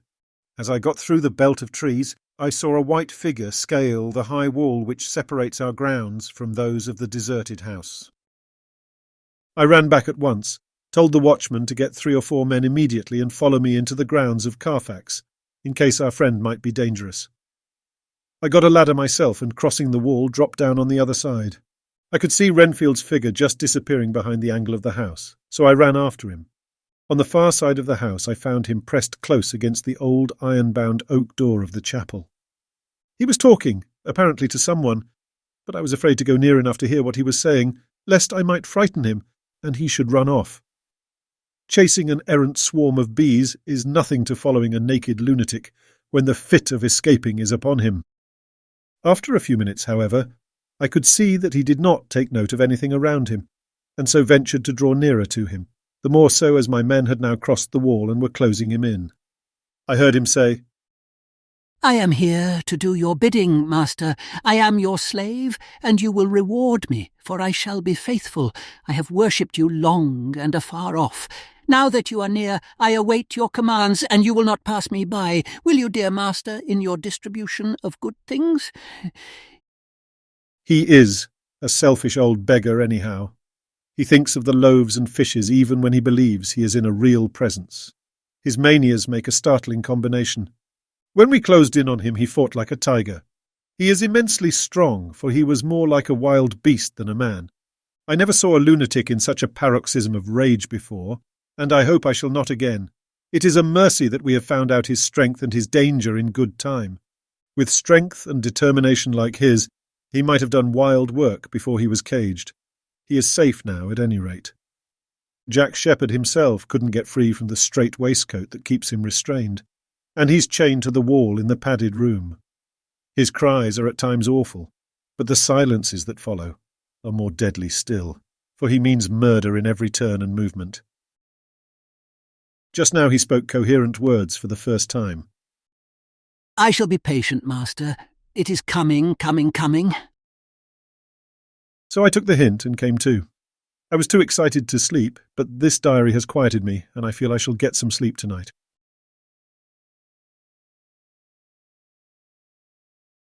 Chapter 9. Letter. Mina Harker to Lucy Westenra. Budapest, the 24th of August. My dearest Lucy, I know you will be anxious to hear all that has happened since we parted at the railway station at Whitby. Well, my dear, I got to Hull all right and caught the boat to Hamburg and then the train on here. I feel that I can hardly recall anything of the journey except that I knew I was coming to Jonathan, and that as I should have to do some nursing, I had better get all the sleep I could. I found my dear one, oh so thin and pale and weak-looking. All the resolution has gone out of his dear eyes, and that quiet dignity which I told you was in his face has vanished. He is only a wreck of himself, and he does not remember anything that has happened to him for a long time past. At least he wants me to believe so, and I shall never ask. He has had some terrible shock, and I fear it might tax his poor brain if he were to try to recall it. Sister Agatha, who is a good creature and a born nurse, tells me that he raved of dreadful things whilst he was off his head. I wanted her to tell me what they were, but she would only cross herself and say she would never tell, that the ravings of the sick were the secrets of God, and that if a nurse through her vocation should hear them, she should respect her trust. She is a sweet, good soul, and the next day, when she saw I was troubled, she opened up the subject again, and after saying that she could never mention what my poor dear raved about, added, I can tell you this much, my dear, that it was not about anything which he has done wrong himself, and you, as his wife-to-be, have no cause to be concerned. He has not forgotten you or what he owes to you. His fear was of great and terrible things which no mortal can treat of. I do believe the dear soul thought I might be jealous, lest my poor dear should have fallen in love with any other girl. The idea of my being jealous about Jonathan. And yet, my dear, let me whisper, I felt a thrill of joy through me when I knew that no other woman was a cause of trouble. I am now sitting by his bedside, where I can see his face while he sleeps. He is waking. When he woke, he asked me for his coat, as he wanted to get something from the pocket. I asked Sister Agatha, and she brought all his things. I saw that amongst them was his notebook, and was going to ask him to let me look at it, for I knew then that I might find some clue to his trouble, but I suppose he must have seen my wish in my eyes, for he sent me over to the window, saying he wanted to be quite alone for a moment. Then he called me back, and when I came he had his hand over the notebook, and he said to me very solemnly, Wilhelmina. I knew then that he was in deadly earnest, for he has never called me by that name since he asked me to marry him. You know, dear, my ideas of the trust between husband and wife. There should be no secret, no concealment. I've had a great shock, and when I try to think of what it is, I feel my head spin round, and I do not know if it was all real or the dreaming of a madman. You know, I have had brain fever, and that is to be mad. The secret is here, and I do not want to know it. I want to take up my life here with our marriage. For my dear, we had decided to be married as soon as the formalities are complete. Are you willing, Wilhelmina, to share my ignorance? Here is the book. Take it and keep it. Read it if you will, but never let me know, unless indeed some solemn duty should come upon me to go back to the bitter hours, asleep or awake, sane or mad, recorded here. He fell back exhausted, and I put the book under his pillow and kissed him. I have asked Sister Agatha to beg the Superior to let our wedding be this afternoon, and am waiting her reply. She has come and told me that the chaplain of the English Mission Church has been sent for. We are to be married in an hour, or as soon after as Jonathan awakes. Lucy, the time has come and gone. I feel very solemn, but very, very happy. Jonathan woke a little after the hour, and all was ready, and he sat up in bed, propped up with pillows. He answered his "I will" firmly and strongly. I could hardly speak. My heart was so full that even those words seemed to choke me. The dear sisters were so kind. Please God, I shall never, never forget them, nor the grave and sweet responsibilities I have taken upon me. I must tell you of my wedding present. When the chaplain and the sisters had left me alone with my husband, oh, Lucy, it is the first time I have written the words, my husband, left me alone with my husband. I took the book from under his pillow and wrapped it up in white paper and tied it with a little bit of pale blue ribbon which was round my neck and sealed it over the knot with sealing wax, and for my seal I used my wedding ring. Then I kissed it and showed it to my husband and told him that I would keep it so, and then it would be an outward and visible sign for us all our lives that we trusted each other, that I would never open it unless it were for his own dear sake or for the sake of some stern duty. Then he took my hand in his. And oh, Lucy, it was the first time he took his wife's hand and said that it was the dearest thing in all the wide world, and that he would go through all the past again to win it, if need be. The poor dear meant to have said a part of the past, but he cannot think of time yet, and I shall not wonder if at first he mixes up not only the month, but the year. Well, my dear, what could I say? I could only tell him that I was the happiest woman in all the wide world, and that I had nothing to give him except myself, my life, and my trust, and that with these went my love and duty for all the days of my life.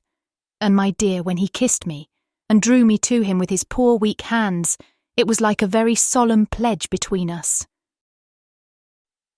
Lucy, dear, do you know why I tell you all this? It is not only because it is all sweet to me, but because you have been and are very dear to me. It was my privilege to be your friend and guide when you came from the schoolroom to prepare for the world of life.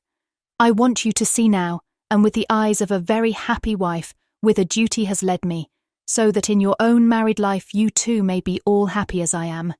My dear, please Almighty God, your life may be all it promises, a long day of sunshine with no harsh wind, no forgetting duty, no distrust. I must not wish you no pain, for that can never be, but I do hope you will be always as happy as I am now. Goodbye, my dear. I shall post this at once and perhaps write you very soon again. I must stop, for Jonathan is waking. I must attend to my husband. Your ever-loving, Mina Harker.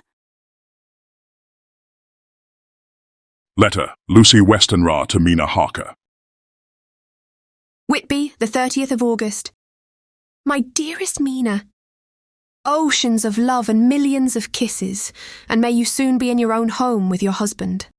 I wish you could be coming home soon enough to stay with us here. The strong air would soon restore Jonathan. It has quite restored me. I have an appetite like a cormorant, am full of life, and sleep well. You will be glad to know that I have quite given up walking in my sleep. I think I have not stirred out of my bed for a week. That is when I once got into it at night. Arthur says I am getting fat. By the way, I forgot to tell you that Arthur is here. We have such walks and drives and rides and rowing and tennis and fishing together, and I love him more than ever. He tells me that he loves me more, but I doubt that, for at first he told me that he couldn't love me more than he did then. But this is nonsense. There he is calling to me. So no more, just at present from your loving, Lucy. P.S. Mother sends her love. She seems better, poor dear. P.P.S. We are to be married on the 28th of September. Dr. Seward's Diary. The 20th of August. The case of Renfield grows even more interesting. He has now so far quieted that there are spells of cessation from his passion. For the first week after his attack, he was perpetually violent. Then one night, just as the moon rose, he grew quiet and kept murmuring to himself, "Now I can wait. Now I can wait." The attendant came to tell me, so I ran down at once to have a look at him. He was still in the strait waistcoat and in the padded room, but the suffused look had gone from his face, and his eyes had something of their old pleading, I might almost say cringing, softness. I was satisfied with his present condition, and directed him to be relieved. The attendants hesitated, but finally carried out my wishes without protest. It was a strange thing that the patient had humour enough to see their distrust, for coming close to me, he said in a whisper, all the while looking furtively at them, "They think I could hurt you. Fancy me hurting you. The fools!" It was soothing, somehow, to the feelings to find myself dissociated, even in the mind of this poor madman, from the others. But all the same, I do not follow his thought. Am I to take it that I have anything in common with him, so that we are, as it were, to stand together? Or has he to gain from me some good so stupendous that my well-being is needful to him? I must find out later on. Tonight he will not speak. Even the offer of a kitten or even a full-grown cat will not tempt him. He will only say, "I don't take any stock in cats. I have more to think of now, and I can wait.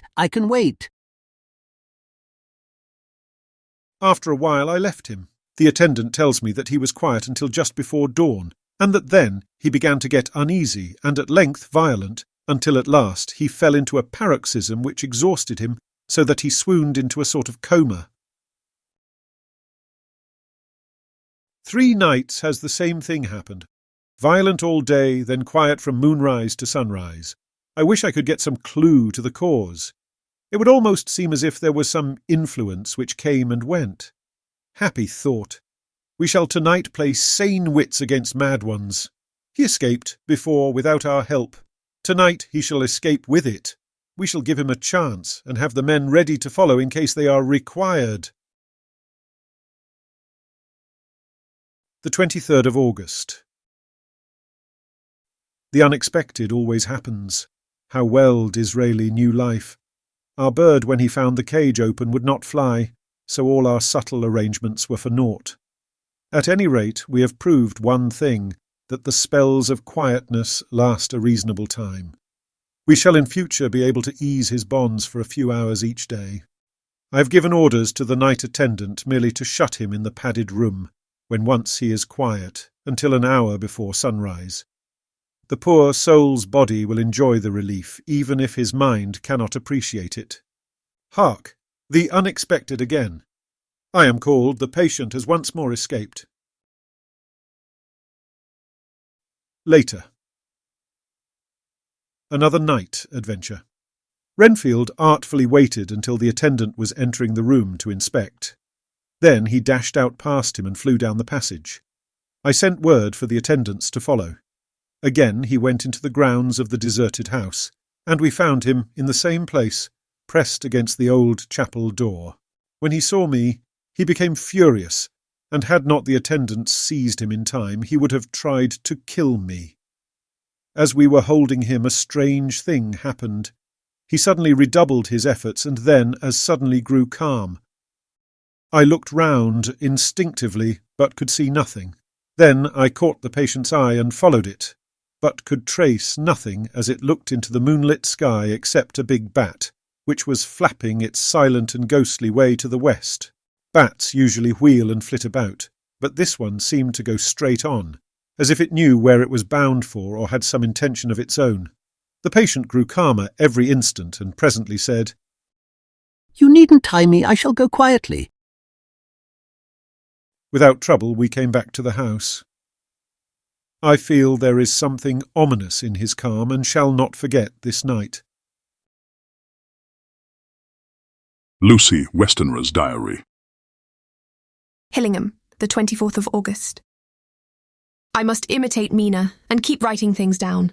Then we can have long talks when we do meet. I wonder when it will be. I wish she were with me again, for I feel so unhappy. Last night I seemed to be dreaming again, just as I was at Whitby. Perhaps it is the change of air or getting home again. It is all dark and horrid to me, for I can remember nothing, but I'm full of vague fear, and I feel so weak and worn out. When Arthur came to lunch, he looked quite grieved when he saw me, and I hadn't the spirit to try to be cheerful. I wonder if I could sleep in Mother's room tonight. I shall make an excuse and try. The 25th of August. Another bad night. Mother did not seem to take to my proposal. She seems not too well herself, and doubtless she fears to worry me. I tried to keep awake and succeeded for a while, but when the clock struck 12, it waked me from a doze, so I must have been falling asleep. There was a sort of scratching or flapping at the window, but I did not mind it, and as I remember no more, I suppose I must then have fallen asleep. More bad dreams, I wish I could remember them. This morning I'm horribly weak. My face is ghastly pale, and my throat pains me. It must be something wrong with my lungs, for I don't seem ever to get air enough. I shall try to cheer up when Arthur comes, or else I know he will be miserable to see me so. Letter, Arthur Holmwood to Dr. Seward. Albemarle Hotel, the 31st of August. My dear Jack, I want you to do me a favour. Lucy is ill. That is, she has no special disease, but she looks awful and is getting worse every day. I have asked her if there is any cause. I do not dare to ask her mother, for to disturb the poor lady's mind about her daughter in her present state of health would be fatal. Mrs. Westenra has confided to me that her doom is spoken, disease of the heart, though poor Lucy does not know it yet. I am sure that there is something preying on my dear girl's mind. I am almost distracted when I think of her. To look at her gives me a pang. I told her I should ask you to see her, and though she demurred at first, I know why, old fellow, she finally consented. It will be a painful task for you, I know, old friend, but it is for her sake, and I must not hesitate to ask, or you to act. You are to come to lunch at Hillingham tomorrow, 2 o'clock, so as not to arouse any suspicion in Mrs. Westenra, and after lunch, Lucy will take an opportunity of being alone with you. I shall come in for tea, and we can go away together.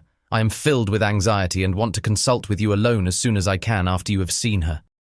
Do not fail. Arthur. Telegram, Arthur Holmwood to Seward. The 1st of September. Am summoned to see my father, who is worse. Am writing. Write me fully by tonight's post to ring. Wire me if necessary. Letter from Dr. Seward to Arthur Holmwood. The 2nd of September. My dear old fellow, with regard to Miss Westenra's health, I hasten to let you know at once that in my opinion there is not any functional disturbance or any malady that I know of. At the same time, I am not by any means satisfied with her appearance. She is woefully different from what she was when I saw her last. Of course you must bear in mind that I did not have full opportunity of examination such as I should wish. Our very friendship makes a little difficulty, which not even medical science or custom can bridge over. I had better tell you exactly what happened, leaving you to draw, in a measure, your own conclusions. I shall then say what I have done and propose doing. I found Miss Westenra in seemingly gay spirits. Her mother was present, and in a few seconds I made up my mind that she was trying all she knew to mislead her mother and prevent her from being anxious. I have no doubt she guesses, if she does not know, what need of caution there is. We lunched alone, and as we all exerted ourselves to be cheerful, we got, as some kind of reward for our labours, some real cheerfulness amongst us. Then Mrs. Westenra went to lie down, and Lucy was left with me. We went into her boudoir. Until we got there, her gaiety remained, for the servants were coming and going. As soon as the door was closed, however, the mask fell from her face, and she sank down into a chair with a great sigh and hid her eyes with her hand. When I saw that her high spirits had failed, I at once took advantage of her reaction to make a diagnosis. She said to me very sweetly, I cannot tell you how I loathe talking about myself. I reminded her that a doctor's confidence was sacred, but that you were grievously anxious about her. She caught on to my meaning at once, and settled that matter in a word.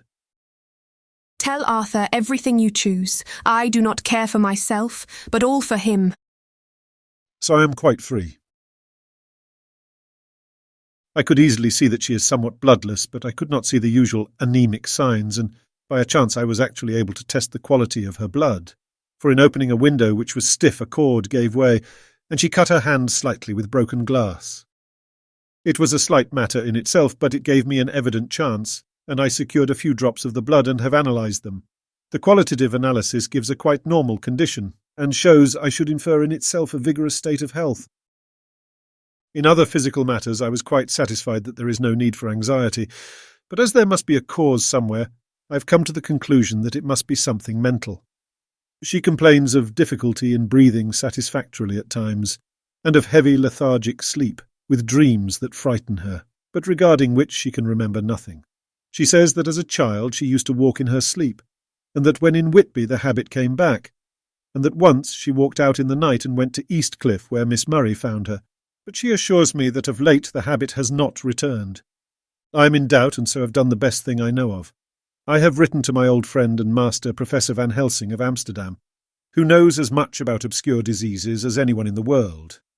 I have asked him to come over, and as you told me that all things were to be at your charge, I have mentioned to him who you are and your relations to Miss Westenra.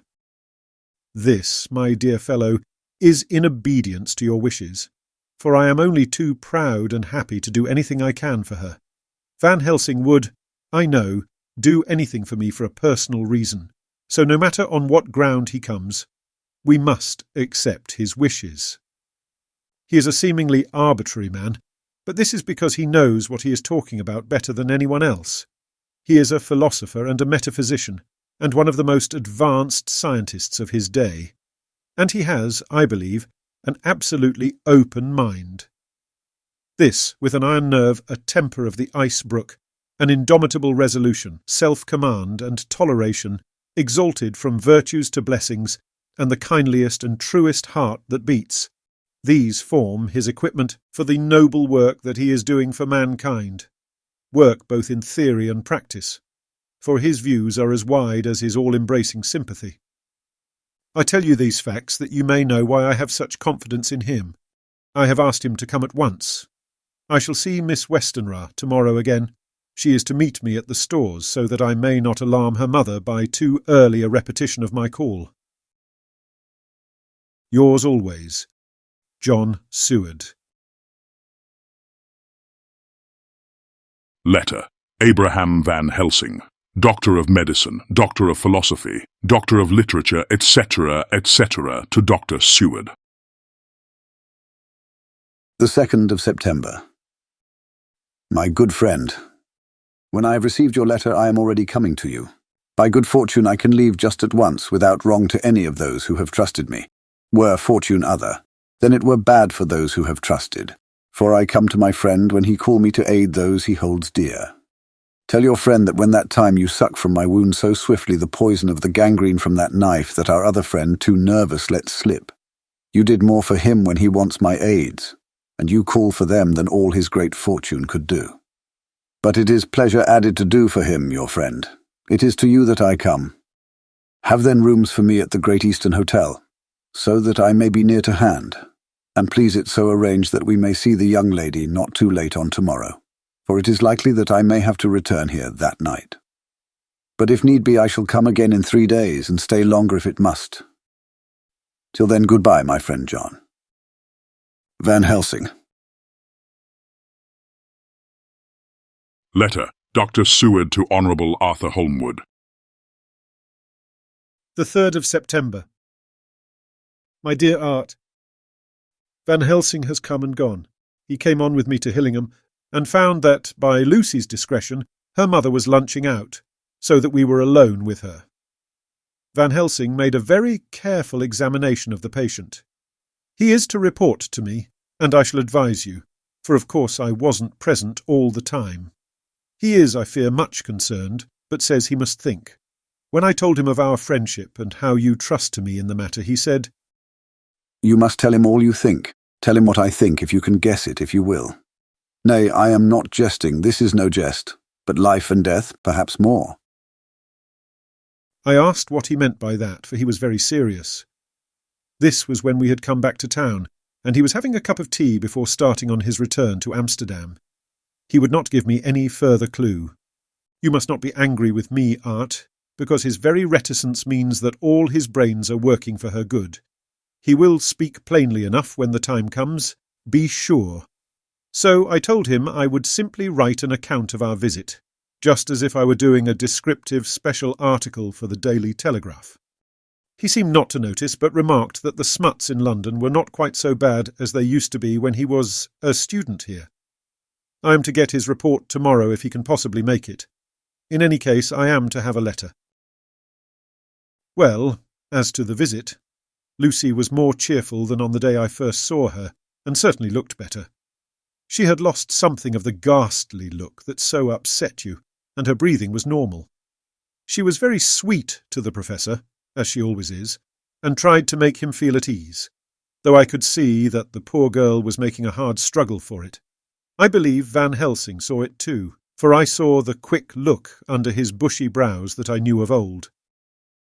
Then he began to chat of all things except ourselves and diseases, and with such an infinite geniality that I could see poor Lucy's pretence of animation merge into reality.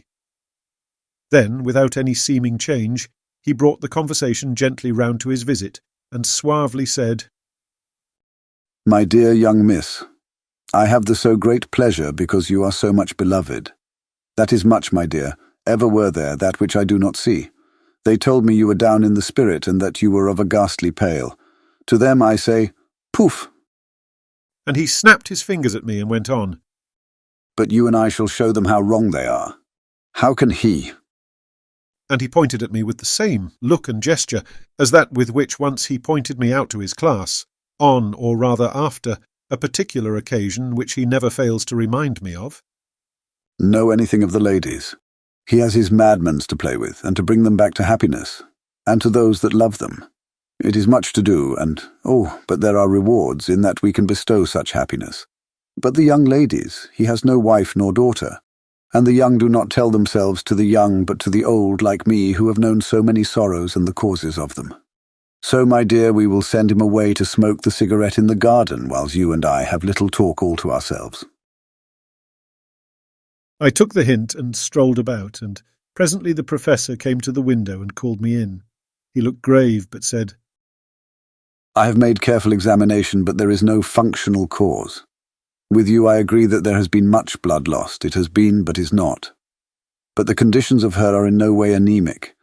I have asked her to send me her maid, that I may ask just one or two questions, that so I may not chance to miss nothing. I know well what she will say, and yet there is always cause for everything. I must go back home and think. You must send to me the telegram every day, and if there be cause I shall come again. The disease, for not to be all well is a disease, interests me, and the sweet young dear, she interests me too. She charmed me, and for her, if not for you or disease, I come." As I tell you, he would not say a word more, even when we were alone. And so now, Art, you know all I know. I shall keep stern watch. I trust your poor father is rallying. It must be a terrible thing to you, my dear old fellow, to be placed in such a position between two people who are both so dear to you. I know your idea of duty to your father, and you are right to stick to it. But, if need be, I shall send you word to come at once to Lucy, so do not be over-anxious unless you hear from me. Dr. Seward's Diary. The 4th of September. Zophagus' patient still keeps up our interest in him. He had only one outburst, and that was yesterday at an unusual time. Just before the stroke of noon he began to grow restless. The attendant knew the symptoms, and at once summoned aid. Fortunately the men came at a run, and were just in time, for at the stroke of noon he became so violent that it took all their strength to hold him. In about 5 minutes, however, he began to get more and more quiet, and finally sank into a sort of melancholy, in which state he has remained up to now. The attendant tells me that his screams whilst in the paroxysm were really appalling. I found my hands full when I got in, attending to some of the other patients who were frightened by him. Indeed, I can quite understand the effect, for the sounds disturbed even me, though I was some distance away. It is now after the dinner hour of the asylum, and as yet my patient sits in a corner brooding with a dull, sullen, woe-begone look in his face, which seems rather to indicate than to show something directly. I cannot quite understand it. Later. Another change in my patient. At 5 o'clock I looked in on him, and found him seemingly as happy and contented as he used to be. He was catching flies and eating them, and was keeping note of his capture by making nail marks on the edge of the door between the ridges of padding. When he saw me, he came over and apologised for his bad conduct, and asked me in a very humble, cringing way to be led back to his own room and to have his notebook again. I thought it well to humour him, so he is back in his room with the window open. He has the sugar of his tea spread out on the window-sill and is reaping quite a harvest of flies. He is not now eating them, but putting them into a box, as of old, and is already examining the corners of his room to find a spider. I tried to get him to talk about the past few days, for any clue to his thoughts would be of immense help to me, but he would not rise. For a moment or two he looked very sad, and said in a sort of far-away voice, as though saying it rather to himself than to me, "All over, all over. He has deserted me. No hope for me now unless I do it for myself." Then suddenly turning to me in a resolute way, he said, "Doctor, won't you be very good to me and let me have a little more sugar? I think it would be good for me." "And the flies?" I said. "Yes, the flies like it too, and I like the flies, therefore I like it." And there are people who know so little as to think that madmen do not argue. I procured him a double supply, and left him as happy a man as, I suppose, any in the world. I wish I could fathom his mind. Midnight. Another change in him. I had been to see Miss Westenra, whom I found much better and had just returned, and was standing at our own gate looking at the sunset, when once more I heard him yelling. As his room is on this side of the house, I could hear it better than in the morning. It was a shock to me to turn from the wonderful smoky beauty of a sunset over London, with its lurid lights and inky shadows, and all the marvellous tints that come on foul clouds even as on foul water, and to realise all the grim sternness of my own cold stone building, with its wealth of breathing misery, and my own desolate heart to endure it all. I reached him just as the sun was going down, and from his window saw the red disk sink. As it sank he became less and less frenzied, and just as it dipped he slid from the hands that held him, an inert mass on the floor. It is wonderful, however, what intellectual recuperative power lunatics have, for within a few minutes he stood up quite calmly and looked around him. I signalled to the attendants not to hold him, for I was anxious to see what he would do. He went straight over to the window and brushed out the crumbs of sugar. Then he took his fly-box, and emptied it outside and threw away the box. Then he shut the window, and, crossing over, sat down on his bed. All this surprised me, so I asked him, "Are you not going to keep flies any more?" "No," said he. "I am sick of all that rubbish." He certainly is a wonderfully interesting study. I wish I could get some glimpse of his mind, or of the cause of his sudden passion. Stop! There may be a clue after all if we can find why today his paroxysms came on at high noon and at sunset. Can it be that there is a malign influence of the sun at periods which affect certain natures, as at times the moon does others? We shall see. Telegram, Seward, London, to Van Helsing, Amsterdam. The 4th of September. Patient still better today. Telegram, Seward, London, to Van Helsing, Amsterdam. The 5th of September. Patient greatly improved. Good appetite. Sleeps naturally. Good spirits, colour coming back. Telegram, Seward, London, to Van Helsing, Amsterdam. The 6th of September.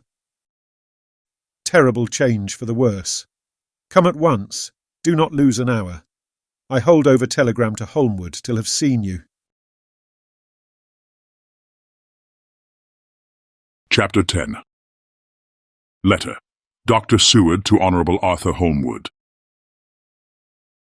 The 6th of September. My dear Art, my news today is not so good. Lucy this morning had gone back a bit. There is, however, one good thing which has arisen from it. Mrs. Westenra was naturally anxious concerning Lucy, and has consulted me professionally about her. I took advantage of the opportunity, and told her that my old master, Van Helsing, the great specialist, was coming to stay with me, and that I would put her in his charge conjointly with myself. so now we can come and go without alarming her unduly, for a shock to her would mean sudden death, and this, in Lucy's weak condition, might be disastrous to her. We are hedged in with difficulties, all of us, my poor old fellow, but please God we shall come through them all right. If any need I shall write, so that if you do not hear from me, take it for granted that I'm simply waiting for news. In haste. Yours ever, John Seward. Dr. Seward's Diary. The 7th of September. The first thing Van Helsing said to me when we met at Liverpool Street was, "Have you said anything to our young friend, the lover of her?" "No," I said. "I waited till I had seen you, as I said in my telegram. I wrote him a letter simply telling him that you were coming, as Miss Westenra was not so well, and that I should let him know if need be." "Right, my friend," he said. "Quite right. Better he not know as yet. Perhaps he shall never know. I pray so, but if it be needed, then he shall know all. And my good friend John, let me caution you. You deal with the madmen. All men are mad in some way or the other. And inasmuch as you deal discreetly with your madmen, so deal with God's madmen too, the rest of the world. You tell not your madmen what you do, nor why you do it. You tell them not what you think. So you shall keep knowledge in its place, where it may rest, where it may gather its kind around it and breed. You and I shall keep as yet what we know here and here."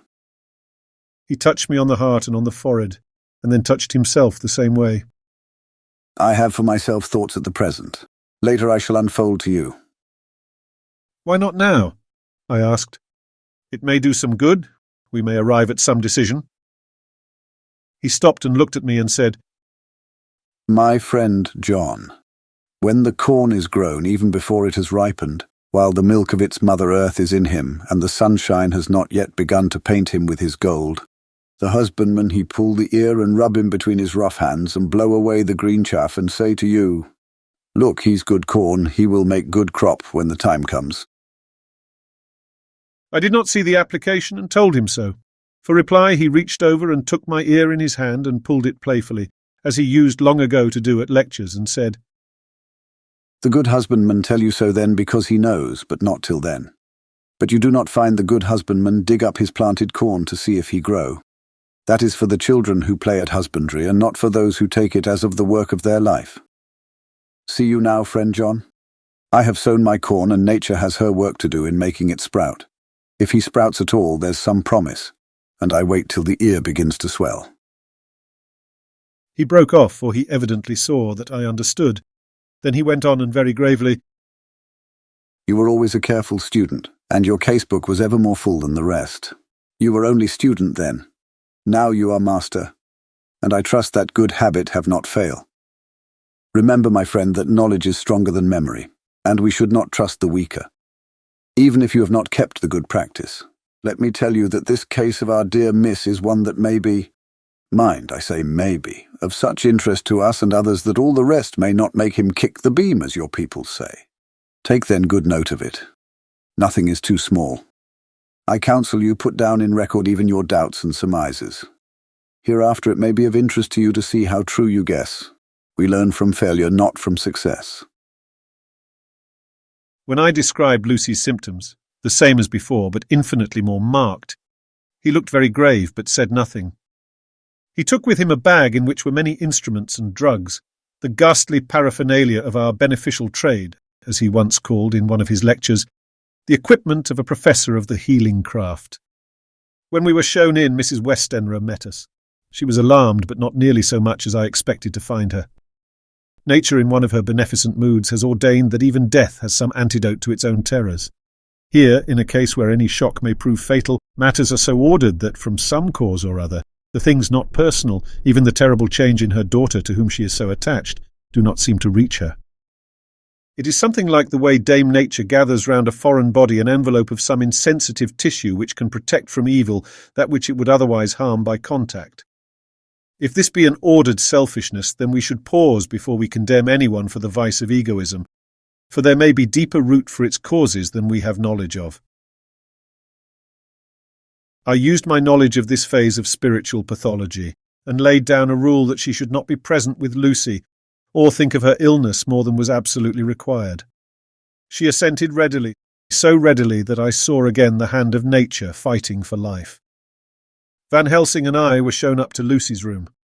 If I was shocked when I saw her yesterday, I was horrified when I saw her today. She was ghastly, chalkily pale. The red seemed to have gone even from her lips and gums, and the bones of her face stood out prominently. Her breathing was painful to see or hear. Van Helsing's face grew set as marble, and his eyebrows converged till they almost touched over his nose. Lucy lay motionless and did not seem to have strength to speak, so for a while we were all silent. Then Van Helsing beckoned to me, and we went gently out of the room. The instant we had closed the door, he stepped quickly along the passage to the next door, which was open. Then he pulled me quickly in with him and closed the door. "My God," he said. "This is dreadful. There is no time to be lost. She will die for sheer want of blood to keep the heart's action as it should be. There must be transfusion of blood at once. Is it you or me?" "I am younger and stronger, Professor. It must be me." "Then get ready at once. I will bring up my bag. I am prepared." I went downstairs with him, and as we were going there was a knock at the hall door. When we reached the hall, the maid had just opened the door, and Arthur was stepping quickly in. He rushed up to me, saying in an eager whisper, "Jack, I was so anxious. I read between the lines of your letter and have been in an agony. The dad was better, so I ran down here to see for myself. Is not that gentleman Dr. Van Helsing? I am so thankful to you, sir, for coming." When first the Professor's eye had lit upon him, he had been angry at his interruption at such a time. But now, as he took in his stalwart proportions and recognized the strong young manhood which seemed to emanate from him, his eyes gleamed. Without a pause, he said to him gravely as he held out his hand, "Sir, you have come in time. You are the lover of our dear miss. She is bad, very, very bad. Nay, my child, do not go like that." For he suddenly grew pale and sat down in a chair, almost fainting. "You are to help her. You can do more than any that live, and your courage is your best help." "What can I do?" asked Arthur hoarsely. "Tell me, and I shall do it. My life is hers, and I would give the last drop of blood in my body for her." The Professor has a strongly humorous side, and I could, from old knowledge, detect a trace of its origin in his answer. "My young sir, I do not ask so much as that. Not the last." "What shall I do?" There was fire in his eyes, and his open nostril quivered with intent. Van Helsing slapped him on the shoulder. "Come," he said. "You are a man, and it is a man we want. You are better than me, better than my friend John." Arthur looked bewildered, and the Professor went on by explaining in a kindly way, "Young miss is bad, very bad. She wants blood, and blood she must have or die.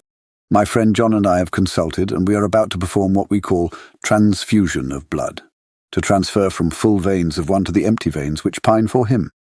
John was to give his blood as he is the more young and strong than me." Here Arthur took my hand and wrung it hard in silence. "But now you are here, you are more good than us, old or young, who toil much in the world of thought.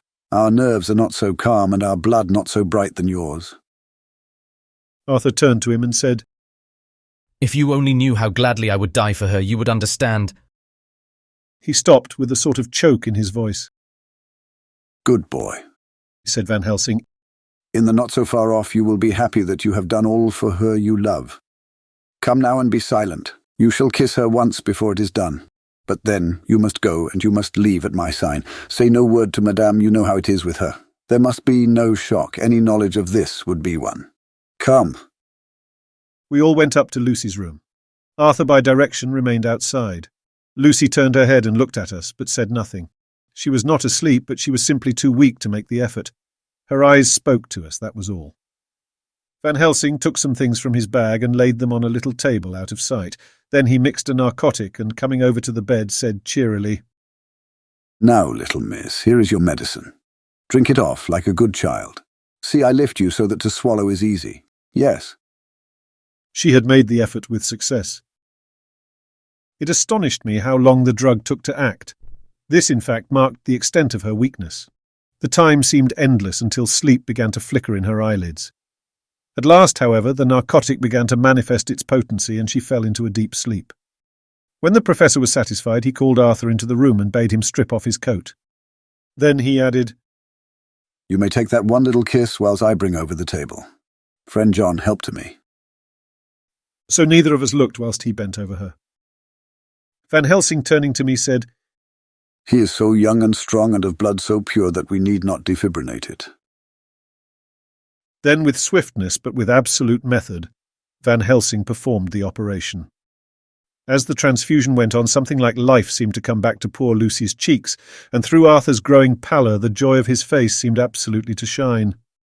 After a bit I began to grow anxious, for the loss of blood was telling on Arthur, strong man as he was. It gave me an idea of what a terrible strain Lucy's system must have undergone, that what weakened Arthur only partially restored her. But the Professor's face was set, and he stood watch in hand, and with his eyes fixed now on the patient and now on Arthur. I could hear my own heartbeat. Presently he said in a soft voice, "Do not stir an instant, it is enough. You attend him, I will look to her." When all was over I could see how much Arthur was weakened. I dressed the wound and took his arm to bring him away when Van Helsing spoke without turning round. The man seems to have eyes in the back of his head. "The brave lover, I think, deserve another kiss, which he shall have presently." And as he had now finished his operation, he adjusted the pillow to the patient's head. As he did so, the narrow black velvet band, which she seems always to wear round her throat, buckled with an old diamond buckle which her lover had given her, was dragged a little up and showed a red mark on her throat. Arthur did not notice it, but I could hear the deep hiss of indrawn breath, which is one of Van Helsing's ways of betraying emotion. He said nothing at the moment, but turned to me, saying, "Now take down our brave young lover, give him of the port wine, and let him lie down a while. He must then go home and rest, sleep much and eat much, that he may be recruited of what he has so given to his love. He must not stay here. Hold, a moment. I may take it, sir, that you are anxious of result. Then bring it with you that in all ways the operation is successful. You have saved her life this time, and you can go home and rest easy in mind that all that can be is. I shall tell her all when she is well. She shall love you none the less for what you have done. Goodbye." When Arthur had gone, I went back to the room. Lucy was sleeping gently, but her breathing was stronger. I could see the counterpane move as her breast heaved. By the bedside sat Van Helsing looking at her intently. The velvet band again covered the red mark. I asked the Professor in a whisper, "What do you make of that mark on her throat?" "What do you make of it?" "I've not examined it yet," I answered, and then and there proceeded to loose the band. Just over the external jugular vein there were 2 punctures, not large, but not wholesome looking. There was no sign of disease, but the edges were white and worn-looking, as if by some trituration. It at once occurred to me that this wound, or whatever it was, might be the means of that manifest loss of blood. But I abandoned the idea as soon as formed, for such a thing could not be. The whole bed would have been drenched to a scarlet with the blood which the girl must have lost to leave such a pallor as she had before the transfusion. "Well?" said Van Helsing. "Well," said I can make nothing of it." The Professor stood up. "I must go back to Amsterdam tonight," he said.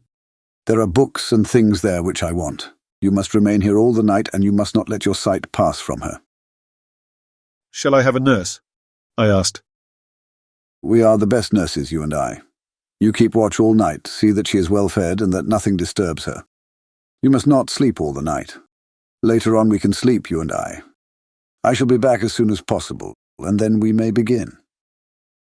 "May begin?" I said. "What on earth do you mean?" "We shall see," he answered as he hurried out. He came back a moment later and put his head inside the door and said, with warning finger held up, "Remember, she is your charge. If you leave her and harm befall, you shall not sleep easy hereafter." Dr. Seward's diary continued. The 8th of September. I sat up all night with Lucy. The opiate worked itself off towards dusk, and she waked naturally. She looked a different being from what she had been before the operation. Her spirits even were good, and she was full of a happy vivacity, but I could see evidences of the absolute prostration which she had undergone. When I told Mrs. Westenra that Dr. Van Helsing had directed that I should sit up with her, she almost pooh-poohed the idea, pointing out her daughter's renewed strength and excellent spirits. I was firm, however, and made preparations for my long vigil. When her maid had prepared her for the night, I came in. having in the meantime had supper and took a seat by the bedside. She did not in any way make objection, but looked at me gratefully whenever I caught her eye. After a long spell she seemed sinking off to sleep, but with an effort seemed to pull herself together and shook it off. This was repeated several times with greater effort and with shorter pauses as the time moved on. It was apparent that she did not want to sleep, so I tackled the subject at once. "You do not want to go to sleep?" No, I am afraid. "Afraid to go to sleep? Why so? It is the boon we all crave for." Ah, not if you were like me. If sleep was to you a presage of horror. "A presage of horror? What on earth do you mean?" I don't know, oh, I don't know. And that is what is so terrible. All this weakness comes to me in sleep, until I dread the very thought. "But my dear girl, you may sleep tonight. I am here watching you, and I can promise that nothing will happen." Ah, I can trust you. I seized the opportunity and said, "I promise you that if I see any evidence of bad dreams, I will wake you at once." You will? Oh, will you really? How good you are to me. Then I will sleep. And almost at the word she gave a deep sigh of relief and sank back asleep. All night long I watched by her. She never stirred, but slept on and on in a deep, tranquil, life-giving, health-giving sleep. Her lips were slightly parted, and her breast rose and fell with the regularity of a pendulum. There was a smile on her face, and it was evident that no bad dreams had come to disturb her peace of mind. In the early morning her maid came, and I left her in her care and took myself back home, for I was anxious about many things. I sent a short wire to Van Helsing and to Arthur telling them of the excellent result of the operation. My own work, with its manifold arrears, took me all day to clear off. It was dark when I was able to inquire about my zoophagus patient. The report was good. He had been quite quiet for the past day and night. A telegram came from Van Helsing at Amsterdam whilst I was at dinner, suggesting that I should be at Hillingham tonight, as it might be well to be at hand, and stating that he was leaving by the night mail and would join me early in the morning. The 9th of September. I was pretty tired and worn out when I got to Hillingham. For 2 nights I had hardly had a wink of sleep, and my brain was beginning to feel that numbness which marks cerebral exhaustion. Lucy was up and in cheerful spirits. When she shook hands with me, she looked sharply in my face and said, "No sitting up tonight for you. You are worn out. I'm quite well again. Indeed I am. And if there is to be any sitting up, it is I who will sit up with you." I would not argue the point, but went and had my supper. Lucy came with me, and enlivened by her charming presence, I made an excellent meal, and had a couple of glasses of the more than excellent port. Then Lucy took me upstairs and showed me a room next her own where a cosy fire was burning. "Now," she said, "you must stay here. I shall leave this door open and my door too. You can lie on the sofa, for I know that nothing would induce any of you doctors to go to bed whilst there is a patient above the horizon. If I want anything, I shall call out and you can come to me at once." I could not but acquiesce, for I was dog-tired, and could not have sat up had I tried.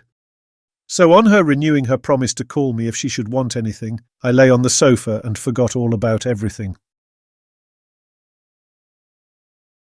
Lucy Westenra's diary. The 9th of September. I feel so happy tonight. I have been so miserably weak that to be able to think and move about is like feeling sunshine after a long spell of east wind out of a steel sky. Somehow, Arthur feels very, very close to me. I seem to feel his presence warm about me. I suppose it is that sickness and weakness are selfish things, and turn our inner eyes and sympathy on ourselves, whilst health and strength give love rein, and in thought and feeling he can wander where he wills. I know where my thoughts are. If Arthur only knew. My dear, your ears must tingle as you sleep, as mine do waking. Oh, the blissful rest of last night. How I slept, with that dear, good Dr. Seward watching me. And tonight I shall not fear to sleep, since he is close at hand and within call. Thank everybody for being so good to me. Thank God. Good night, Arthur. Dr. Seward's diary. The 10th of September. I was conscious of the Professor's hand on my head and started awake all in a second. That is one of the things that we learn in an asylum, at any rate. And how is our patient? Well, when I left her, or rather when she left me, I answered. Come, let us see, he said, and together we went into the room. The blind was down, and I went over to raise it gently, whilst Van Helsing stepped with his soft, cat-like tread over to the bed. As I raised the blind and the morning sunlight flooded the room, I heard the professor's low hiss of inspiration, and knowing its rarity, a deadly fear shot through my heart. As I passed over, he moved back, and his exclamation of horror, "Gott in Himmel," needed no enforcement from his agonized face. He raised his hand and pointed to the bed, and his iron face was drawn and ashen white. I felt my knees begin to tremble. There on the bed, seemingly in a swoon, lay poor Lucy, more horribly white and wan-looking than ever. Even the lips were white, and the gums seemed to have shrunken back from the teeth, as we sometimes see in a corpse after a prolonged illness. Van Helsing raised his foot to stamp in anger, but the instinct of his life and all the long years of habit stood to him, and he put it down again softly. "Quick," he said. "Bring the brandy." I flew to the dining room and returned with the decanter. He wetted the poor white lips with it, and together we rubbed palm and wrist and heart. He felt her heart, and after a few moments of agonizing suspense said, "It is not too late. It beats, though, but feebly. All our work is undone. We must begin again. There is no young Arthur here now. I have to call on you yourself this time, friend John." As he spoke, he was dipping into his bag and producing the instruments for transfusion. I had taken off my coat and rolled up my shirt sleeve. There was no possibility of an opiate just at present, and no need of one, and so without a moment's delay we began the operation. After a time, it did not seem a short time either, for the draining away of one's blood, no matter how willingly it be given, is a terrible feeling. Van Helsing held up a warning finger. "Do not stir," he said.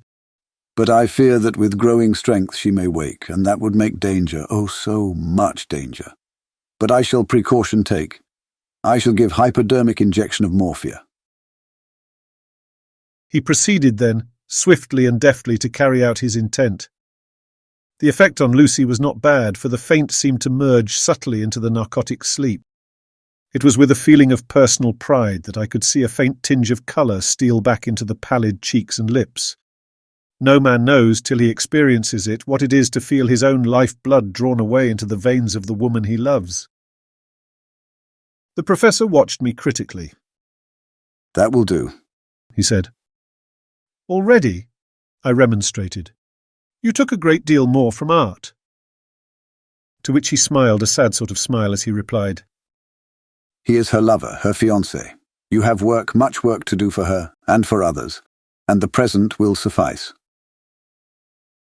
When we stopped the operation, he attended to Lucy, whilst I applied digital pressure to my own incision. I laid down whilst I waited his leisure to attend to me, for I felt faint and a little sick. By and by he bound up my wound and sent me downstairs to get a glass of wine for myself. As I was leaving the room, he came after me and half whispered, "Mind, nothing must be said of this. If our young lover should turn up unexpected as before, no word to him. It would at once frighten him, and enjealous him too. There must be none. So." When I came back, he looked at me carefully and then said, "You are not much the worse. Go into the room and lie on your sofa and rest a while. Then have much breakfast and come here to me." I followed out his orders, for I knew how right and wise they were.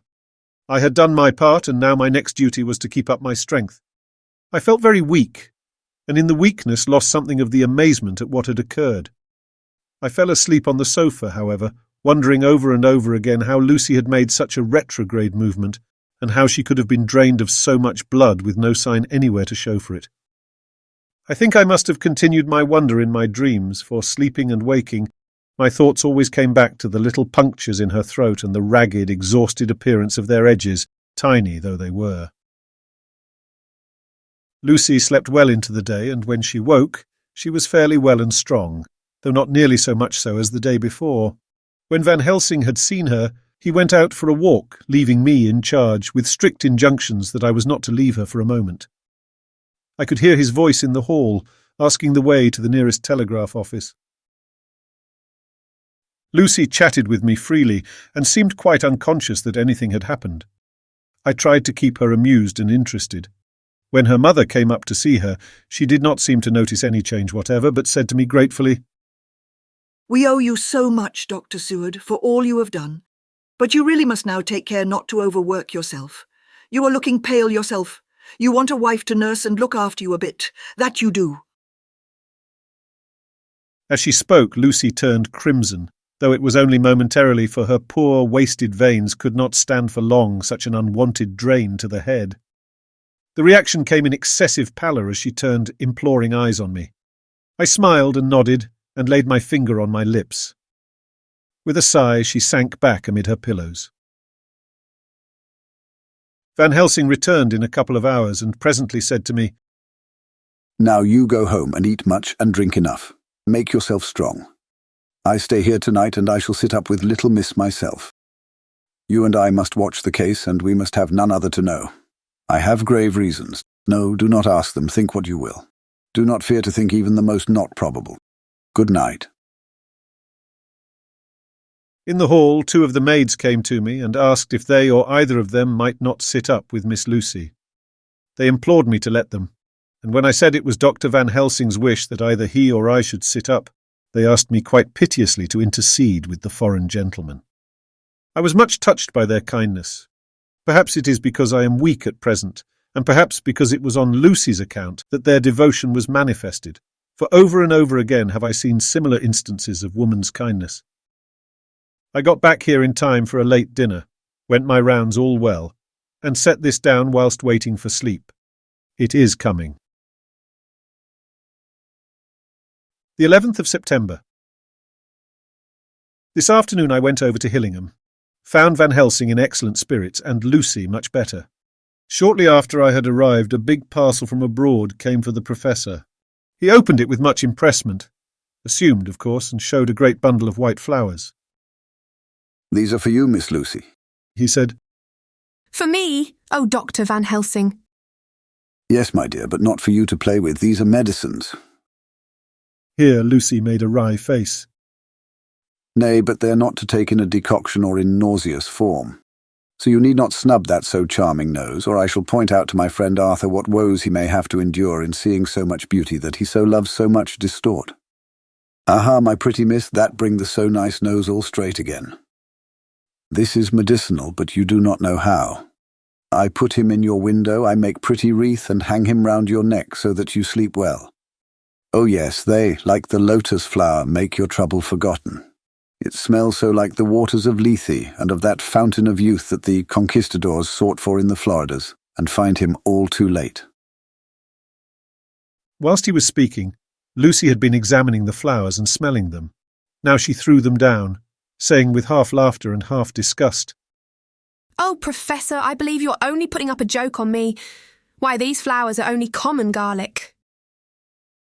To my surprise, Van Helsing rose up and said with all his sternness, his iron jaw set and his bushy eyebrows meeting, "No trifling with me, I never jest. There is grim purpose in all I do, and I warn you that you do not thwart me. Take care for the sake of others, if not for your own." Then seeing poor Lucy scared, as she might well be, he went on more gently. "Oh, little miss, my dear, do not fear me. I only do for your good. But there is much virtue to you in those so common flowers. See, I place them myself in your room. I make myself the wreath that you are to wear. But hush, no telling to others that make so inquisitive questions. We must obey, and silence is a part of obedience, and obedience is to bring you strong and well into loving arms that wait for you. Now sit still a while. Come with me, friend John, and you shall help me deck the room with my garlic, which is all the way from Haarlem, where my friend Vanderpool raise herb in his glass houses all the year. I had to telegraph yesterday, or they would not have been here." We went into the room, taking the flowers with us. The Professor's actions were certainly odd and not to be found in any pharmacopoeia that I ever heard of. First he fastened up the windows and latched them securely. Next, taking a handful of the flowers, he rubbed them all over the sashes, as though to ensure that every whiff of air that might get in would be laden with the garlic smell. Then with the wisp he rubbed all over the jamb of the door above, below, and at each side, and round the fireplace in the same way. It all seemed grotesque to me, and presently I said, "Well, Professor, I know you always have a reason for what you do, but this certainly puzzles me. It is well we have no skeptic here, or he would say that you were working some spell to keep out an evil spirit." "Perhaps I am," he answered quietly as he began to make the wreath which Lucy was to wear round her neck. We then waited whilst Lucy made her toilet for the night, and when she was in bed he came and himself fixed the wreath of garlic round her neck. The last words he said to her were, "Take care you do not disturb it, and even if the room feel close, do not tonight open the window or the door." "I promise," said Lucy. "And thank you both 1,000 times for all your kindness to me. Oh, what have I done to be blessed with such friends?" As we left the house in my fly, which was waiting, Van Helsing said, "Tonight I can sleep in peace, and sleep I want. 2 nights of travel, much reading in the day between, and much anxiety on the day to follow, and a night to sit up without to wink. Tomorrow in the morning early you call for me, and we come together to see our pretty miss, so much more strong for my spell which I have work. Ho, ho." He seemed so confident that I, remembering my own confidence 2 nights before and with the baneful result, felt awe and vague terror. It must have been my weakness that made me hesitate to tell it to my friend, but I felt it all the more like unshed tears. Chapter 11. Lucy Westenra's Diary. The 12th of September. How good they all are to me. I quite love that dear Dr. Van Helsing. I wonder why he was so anxious about these flowers. He positively frightened me, he was so fierce. And yet he must have been right, for I feel comfort from them already. Somehow I do not dread being alone tonight, and I can go to sleep without fear. I shall not mind any flapping outside the window. Oh, the terrible struggle that I have had against sleep so often of late. The pain of the sleeplessness, or the pain of the fear of sleep, with such unknown horrors as it has for me. How blessed are some people, whose lives have no fears, no dreads, to whom sleep is a blessing that comes nightly, and brings nothing but sweet dreams. Well, here I am tonight, hoping for sleep and lying like Ophelia in the play with virgin krantz and maiden struments. I never liked garlic before, but tonight it is delightful. There is peace in its smell. I feel sleep coming already. Good night, everybody. Dr. Seward's Diary. The 13th of September. Called at the Berkeley and found Van Helsing as usual up to time. The carriage ordered from the hotel was waiting. The professor took his bag, which he always brings with him now.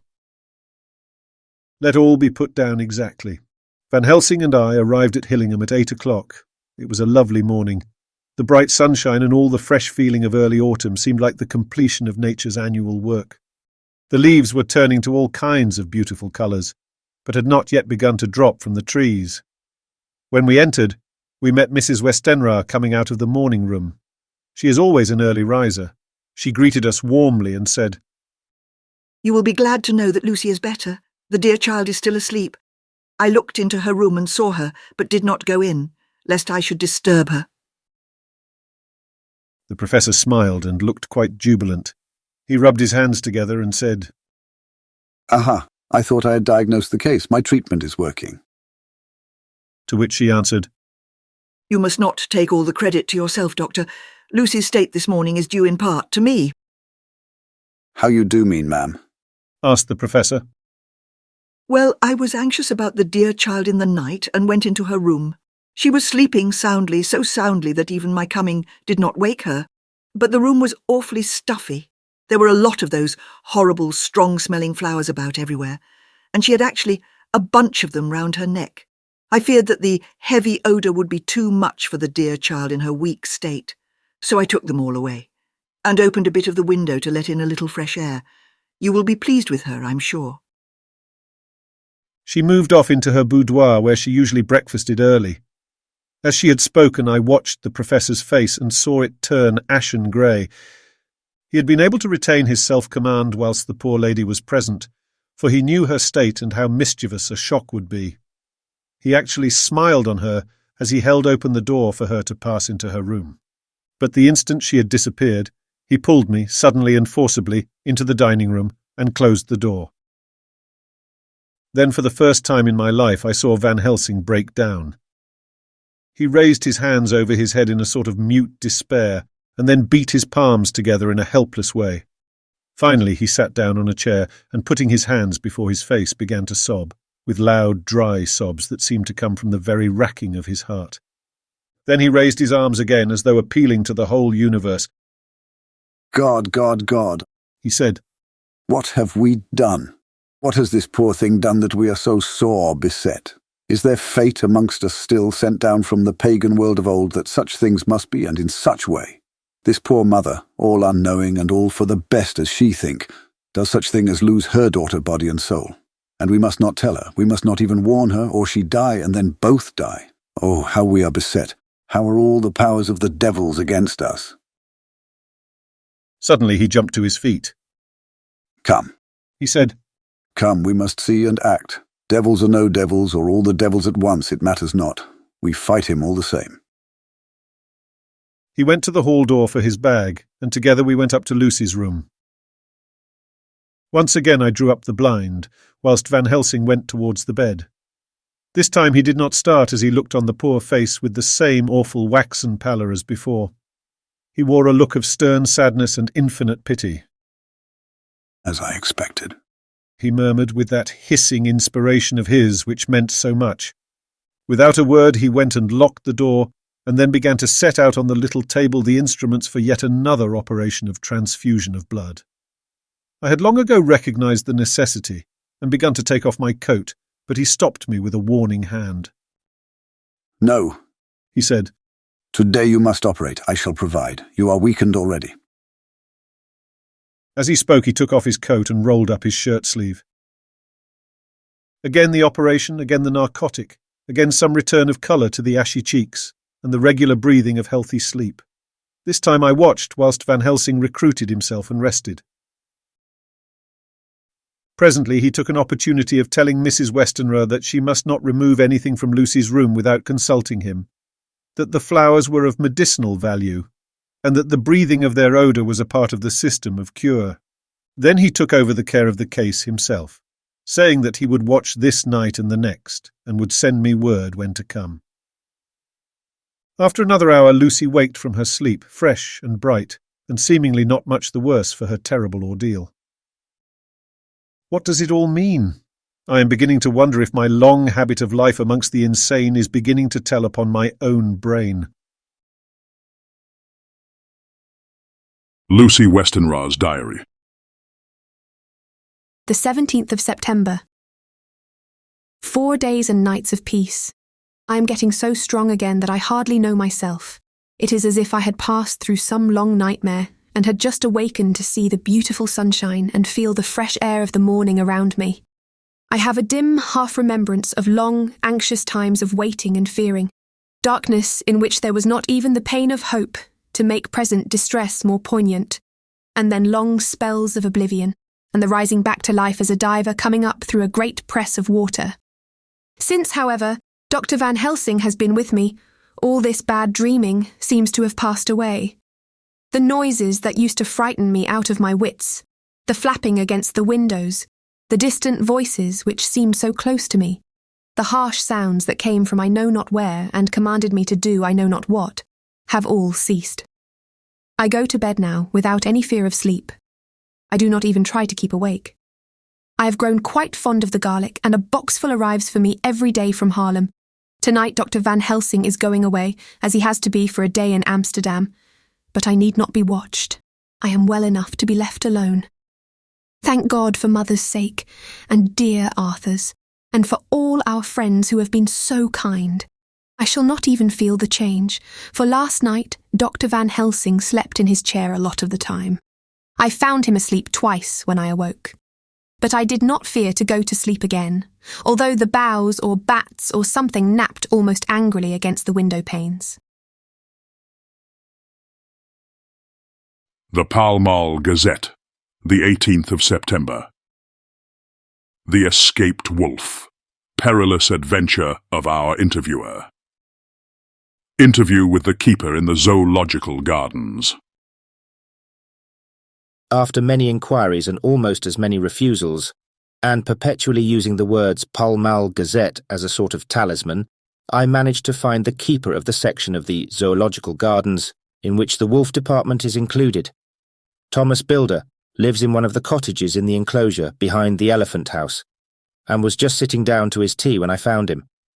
Thomas and his wife are hospitable folk, elderly and without children, and if the specimen I enjoyed of their hospitality be of the average kind, their lives must be pretty comfortable. The keeper would not enter on what he called business until the supper was over, and we were all satisfied. Then, when the table was cleared and he had lit his pipe, he said, "Now, sir, you can go on and ask me what you want. You'll excuse me refusin' to talk of professional subjects afore meals.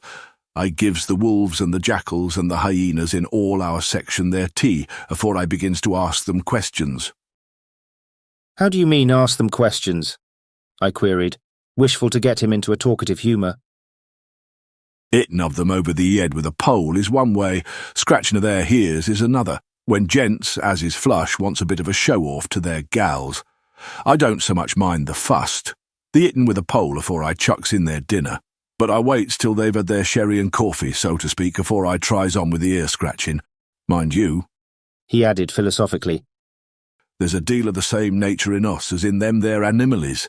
Here's you were coming and asking of me questions about my business, and I that grumpy like that only for your bloomin' half-quid I'd ha' seen you blowed fust 'fore I'd answer. Not even when you asked me sarcastic-like if I'd like you to ask the superintendent if you might ask me questions, without offence, did I tell you to go to hell." "You did."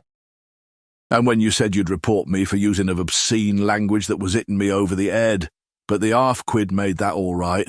I weren't a-going to fight, so I waited for the food and did with my owl as the wolves and lions and tigers does. But Lord love your heart, now that the old ooman has stuck a chunk of her tea-cake in me and rinsed me out with her bloomin' old teapot, and I've lit up, you may scratch my ears, for all you're worth, and won't get even a growl out of me. Drive along with your questions, I know what you're a-coming at, that are escaped wolf." "Exactly. I want you to give me your view of it. Just tell me how it happened, and when I know the facts I'll get you to say what you consider was the cause of it, and how you think the whole affair will end." "All right, Governor, this here is about the old story, that a wolf what we called Berserker was one of 3 grey ones that came from Norway to Jamrach's, which we bought off him 4 years ago. He was a nice, well-behaved wolf that never gave no trouble to talk of. I'm more surprised at him for wanting to get out nor any other animally in the place. But there you can't trust wolves no more nor women." "Don't you mind him, sir," broke in Mrs. Tom with a cheery laugh. "He's got minding the animalies so long that blessed if he ain't like a old wolf hisself, but there ain't no harm in him." "Well, sir, it was about 2 hours after feeding yesterday when I first hear my disturbance. I was making up a litter in the monkey house for a young puma which is ill. But when I heard the yelping and howling, I came away straight. There was Berserker a-tearing like a mad thing at the bars as if he wanted to get out. There wasn't much people about that day, and close at hand was only one man, a tall, thin chap with a hook nose and a pointed beard with a few white hairs running through it. He had a hard, cold look and red eyes, and I took a sort of mislike to him, for it seemed as if it was him as they was irritated at. He had white kid gloves on his'n, and he pointed out the animalies to me and says, "Keeper, these wolves seem upset at something." "Maybe it's you," says I, for I did not like the airs as he give hisself. He didn't get angry as I hoped he would, but he smiled a kind of insolent smile with a mouth full of white, sharp teeth. "Oh no, they wouldn't like me," he says. "Oh yes, they would," says I, imitating of him. "They always likes a bone or two to clean their teeth on about tea-time, which use a bagful." Well, it was a odd thing, but when the animales see us a-talking, they lay down, and when I went over to Berserker, he let me stroke his ears same as ever. That there man came over and blessed, but if he didn't put in his hand and stroke the old wolf's ears too. "Take care," says I. "Berserker is quick." "Never mind," he says. "I'm used to 'em." "Are you in the business yourself?" I says, taking off my hat, for a man what trades in wolves, answer is a good friend to keepers. "No," Says he, "Not exactly in the business, but I have made pets of several." And with that he lifts his hat as perlite as a lord and walks away. Old Bersicker kept a looking after him till he was out of sight, and then went and lay down in a corner and wouldn't come out there all evening. Well, last night, so soon as the moon was up, the wolves here all began howling. There weren't nothing for them to howl at. There weren't no one near except someone that was evidently a-calling a dog somewheres out back of the Gardings in the Park Road. Once or twice I went out to see that all was right, and it was, and then the howling stopped. Just before 12 o'clock I just took a look round afore turning in and bust me, but when I came opposite to old Bersicker's cage I see the rails broken and twisted about and the cage empty. And that's all I know for certain. Did anyone else see anything? One of our gardeners was a-coming home about that time from the harmony, when he sees a big grey dog coming out through the guarding edges. At least so he says, but I don't give much for it myself, for if he did never said a word about it to his missus when he got and it was only after the escape of the wolf was made known, and we had been up all night a-hunting of the park for Bersicker, that he remembered seeing anything. My own belief was that the harmony had got into his head. Now, Mr. Builder, can you account in any way for the escape of the wolf? Well, sir, he said with a suspicious sort of modesty, I think I can, but I don't know as how you'd be satisfied with the theory. Certainly I shall. If a man like you, who knows the animals from experience, can't hazard a good guess at any rate, who is even to try? Well then, sir, I accounts for it this way. It seems to me that a wolf escaped simply because he wanted to get out. From the hearty way that both Thomas and his wife laughed at the joke, I could see that it had done service before, and that the whole explanation was simply an elaborate sell. I couldn't cope in badinage with the worthy Thomas, but I thought I knew a surer way to his heart, so I said, Now, Mr. Builder, we'll consider that first half-sovereign worked off, and this brother of his is waiting to be claimed when you've told me what you think will happen. Right you are, sir, he said briskly. Ye'll excuse me, I know, for a chaffing of ye, but the old woman here winked at me, which was as much as telling me to go on. Well, I never, said the old lady.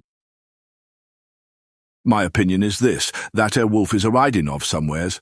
The gardener, what didn't remember, said he was a-galloping northward faster than a horse could go. But I don't believe him. For you see, sir, wolves don't gallop no more nor dogs does, they not being built that way. Wolves is fine things in a storybook, and I do say when they gets in packs and does be chivying something that's more afeard than they is, they can make a devil of a noise and chop it up whatever it is. But, Lord bless you, in real life, a wolf is only a low creature, not half so clever or bold as a good dog, and not half a quarter so much fight in him. This one ain't been used to fighting or even to providing for hisself, and more like he's somewhere round the park a-hiding and a-shivering of, and if he thinks at all, wondering where he is to get his breakfast from, or maybe he's got down some area and is in a coal cellar. My eye, won't some cook get a rum start when she sees his green eyes a-shining at her out of the dark?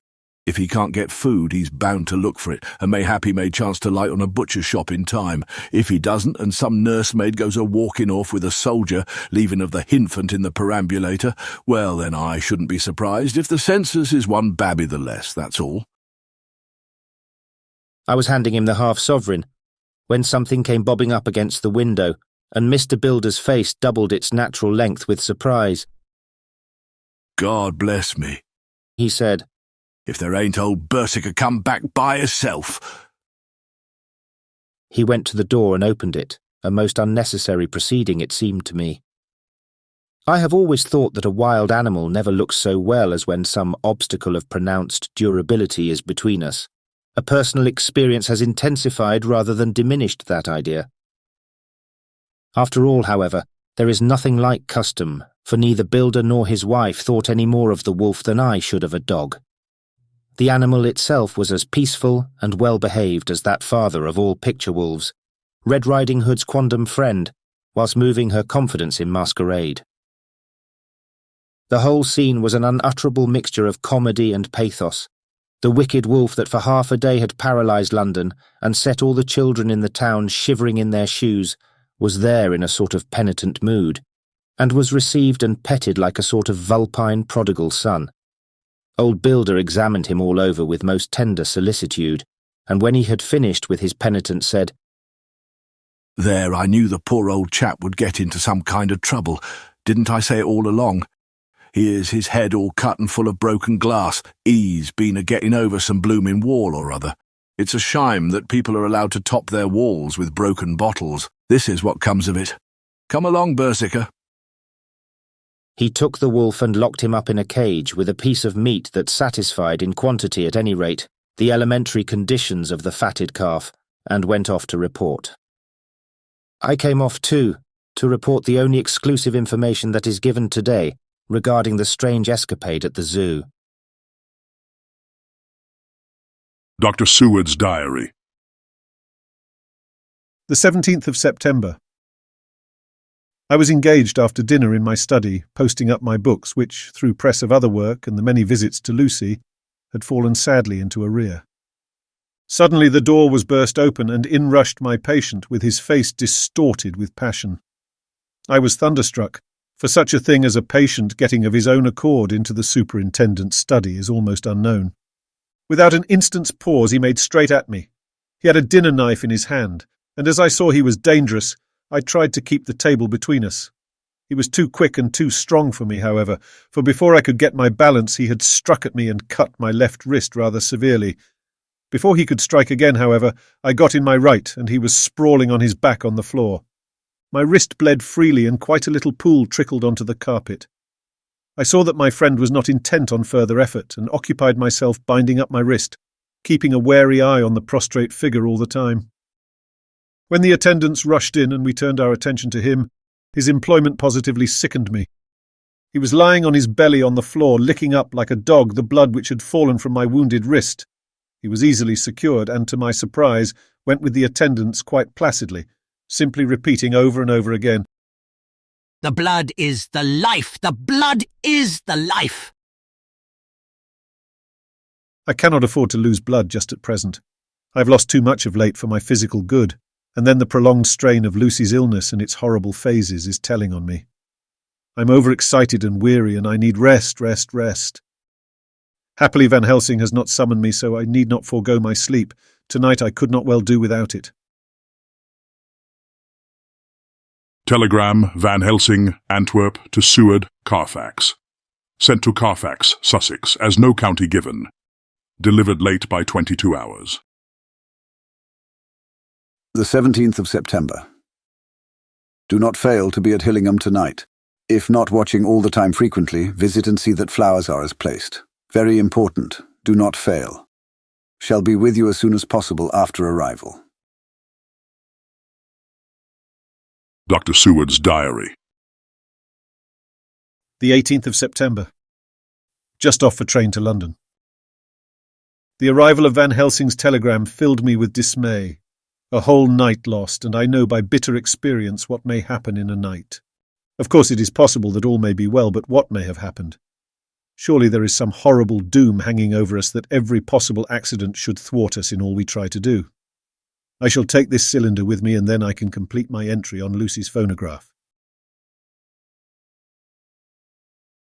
Memorandum left by Lucy Westenra. The 17th of September. Night. I write this and leave it to be seen, so that no one may by any chance get into trouble through me.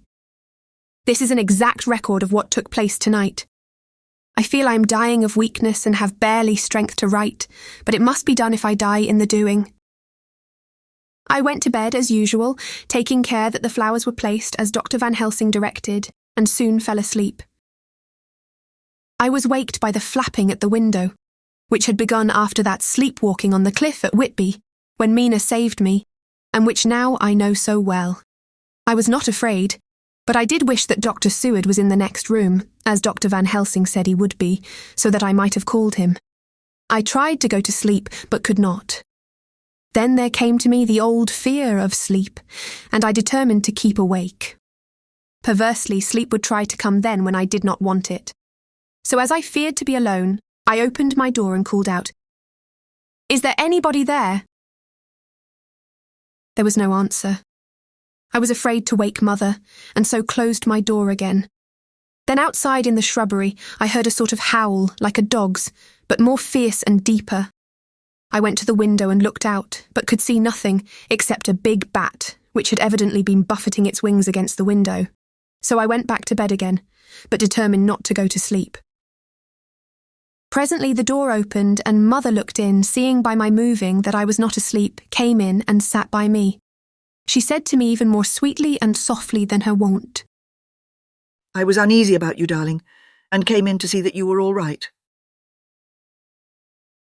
I feared she might catch cold sitting there, and asked her to come in and sleep with me, so she came into bed and lay down beside me.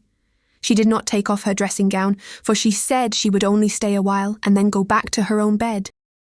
As she lay there in my arms and I in hers, the flapping and buffeting came to the window again. She was startled and a little frightened and cried out, "What is that?" I tried to pacify her and at last succeeded, and she lay quiet, but I could hear her poor dear heart still beating terribly. After a while, there was the low howl again out in the shrubbery, and shortly after there was a crash at the window and a lot of broken glass was hurled on the floor.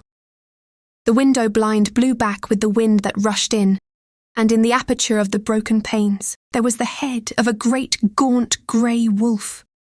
Mother cried out in a fright and struggled up into a sitting posture and clutched wildly at anything that would help her. Amongst other things, she clutched the wreath of flowers that Dr. Van Helsing insisted on my wearing round my neck and tore it away from me. For a second or two she sat up, pointing at the wolf, and there was a strange and horrible gurgling in her throat. Then she fell over, as if struck with lightning, and her head hit my forehead and made me dizzy for a moment or two. The room, and all round, seemed to spin round. I kept my eyes fixed on the window, but the wolf drew his head back, and a whole myriad of little specks seemed to come blowing in through the broken window, and wheeling and circling round like the pillar of dust that travellers describe when there is a simoon in the desert. I tried to stir, but there was some spell upon me, and dear Mother's poor body, which seemed to grow cold already, for her dear heart had ceased to beat, weighed me down, and I remembered no more for a while. The time did not seem long, but very, very awful, till I recovered consciousness again. Somewhere near, a passing bell was tolling. The dogs all round the neighbourhood were howling, and in our shrubbery, seemingly just outside, a nightingale was singing. I was dazed and stupid with pain and terror and weakness, but the sound of the nightingale seemed like the voice of my dead mother come back to comfort me. The sound seemed to have awakened the maids too, for I could hear their bare feet pattering outside my door. I called to them, and they came in, and when they saw what had happened and what it was that lay over me on the bed, they screamed out. The wind rushed in through the broken window, and the door slammed to. They lifted off the body of my dear mother and laid her, covered up with a sheet, on the bed after I had got up. They were all so frightened and nervous that I directed them to go to the dining room and have each a glass of wine. The door flew open for an instant and closed again. The maids shrieked, and then went in a body to the dining room, and I laid what flowers I had on my dear mother's breast. When they were there, I remembered what Dr. Van Helsing had told me, but I didn't like to remove them, and besides, I would have some of the servants to sit up with me now. I was surprised that the maids did not come back. I called them, but got no answer, so I went to the dining room to look for them. My heart sank when I saw what had happened. They all four lay helpless on the floor, breathing heavily. The decanter of sherry was on the table half full, but there was a queer, acrid smell about. I was suspicious and examined the decanter. It smelt of laudanum, and looking on the sideboard I found that the bottle which Mother's doctor uses for her, did use, was empty. What am I to do? What am I to do? I am back in the room with Mother. I cannot leave her. And I'm alone, save for the sleeping servants whom someone has drugged. Alone with the dead. I dare not go out, for I can hear the low howl of the wolf through the broken window. The air seems full of specks, floating and circling in the draught from the window, and the lights burn blue and dim. What am I to do? God shield me from harm this night. I shall hide this paper in my breast, where they shall find it when they come to lay me out. My dear mother gone, It is time that I go too. Goodbye, dear Arthur, if I should not survive this night. God keep you, dear, and God help me. Chapter 12. Dr. Seward's Diary. The 18th of September. I drove at once to Hillingham and arrived early. Keeping my cab at the gate, I went up the avenue alone. I knocked gently and rang as quietly as possible, for I feared to disturb Lucy or her mother, and hoped to only bring a servant to the door. After a while, finding no response, I knocked and rang again, still no answer. I cursed the laziness of the servants that they should lie abed at such an hour, for it was now 10 o'clock, and so rang and knocked again, but more impatiently, but still without response. Hitherto I had blamed only the servants, but now a terrible fear began to assail me. Was this desolation but another link in the chain of doom which seemed drawing tight around us? Was it indeed a house of death to which I had come too late? I knew that minutes, even seconds of delay might mean hours of danger to Lucy, if she had had again one of those frightful relapses, and I went round the house to try if I could find by chance an entry anywhere. I could find no means of ingress. Every window and door was fastened and locked, and I returned baffled to the porch. As I did so, I heard the rapid pit-pat of a swiftly driven horse's feet. They stopped at the gate, and a few seconds later I met Van Helsing running up the avenue. When he saw me, he gasped out. Then it was you and just arrived. How is she? Are we too late? Did you not get my telegram? I answered as quickly and coherently as I could that I had only got his telegram early in the morning, and had not lost a minute in coming here, and that I could not make anyone in the house hear me. He paused and raised his hat as he said solemnly, Then I fear we are too late. God's will be done. With his usual recuperative energy, he went on. Come, if there be no way open to get in, we must make one. Time is all in all to us now. We went round to the back of the house, where there was a kitchen window. The professor took a small surgical saw from his case, and handing it to me, pointed to the iron bars which guarded the window. I attacked them at once and had very soon cut through 3 of them. Then with a long, thin knife we pushed back the fastening of the sashes and opened the window. I helped the professor in and followed him. There was no one in the kitchen or in the servants' rooms, which were close at hand. We tried all the rooms as we went along, and in the dining room, dimly lit by rays of light through the shutters, found 4 servant women lying on the floor. There was no need to think them dead, for their stertorous breathing and the acrid smell of laudanum in the room left no doubt as to their condition. Van Helsing and I looked at each other, and as we moved away he said, We can attend to them later. Then we ascended to Lucy's room. For an instant or two we paused at the door to listen, but there was no sound that we could hear. With white faces and trembling hands, we opened the door gently and entered the room. How shall I describe what we saw? On the bed lay 2 women, Lucy and her mother. The latter lay farthest in, and she was covered with a white sheet, the edge of which had been blown back by the draught through the broken window, showing the drawn white face with a look of terror fixed upon it. By her side lay Lucy, with face white and still more drawn. The flowers which had been round her neck we found upon her mother's bosom, and her throat was bare, showing the 2 little wounds which we had noticed before, but looking horribly white and mangled. Without a word the professor bent over the bed, his head almost touching poor Lucy's breast. Then he gave a quick turn of his head as of one who listens, and leaping to his feet he cried out to me, It is not yet too late. Quick, quick, bring the brandy.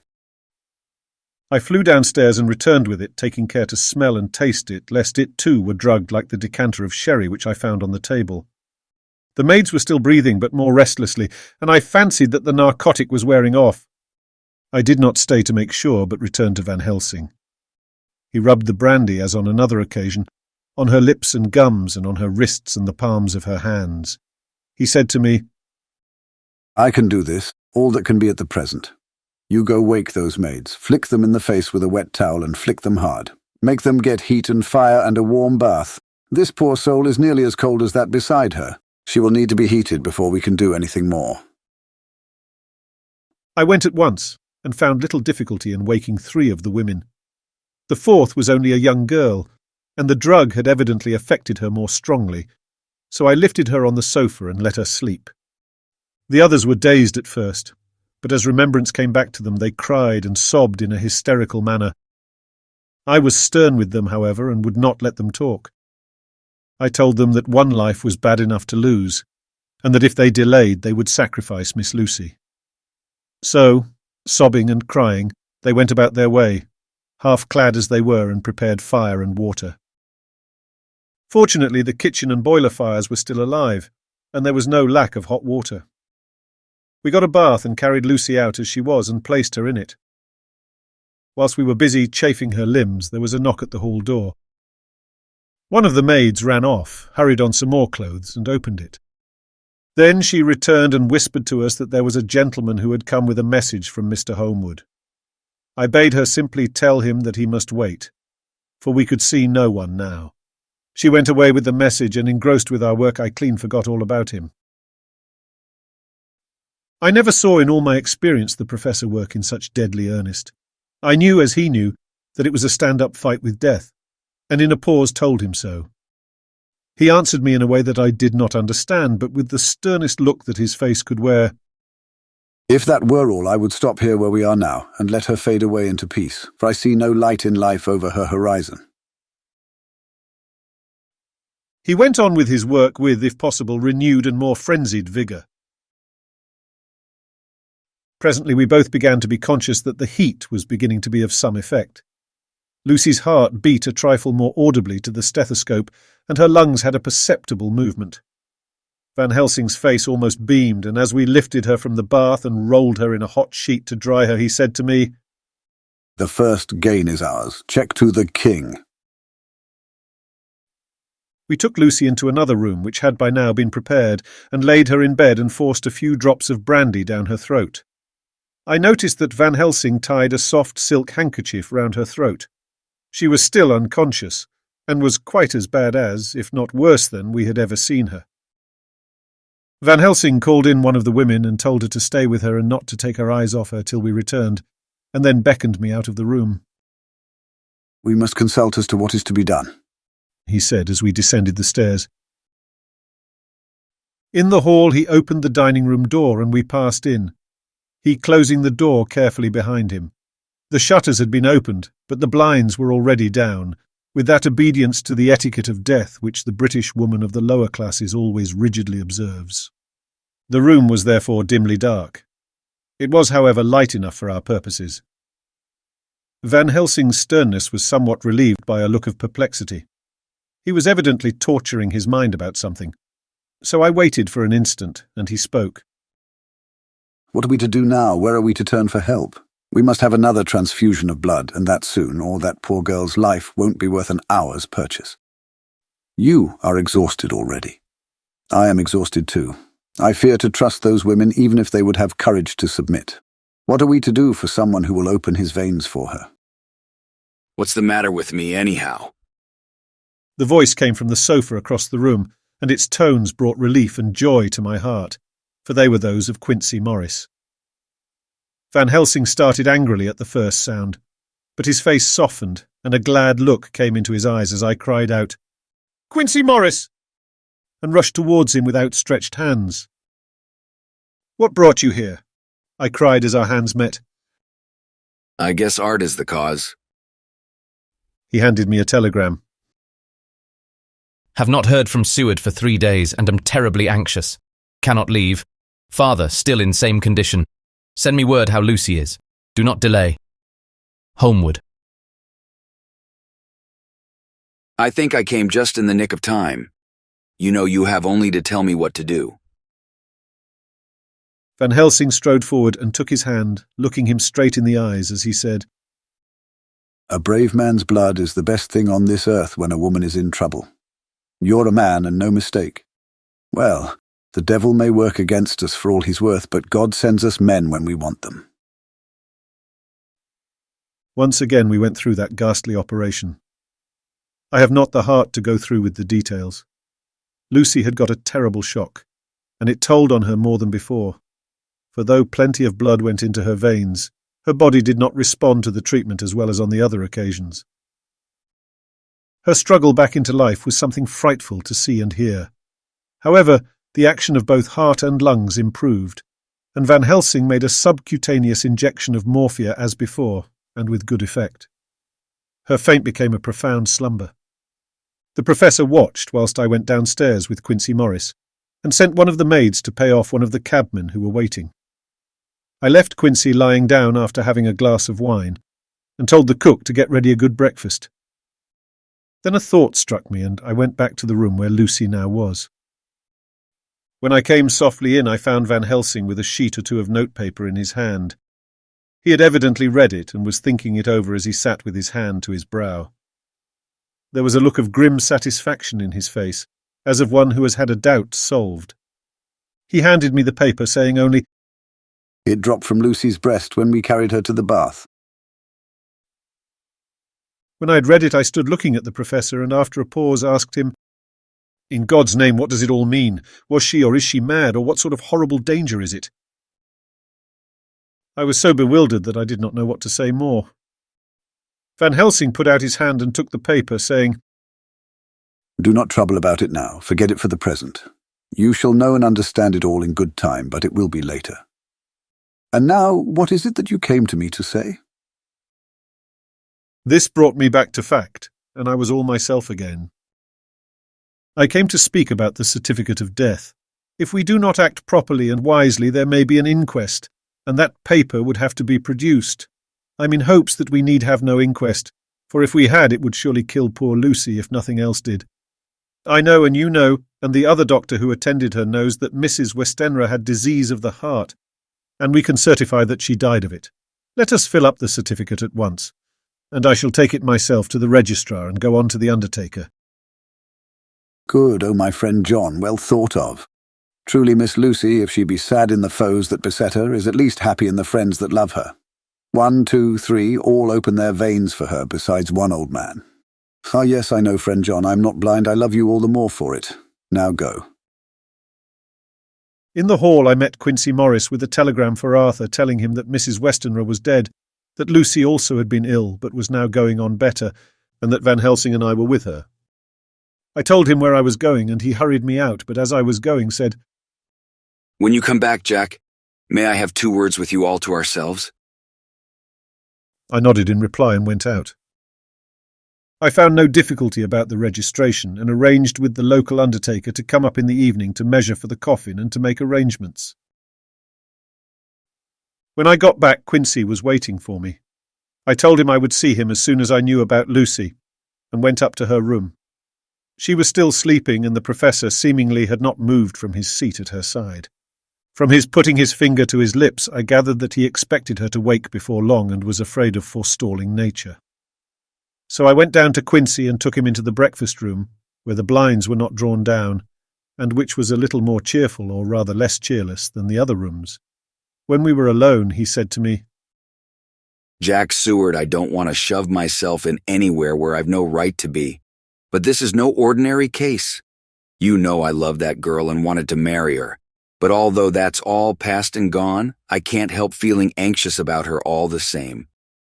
What is it that's wrong with her? The Dutchman, and a fine old fellow he is, I can see that, said that time you two came into the room that you must have another transfusion of blood and that both you and he were exhausted. Now I know well that you medical men speak in camera, and that a man must not expect to know what they consult about in private. But this is no common matter, and whatever it is, I have done my part. Is not that so?" "That's so," I said, and he went on. "I take it that both you and Van Helsing had done already what I did today. Is not that so?" "That's so." "And I guess Art was in it too. When I saw him 4 days ago down at his own place, he looked queer. I have not seen anything pulled down so quick since I was on the pampas, and had a mare that I was fond of go to grass all in a night. One of those big bats that they call vampires had got at her in the night, and what with his gorge and the vein left open, there wasn't enough blood in her to let her stand up, and I had to put a bullet through her as she lay. Jack, if you may tell me without betraying confidence, Arthur was the first, is not that so?" As he spoke, the poor fellow looked terribly anxious. He was in a torture of suspense regarding the woman he loved, and his utter ignorance of the terrible mystery which seemed to surround her intensified his pain. His very heart was bleeding, and it took all the manhood of him, and there was a royal lot of it too, to keep him from breaking down. I paused before answering, for I felt that I must not betray anything which the professor wished kept secret. But already he knew so much and guessed so much that there could be no reason for not answering. So I answered in the same phrase. That's so. And how long has this been going on? About 10 days. 10 days? Then I guess Jack Seward, that poor pretty creature that we all love, has had put into her veins within that time the blood of 4 strong men. Man alive, her whole body wouldn't hold it. Then coming close to me, he spoke in a fierce half-whisper. What took it out? I shook my head. That, I said, is the crux. Van Helsing is simply frantic about it, and I am at my wit's end. I can't even hazard a guess. There has been a series of little circumstances which have thrown out all our calculations as to Lucy being properly watched. But these shall not occur again. Here we stay until all be well or ill. Quincy held out his hand. Count me in, he said. You and the Dutchman will tell me what to do, and I'll do it. When she woke late in the afternoon, Lucy's first movement was to feel in her breast, and to my surprise, produced the paper which Van Helsing had given me to read. The careful professor had replaced it where it had come from, lest on waking she should be alarmed. Her eye then lit on Van Helsing and on me too, and gladdened. Then she looked around the room, and seeing where she was, shuddered. She gave a loud cry and put her poor thin hands before her pale face. We both understood what that meant, that she had realized to the full her mother's death, so we tried what we could to comfort her. Doubtless sympathy eased her somewhat, but she was very low in thought and spirit, and wept silently and weakly for a long time. We told her that either or both of us would now remain with her all the time, and that seemed to comfort her.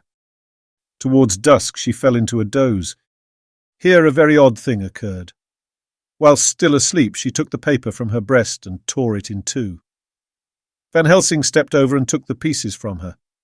All the same, however, she went on with the action of tearing, as though the material were still in her hands. Finally she lifted her hands and opened them, as though scattering the fragments. Van Helsing seemed surprised, and his brows gathered as if in thought, but he said nothing. The 19th of September. All last night she slept fitfully, being always afraid to sleep, and something weaker when she woke from it. The professor and I took it in turns to watch, and we never left her for a moment unattended. Quincy Morris said nothing about his intention, but I knew that all night long he patrolled round and round the house. When the day came, its searching light showed the ravages in poor Lucy's strength. She was hardly able to turn her head, and the little nourishment which she could take seemed to do her no good. At times she slept, and both Van Helsing and I noticed the difference in her, between sleeping and waking. Whilst asleep she looked stronger, although more haggard, and her breathing was softer. Her open mouth showed the pale gums drawn back from the teeth, which thus looked positively longer and sharper than usual. When she woke, the softness of her eyes evidently changed the expression, for she looked her own self, although a dying one. In the afternoon she asked for Arthur, and we telegraphed for him. Quincy went off to meet him at the station. When he arrived, it was nearly 6 o'clock, and the sun was setting full and warm, and the red light streamed in through the window and gave more colour to the pale cheeks. When he saw her, Arthur was simply choking with emotion, and none of us could speak. In the hours that had passed, the fits of sleep, or the comatose condition that passed for it, had grown more frequent, so that the pauses when conversation was possible were shortened. Arthur's presence, however, seemed to act as a stimulant. She rallied a little and spoke to him more brightly than she had done since we arrived. He too pulled himself together and spoke as cheerily as he could, so that the best was made of everything. It was now nearly 1 o'clock, and he and Van Helsing are sitting with her. I am to relieve them in a quarter of an hour, and I am entering this on Lucy's phonograph. Until 6 o'clock they are to try to rest. I fear that tomorrow will end our watching, for the shock has been too great. The poor child cannot rally. God help us all. Letter, Mina Harker to Lucy Westenra, unopened by her. The 17th of September. My dearest Lucy, It seems an age since I heard from you, or indeed since I wrote. You will pardon me, I know, for all my faults when you have read all my budget of news. Well, I got my husband back all right. When we arrived at Exeter, there was a carriage waiting for us, and in it, though he had an attack of gout, Mr. Hawkins. He took us to his house, where there were rooms for us all nice and comfortable, and we dined together. After dinner, Mr. Hawkins said, "My dears, I want to drink your health and prosperity, and may every blessing attend you both. I know you both from children and have, with love and pride, seen you grow up. Now I want you to make your home here with me. I have left to me neither chick nor child, all are gone, and in my will I have left you everything." I cried, Lucy dear, as Jonathan and the old man clasped hands. Our evening was a very, very happy one. So here we are, installed in this beautiful old house, and from both my bedroom and the drawing room I can see the great elms of the cathedral close, with their great black stems standing out against the old yellow stone of the cathedral, and I can hear the rooks overhead cawing and chattering and gossiping all day, after the manner of rooks and humans. I am busy, I need not tell you, arranging things and housekeeping. Jonathan and Mr. Hawkins are busy all day, for now that Jonathan is a partner, Mr. Hawkins wants to tell him all about the clients. "How is your dear mother getting on? I wish I could run up to town for a day or two to see you, dear, but I dare not go yet with so much on my shoulders, and Jonathan wants looking after still. He is beginning to put some flesh on his bones again, but he was terribly weakened by the long illness. Even now he sometimes starts out of his sleep in a sudden way and awakes all trembling until I can coax him back to his usual placidity. However, thank God these occasions grow less frequent as the days go on, and they will in time pass away altogether, I trust. And now I have told you my news, let me ask yours. When are you to be married, and where, and who is to perform the ceremony, and what are you to wear, and is it to be a public or a private wedding? Tell me all about it, dear. Tell me all about everything, for there is nothing which interests you which will not be dear to me. Jonathan asked me to send his respectful duty, but I do not think that is good enough from the junior partner of the important firm Hawkins and Harker. And so, as you love me, and he loves me, and I love you with all the moods and tenses of the verb, I send you simply his love instead. Goodbye, my dearest Lucy, and all blessings on you. Yours, Mina Harker. Report from Patrick Hennessy, MD, MRCSLK, QCPI, etc., etc., to John Seward, MD. The 20th of September. My dear Sir, in accordance with your wishes, I enclose report of the conditions of everything left in my charge. With regard to patient Renfield, there is more to say. He has had another outbreak which might have had a dreadful ending, but which, as it fortunately happened, was unattended with any unhappy results. This afternoon, a carrier's cart with 2 men made a call at the empty house, whose grounds abut on ours, the house to which, you will remember, the patient twice ran away. The men stopped at our gate to ask the porter their way, as they were strangers. I was myself looking out of the study window, having a smoke after dinner, and saw one of them come up to the house. As he passed the window of Renfield's room, the patient began to rate him from within, and called him all the foul names he could lay his tongue to. The man, who seemed a decent fellow enough, contented himself by telling him to "Shut up for a foul-mouthed beggar," whereon our man accused him of robbing him and wanting to murder him, and said that he would hinder him if he were to swing for it. I opened the window and signed to the man not to notice, so he contented himself after looking the place over and making up his mind as to what kind of a place he had got to by saying, "Lord bless you, sir, I wouldn't mind what was said to me in a blooming madhouse. I pity you and the governor for having to live in the house with a wild beast like that." Then he asked his way civilly enough, and I told him where the gate of the empty house was. He went away, followed by threats and curses and revilings from our man. I went down to see if I could make out any cause for his anger, since he is usually such a well-behaved man. and except his violent fits, nothing of the kind had ever occurred. I found him, to my astonishment, quite composed and most genial in his manner. I tried to get him to talk of the incident, but he blandly asked me questions as to what I meant, and led me to believe that he was completely oblivious of the affair. It was, I'm sorry to say, however, only another instance of his cunning, for within half an hour I heard of him again. This time he had broken out through the window of his room and was running down the avenue. I called to the attendants to follow me and ran after him, for I feared he was intent on some mischief. My fear was justified when I saw the same cart which had passed before coming down the road, having on it some great wooden boxes. The men were wiping their foreheads and were flushed in the face, as if with violent exercise. Before I could get up to him, the patient rushed at them, and pulling one of them off the cart, began to knock his head against the ground.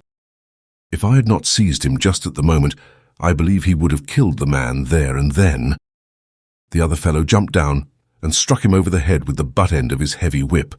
It was a terrible blow, but he did not seem to mind it, but seized him also and struggled with the three of us, pulling us to and fro as if we were kittens.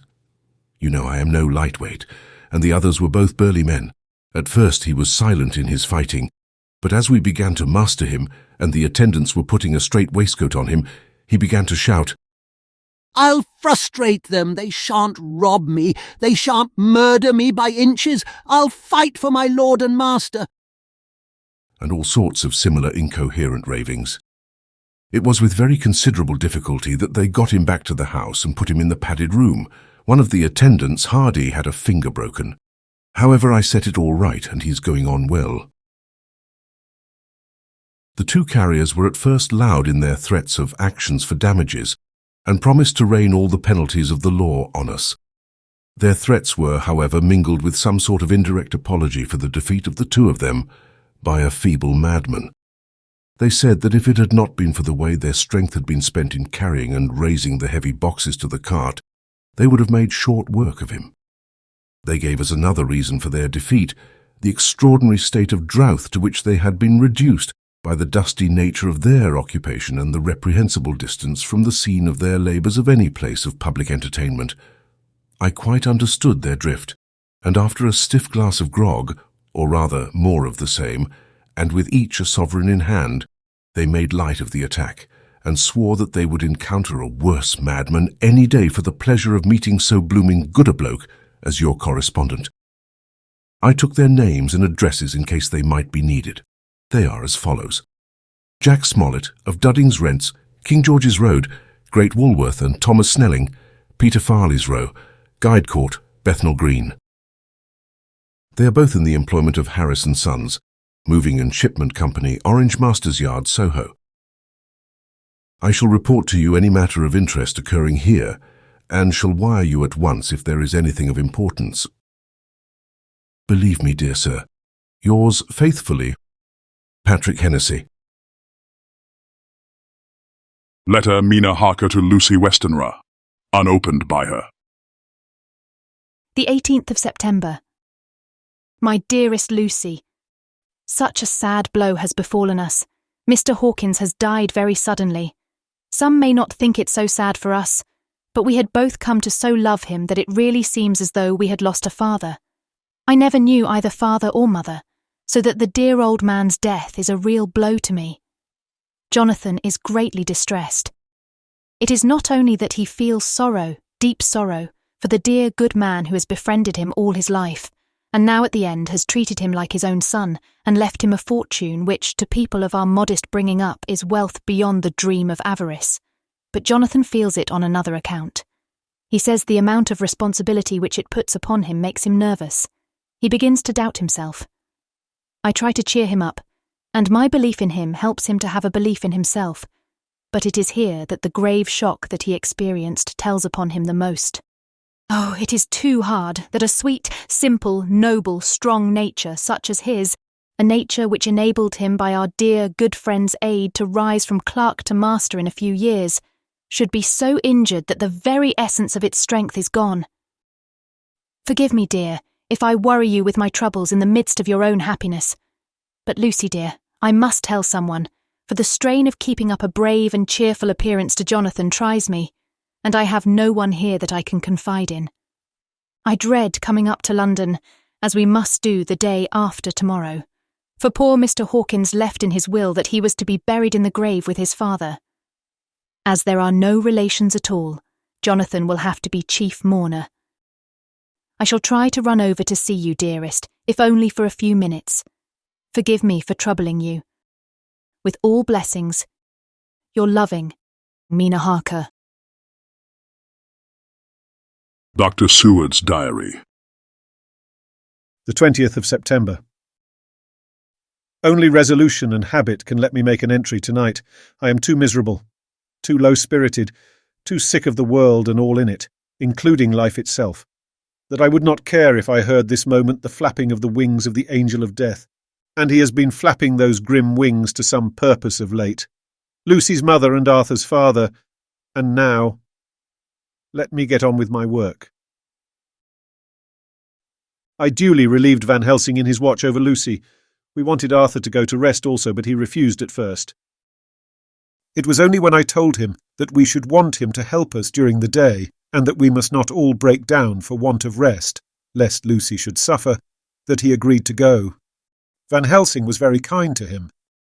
"Come, my child," he said. "Come with me. You are sick and weak and have had much sorrow and much mental pain, as well as that tax on your strength that we know of. You must not be alone, for to be alone is to be full of fears and alarms. Come to the drawing-room, where there is a big fire and there are 2 sofas. You shall lie on one and I on the other, and our sympathy will be comfort to each other, even though we do not speak, and even if we sleep." Arthur went off with him, casting back a longing look on Lucy's face, which lay in her pillow, almost whiter than the lawn. She lay quite still, and I looked round the room to see that all was as it should be. I could see that the Professor had carried out in this room, as in the other, his purpose of using the garlic. The whole of the window sashes reeked with it, and round Lucy's neck, over the silk handkerchief which Van Helsing made her keep on, was a rough chaplet of the same odorous flowers. Lucy was breathing somewhat stertorously, and her face was at its worst, for the open mouth showed the pale gums. Her teeth in the dim, uncertain light seemed longer and sharper than they had been in the morning. In particular, by some trick of the light, the canine teeth looked longer and sharper than the rest. I sat down by her, and presently she moved uneasily. At the same moment there came a sort of dull flapping or buffeting at the window. I went over to it softly and peeped out by the corner of the blind. There was a full moonlight, and I could see that the noise was made by a great bat, which wheeled round, doubtless attracted by the light, although so dim, and every now and again struck the window with its wings. When I came back to my seat, I found that Lucy had moved slightly and had torn away the garlic flowers from her throat. I replaced them as well as I could and sat watching her. Presently she woke, and I gave her food as Van Helsing had prescribed. She took but a little, and that languidly. There did not seem to be with her now the unconscious struggle for life and strength that had hitherto so marked her illness. It struck me as curious that the moment she became conscious she pressed the garlic flowers close to her. It was certainly odd that whenever she got into that lethargic state, with the stertorous breathing, she put the flowers from her, but that when she waked she clutched them close. There was no possibility of making any mistake about this, for in the long hours that followed she had many spells of sleeping and waking, and repeated both actions many times. At 6 o'clock Van Helsing came to relieve me. Arthur had then fallen into a doze, and he mercifully let him sleep on. When he saw Lucy's face, I could hear the sissing indraw of his breath, and he said to me in a sharp whisper, "Draw up the blind, I want light." Then he bent down and, with his face almost touching Lucy's, examined her carefully. He removed the flowers and lifted the silk handkerchief from her throat. As he did so, he started back, and I could hear his ejaculation, "Mein Gott," as it was smothered in his throat. I bent over and looked too, and as I noticed, some queer chill came over me.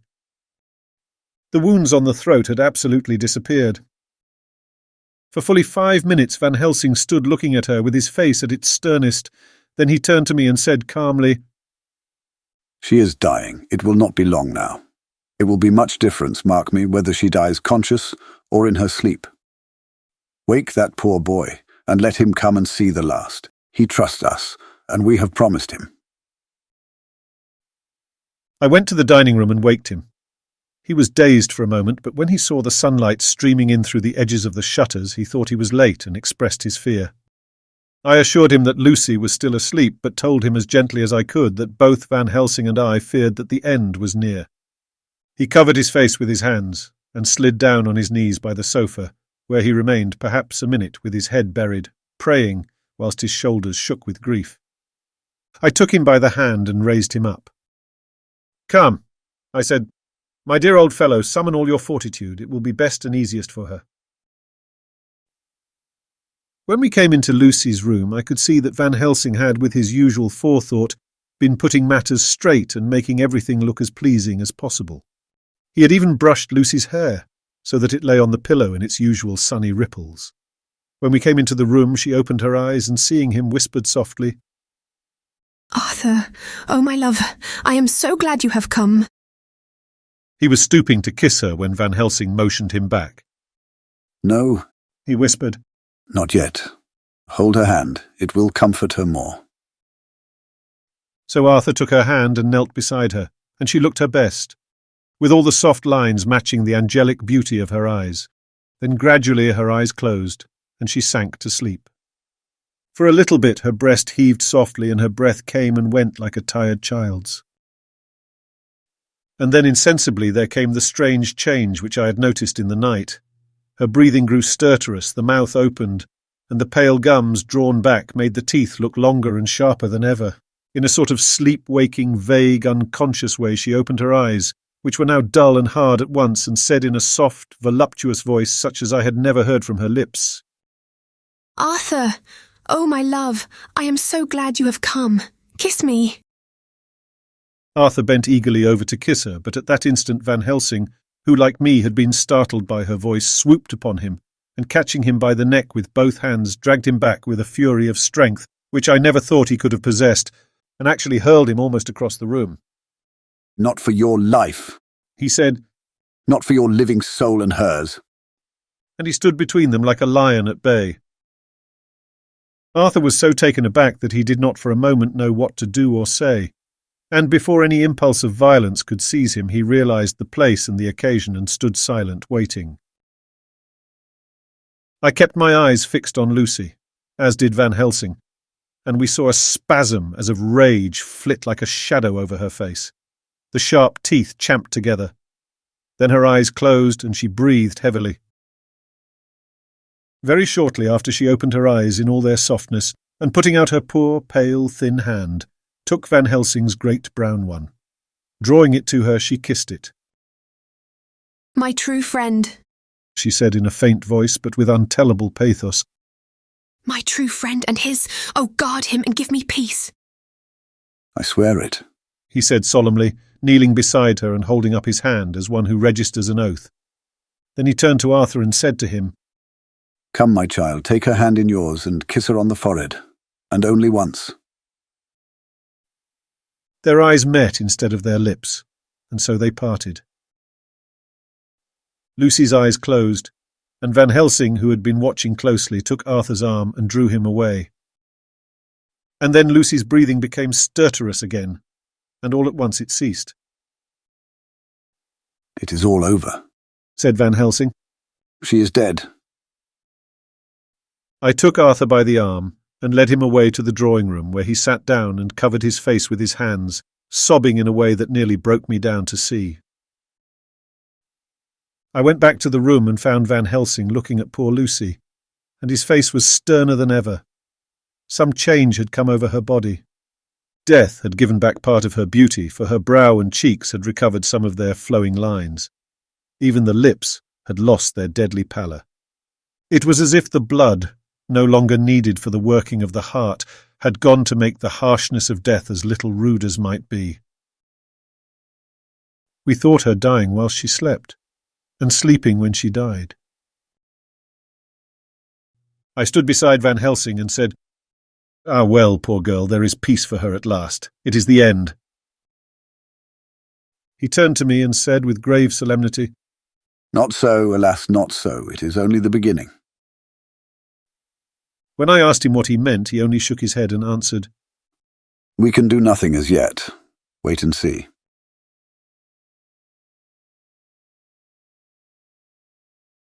Chapter 13. Dr. Seward's Diary. Continued. The funeral was arranged for the next succeeding day so that Lucy and her mother might be buried together. I attended to all the ghastly formalities, and the urbane undertaker proved that his staff were afflicted or blessed with something of his own obsequious suavity. Even the woman who performed the last offices for the dead remarked to me in a confidential, brother-professional way when she had come out from the death chamber, "She makes a very beautiful corpse, sir. It's quite a privilege to attend on her. It's not too much to say that she will do credit to our establishment."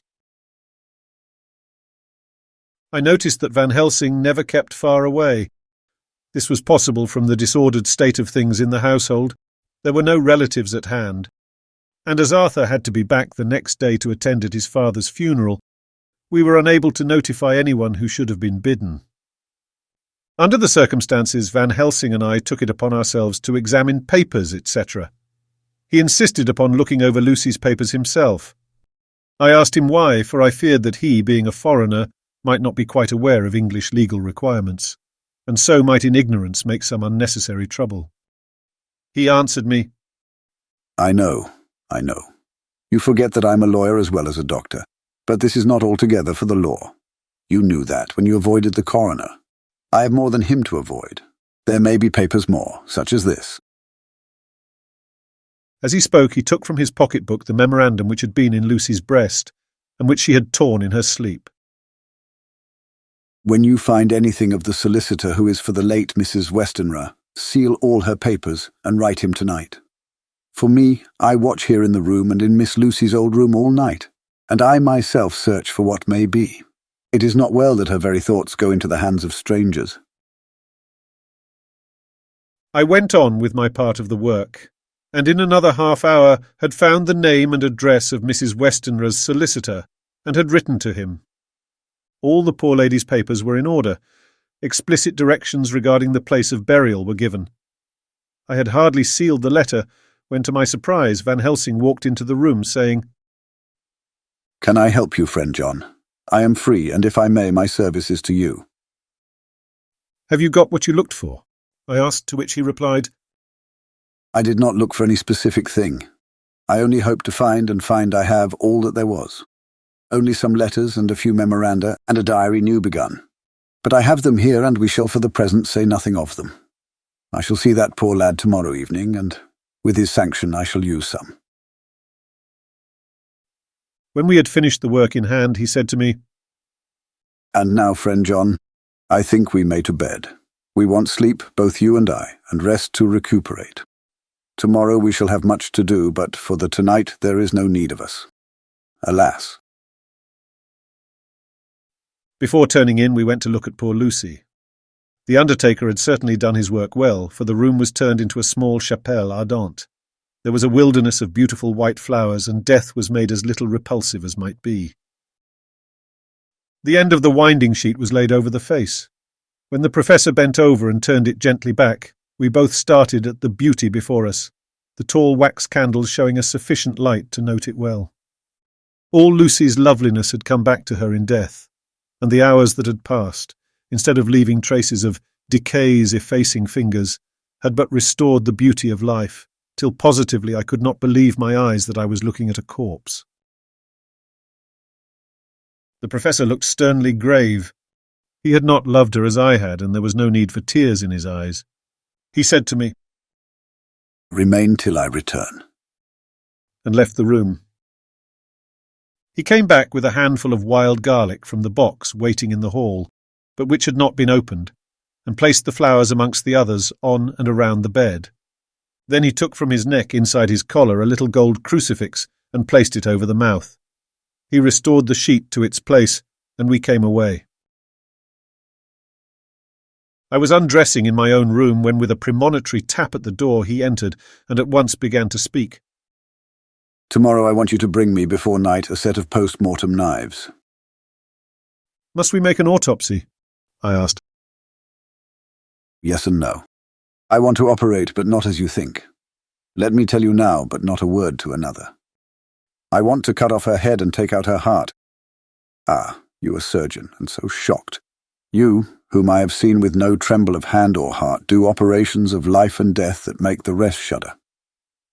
Oh, but I must not forget, my dear friend John, that you loved her, and I have not forgotten it, for it is I that shall operate, and you must only help. I would like to do it tonight, but for Arthur I must not. He will be free after his father's funeral tomorrow, and he will want to see her, to see it. Then, when she is coffined ready for the next day, you and I shall come when all sleep. We shall unscrew the coffin lid and shall do our operation, and then replace all so that none know save we alone. But why do it at all? The girl is dead. Why mutilate her poor body without need?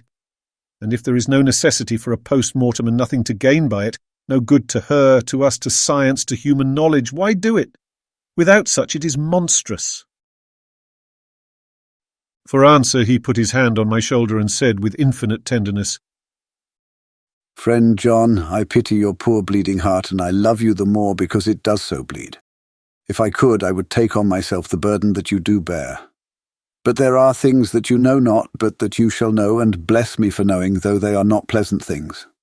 John, my child, you have been my friend now many years, and yet did you ever know me to do any without good cause?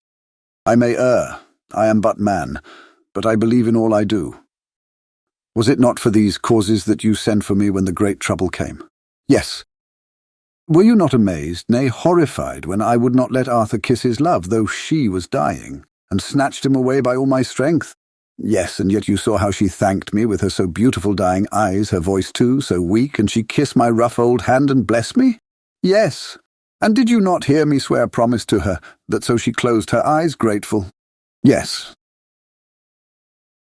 Well, I have good reason now for all I want to do. You have for many years trust me. You have believed me weeks past when there be things so strange that you might have well doubt. Believe me yet a little, friend John. If you trust me not, then I must tell what I think, and that is not perhaps well. And if I work, as work I shall, no matter trust or no trust, without my friend trust in me. I work with heavy heart, and feel, oh, so lonely, when I want all help and courage that may be. He paused a moment and went on solemnly. Friend John, there are strange and terrible days before us. Let us not be two but one, that so we work to a good end. Will you not have faith in me? I took his hand and promised him. I held my door open as he went away, and watched him go into his room and close the door. As I stood without moving, I saw one of the maids pass silently along the passage. She had her back towards me, so did not see me, and go into the room where Lucy lay. The sight touched me. Devotion is so rare, and we are so grateful to those who show it unasked to those we love. Here was a poor girl putting aside the terrors which she naturally had of death, to go watch alone by the bier of the mistress whom she loved, so that the poor clay might not be lonely till laid to eternal rest. I must have slept long and soundly, for it was broad daylight when Van Helsing waked me by coming into my room. He came over to my bedside and said, You need not trouble about the knives. We shall not do it. Why not? I asked, for his solemnity of the night before had greatly impressed me. Because, he said sternly, it is too late or too early, see? Here he held up the little golden crucifix. This was stolen in the night. How stolen? I asked in wonder, since you have it now. Because I get it back from the worthless wretch who stole it, from the woman who robbed the dead and the living. Her punishment will surely come, but not through me. She knew not altogether what she did, and thus unknowing she only stole. Now we must wait. He went away on the word, leaving me with a new mystery to think of, a new puzzle to grapple with. The forenoon was a dreary time, but at noon the solicitor came, Mr. Marquand of Holman Sons, Marquand and Lidderdale. He was very genial and very appreciative of what we had done, and took off our hands all cares as to details. During lunch he told us that Mrs. Westenra had for some time expected sudden death from her heart, and had put her affairs in absolute order. He informed us that, with the exception of a certain entailed property of Lucy's father's, which now, in default of direct issue, went back to a distant branch of the family, the whole estate, real and personal, was left absolutely to Arthur Holmwood. When he had told us so much, he went on, Frankly, we did our best to prevent such a testamentary disposition, and pointed out certain contingencies that might leave her daughter either penniless or not so free as she should be to act regarding a matrimonial alliance. Indeed, we pressed the matter so far that we almost came into collision, for she asked us if we were or were not prepared to carry out her wishes. Of course, we had then no alternative but to accept. We were right in principle, and 99 times out of 100 we should have proved, by the logic of events, the accuracy of our judgment. Frankly, however, I must admit that in this case any other form of disposition would have rendered impossible the carrying out of her wishes. For by her predeceasing her daughter, the latter would have come into possession of the property, and, even had she only survived her mother by 5 minutes, her property would, in case there were no will, and a will was a practical impossibility in such a case, have been treated at her decease as under intestacy. In which case, Lord Godalming, though so dear a friend, would have had no claim in the world, and the inheritors, being remote, would not be likely to abandon their just rights, for sentimental reasons, regarding an entire stranger. I assure you, my dear sirs, I am rejoiced at the result, perfectly rejoiced. He was a good fellow, but his rejoicing at the one little part, in which he was officially interested, of so great a tragedy, was an object lesson in the limitations of sympathetic understanding. He did not remain long, but said he would look in later in the day and see Lord Godalming. His coming, however, had been a certain comfort to us, since it assured us that we should not have to dread hostile criticism as to any of our acts. Arthur was expected at 5 o'clock, so a little before that time we visited the death chamber. It was so in very truth, for now both mother and daughter lay in it. The undertaker, true to his craft, had made the best display he could of his goods, and there was a mortuary air about the place that lowered our spirits at once. Van Helsing ordered the former arrangement to be adhered to, explaining that, as Lord Godalming was coming very soon, it would be less harrowing to his feelings to see all that was left of his fiancée quite alone. The undertaker seemed shocked at his own stupidity and exerted himself to restore things to the condition in which we left them the night before, so that when Arthur came, such shocks to his feelings as we could avoid were saved. Poor fellow! He looked desperately sad and broken. Even his stalwart manhood seemed to have shrunk somewhat under the strain of his much-tried emotions. He had, I knew, been very genuinely and devotedly attached to his father, and to lose him, and at such a time, was a bitter blow to him. With me he was warm as ever, and to Van Helsing he was sweetly courteous, but I could not help seeing that there was some constraint with him. The Professor noticed it too, and motioned me to bring him upstairs. I did so, and left him at the door of the room, as I felt he would like to be quite alone with her.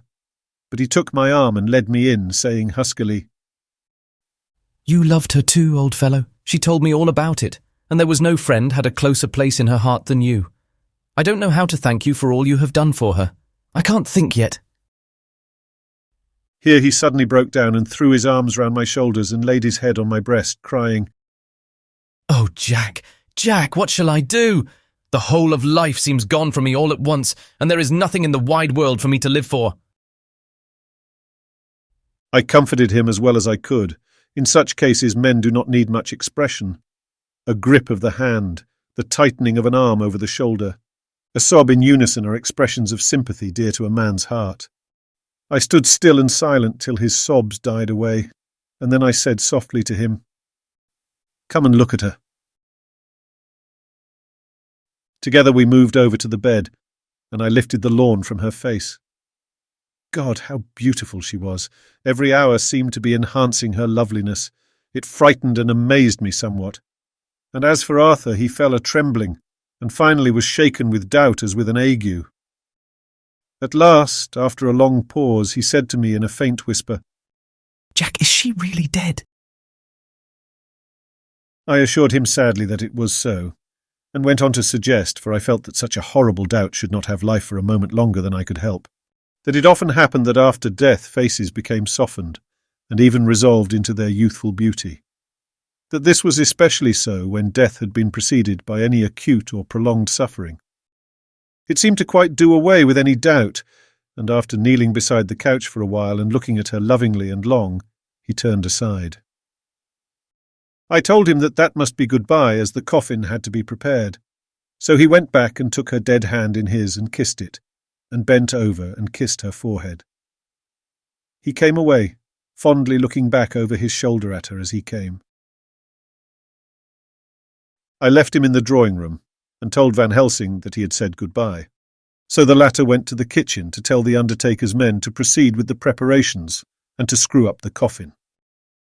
When he came out of the room again, I told him of Arthur's question, and he replied, "I am not surprised. Just now I doubted for a moment myself." We all dined together, and I could see that poor Art was trying to make the best of things. Van Helsing had been silent all dinner time, but when we had lit our cigars, he said, "Lord—" But Arthur interrupted him. No, not that, for God's sake. Not yet, at any rate. Forgive me, sir. I did not mean to speak offensively. It is only because my loss is so recent. The Professor answered very sweetly. "I only used that name because I was in doubt. I must not call you Mr., and I have grown to love you. Yes, my dear boy, to love you as Arthur." Arthur held out his hand and took the old man's warmly.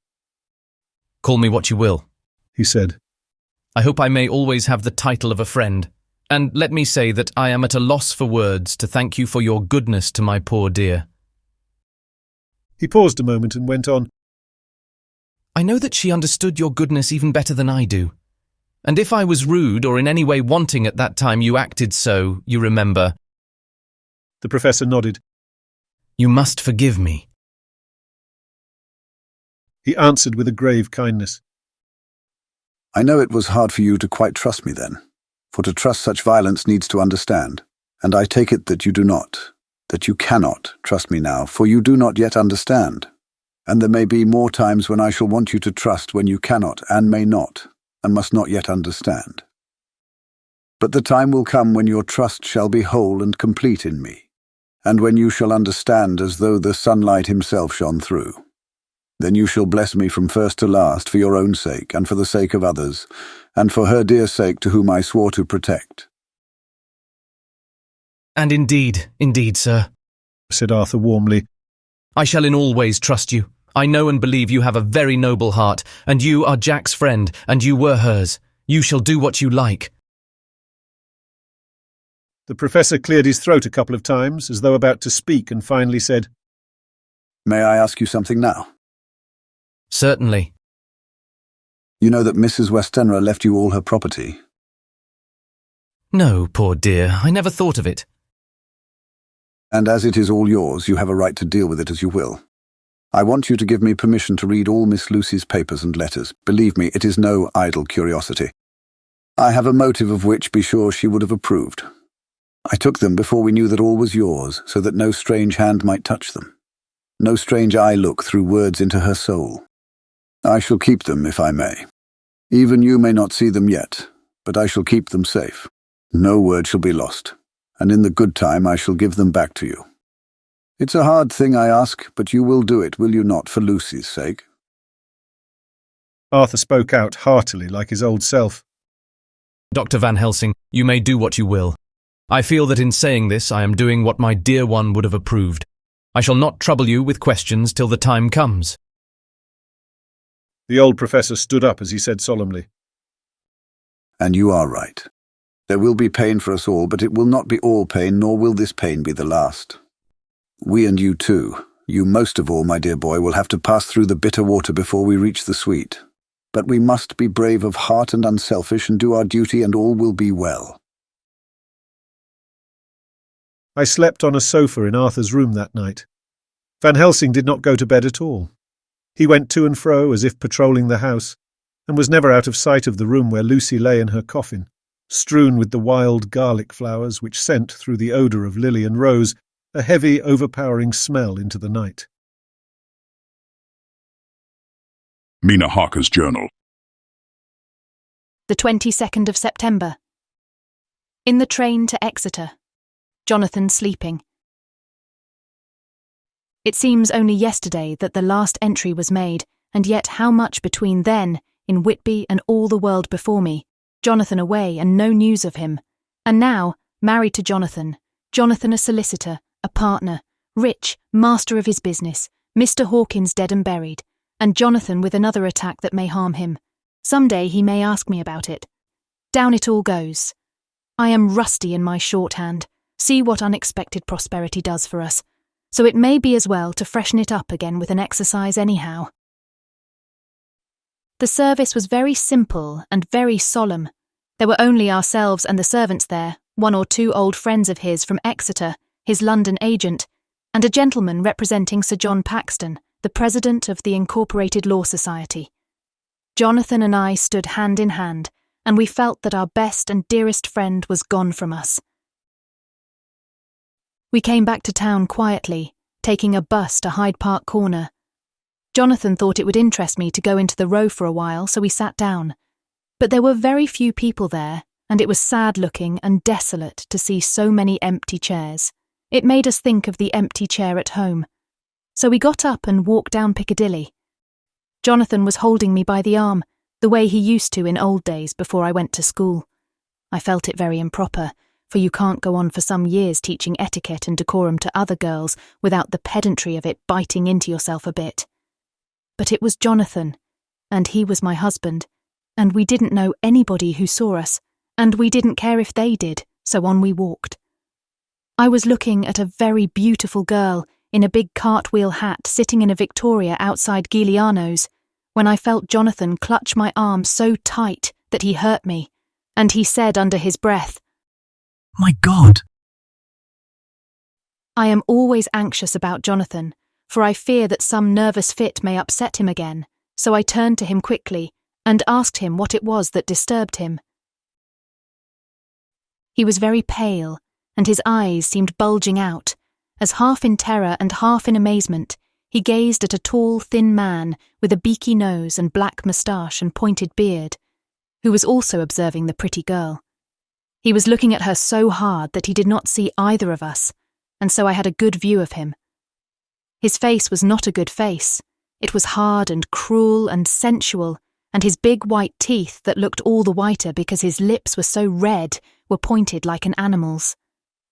Jonathan kept staring at him, till I was afraid he would notice. I feared he might take it ill, he looked so fierce and nasty.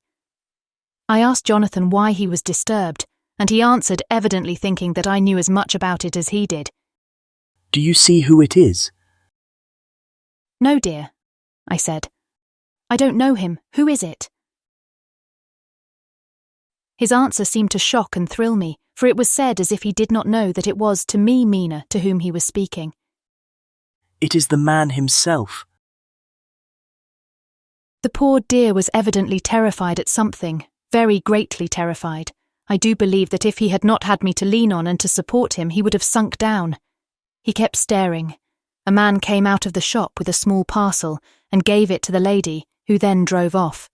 The dark man kept his eyes fixed on her, and when the carriage moved up Piccadilly, he followed in the same direction and hailed a hansom. Jonathan kept looking after him and said, as if to himself, "I believe it is the Count, but he has grown young. My God, if this be so, oh my God, if I only knew, if I only knew." He was distressing himself so much that I feared to keep his mind on the subject by asking him any questions, so I remained silent. I drew him away quietly, and he, holding my arm, came easily. We walked a little further, and then went in and sat for a while in the Green Park. It was a hot day for autumn, and there was a comfortable seat in a shady place. After a few minutes staring at nothing, Jonathan's eyes closed, and he went quietly into a sleep, with his head on my shoulder. I thought it was the best thing for him, so did not disturb him. In about 20 minutes he woke up and said to me quite cheerfully, "Why, Mina, have I been asleep? Oh, do forgive me for being so rude. Come, and we'll have a cup of tea somewhere." He had evidently forgotten all about the dark stranger, as in his illness he had forgotten all that this episode had reminded him of. I don't like this lapsing into forgetfulness. It may make or continue some injury to the brain, I must not ask him, for fear I shall do more harm than good. But I must somehow learn the facts of his journey abroad. The time is come, I fear, when I must open that parcel and know what is written. Oh, Jonathan, you will, I know, forgive me if I do wrong, but it is for your own dear sake. Later. A sad homecoming in every way, the house empty of the dear soul who was so good to us, Jonathan still pale and dizzy under a slight relapse of his malady, and now a telegram from Van Helsing, whoever he may be. You will be grieved to hear that Mrs. Westenra died 5 days ago, and that Lucy died the day before yesterday. They were both buried today. Oh, what a wealth of sorrow in a few words. Poor Mrs. Westenra, poor Lucy, gone, never to return to us, and poor Arthur to have lost such sweetness out of his life. God help us all to bear our troubles. Dr. Seward's Diary. The 22nd of September. It is all over. Arthur has gone back to Ring and has taken Quincy Morris with him. What a fine fellow is Quincy. I believe in my heart of hearts that he suffered as much about Lucy's death as any of us. But he bore himself through it like a moral Viking. If America can go on breeding men like that, she will be a power in the world indeed. Van Helsing is lying down having a rest preparatory to his journey. He goes over to Amsterdam tonight but says he returns tomorrow night, that he only wants to make some arrangements which can only be made personally. He is to stop with me then if he can. He says he has work to do in London which may take him some time. Poor old fellow. I fear that the strain of the past week has broken down even his iron strength. All the time of the burial he was, I could see, putting some terrible restraint on himself. When it was all over, we were standing beside Arthur, who, poor fellow, was speaking of his part in the operation where his blood had been transfused to his Lucy's veins. I could see Van Helsing's face grow white and purple by turns. Arthur was saying that he felt since then as if they two had been really married and that she was his wife in the sight of God. None of us said a word of the other operations, and none of us ever shall. Arthur and Quincy went away together to the station, and Van Helsing and I came on here. The moment we were alone in the carriage, he gave way to a regular fit of hysterics. He has denied to me since that it was hysterics, and insisted that it was only his sense of humour asserting itself under very terrible conditions. He laughed till he cried, and I had to draw down the blinds lest anyone should see us and misjudge. And then he cried till he laughed again, and laughed and cried together just as a woman does. I tried to be stern with him, as one is to a woman under the circumstances. But it had no effect. Men and women are so different in manifestations of nervous strength or weakness. Then when his face grew grave and stern again, I asked him why his mirth, and why at such a time. His reply was in a way characteristic of him, for it was logical and forceful and mysterious. He said, "Ah, you don't comprehend, friend John. Do not think that I am not sad, though I laugh. See, I have cried even when the laugh did choke me. But no more think that I am all sorry when I cry, for the laugh he come just the same. Keep it always with you that laughter who knock at your door and say, 'May I come in?' is not the true laughter. No, he is a king, and he come when and how he like. He ask no person, he choose no time of suitability, he say, 'I am here.' Behold in example I grieve my heart out for that so sweet young girl. I give my blood for her, though I am old and worn. I give my time, my skill, my sleep. I let my other sufferers want that, so she may have all. And yet I can laugh at her very grave. Laugh when the clay from the spade of the sexton drop upon her coffin and say, 'Thud, thud,' to my heart, till it send back the blood from my cheek.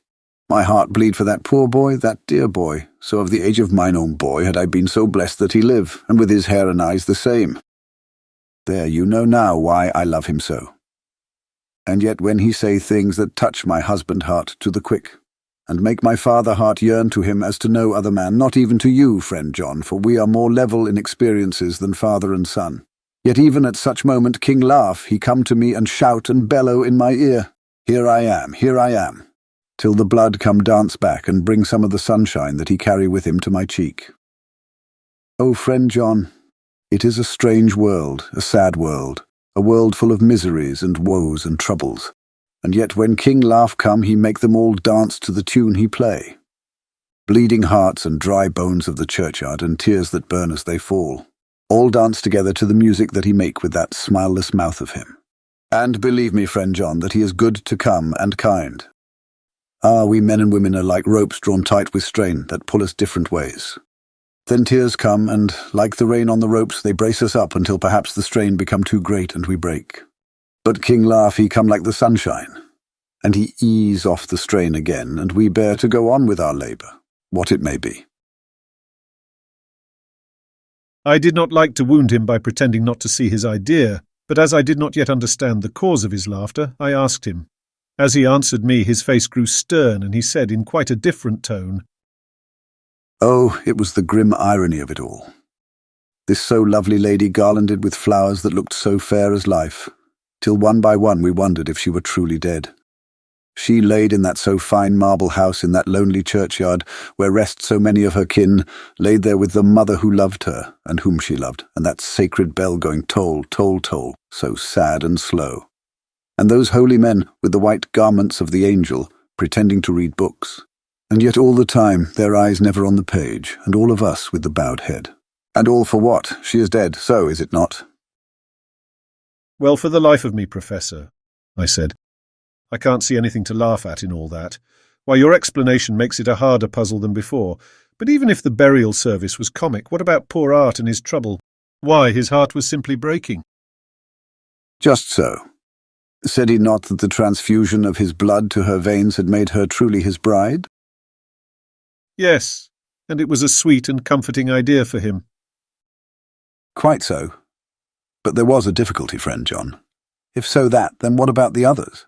Ho, ho! Then this so sweet maid is a polyandrist, and me with my poor wife dead to me but alive by church's law, though no wits all gone, even I, who am faithful husband to this now no wife, am bigamist. I don't see where the joke comes in there either, I said, and I did not feel particularly pleased with him for saying such things. He laid his hand on my arm and said, Friend John, forgive me if I pain. I showed not my feeling to others when it would wound, but only to you, my old friend whom I can trust. If you could have looked into my very heart then when I want to laugh. If you could have done so when the laugh arrived. If you could do so now when King Laugh have pack up his crown and all that is to him, for he go far, far away from me and for a long, long time, maybe you would perhaps pity me the most of all. I was touched by the tenderness of his tone and asked why. Because I know. And now we are all scattered, and for many a long day loneliness will sit over our roofs with brooding wings. Lucy lies in the tomb of her kin, a lordly death house in a lonely churchyard, away from teeming London, where the air is fresh, and the sun rises over Hampstead Hill, and where wild flowers grow of their own accord. So I can finish this diary, and God only knows if I shall ever begin another. If I do, or if I even open this again, it will be to deal with different people and different themes. For here at the end, where the romance of my life is told ere I go back to take up the thread of my life work, I say sadly and without hope, finis. The Westminster Gazette, the 25th of September. A Hampstead Mystery.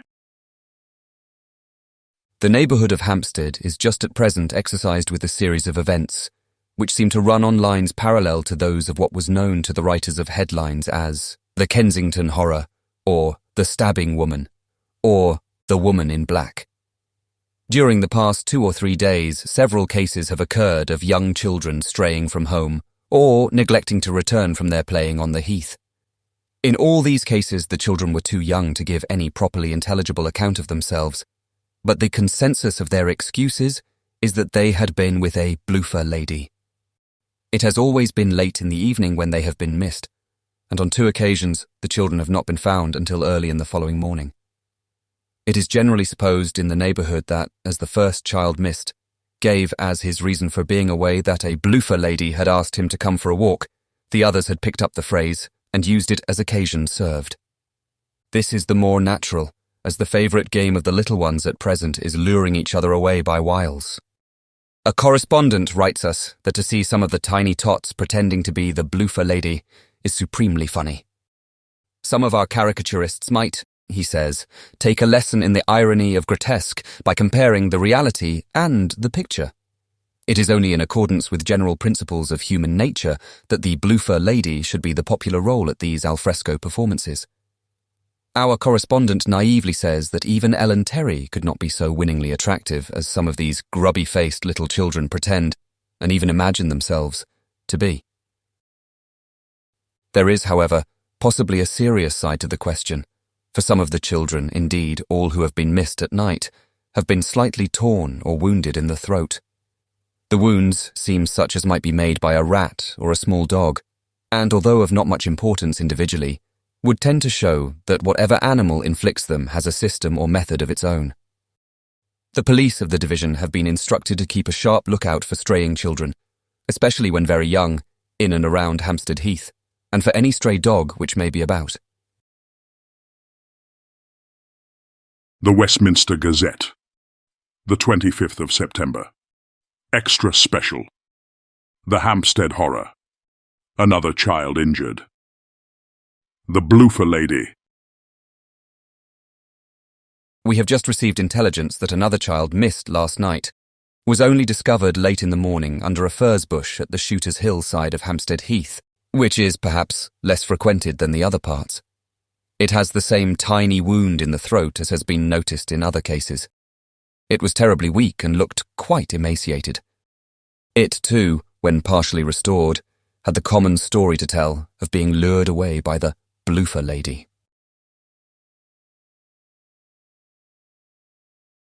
Chapter 14. Mina Harker's Journal. The 23rd of September. Jonathan is better after a bad night. I am so glad that he has plenty of work to do, for that keeps his mind off the terrible things. And oh, I am rejoiced that he is not now weighed down with the responsibility of his new position. I knew he would be true to himself, and now how proud I am to see my Jonathan rising to the height of his advancement and keeping pace in all ways with the duties that come upon him. He will be away all day till late, for he said he could not lunch at home. My household work is done, so I shall take his foreign journal and lock myself up in my room and read it. The 24th of September. I hadn't the heart to write last night. That terrible record of Jonathan's upset me so. Poor dear. How he must have suffered, whether it be true or only imagination. I wonder if there is any truth in it at all. Did he get his brain fever and then write all those terrible things, or had he some cause for it all? I suppose I shall never know, for I dare not open the subject to him. And yet that man we saw yesterday, he seemed quite certain of him. Poor fellow, I suppose it was the funeral upset him and sent his mind back on some train of thought. He believes it all himself. I remember how on our wedding day he said, "Unless some solemn duty come upon me to go back to the bitter hours, asleep or awake, mad or sane." There seems to be, through it all, some thread of continuity. That fearful Count was coming to London, if it should be, and he came to London with his teeming millions. There may be a solemn duty, and if it come, we must not shrink from it. I shall be prepared.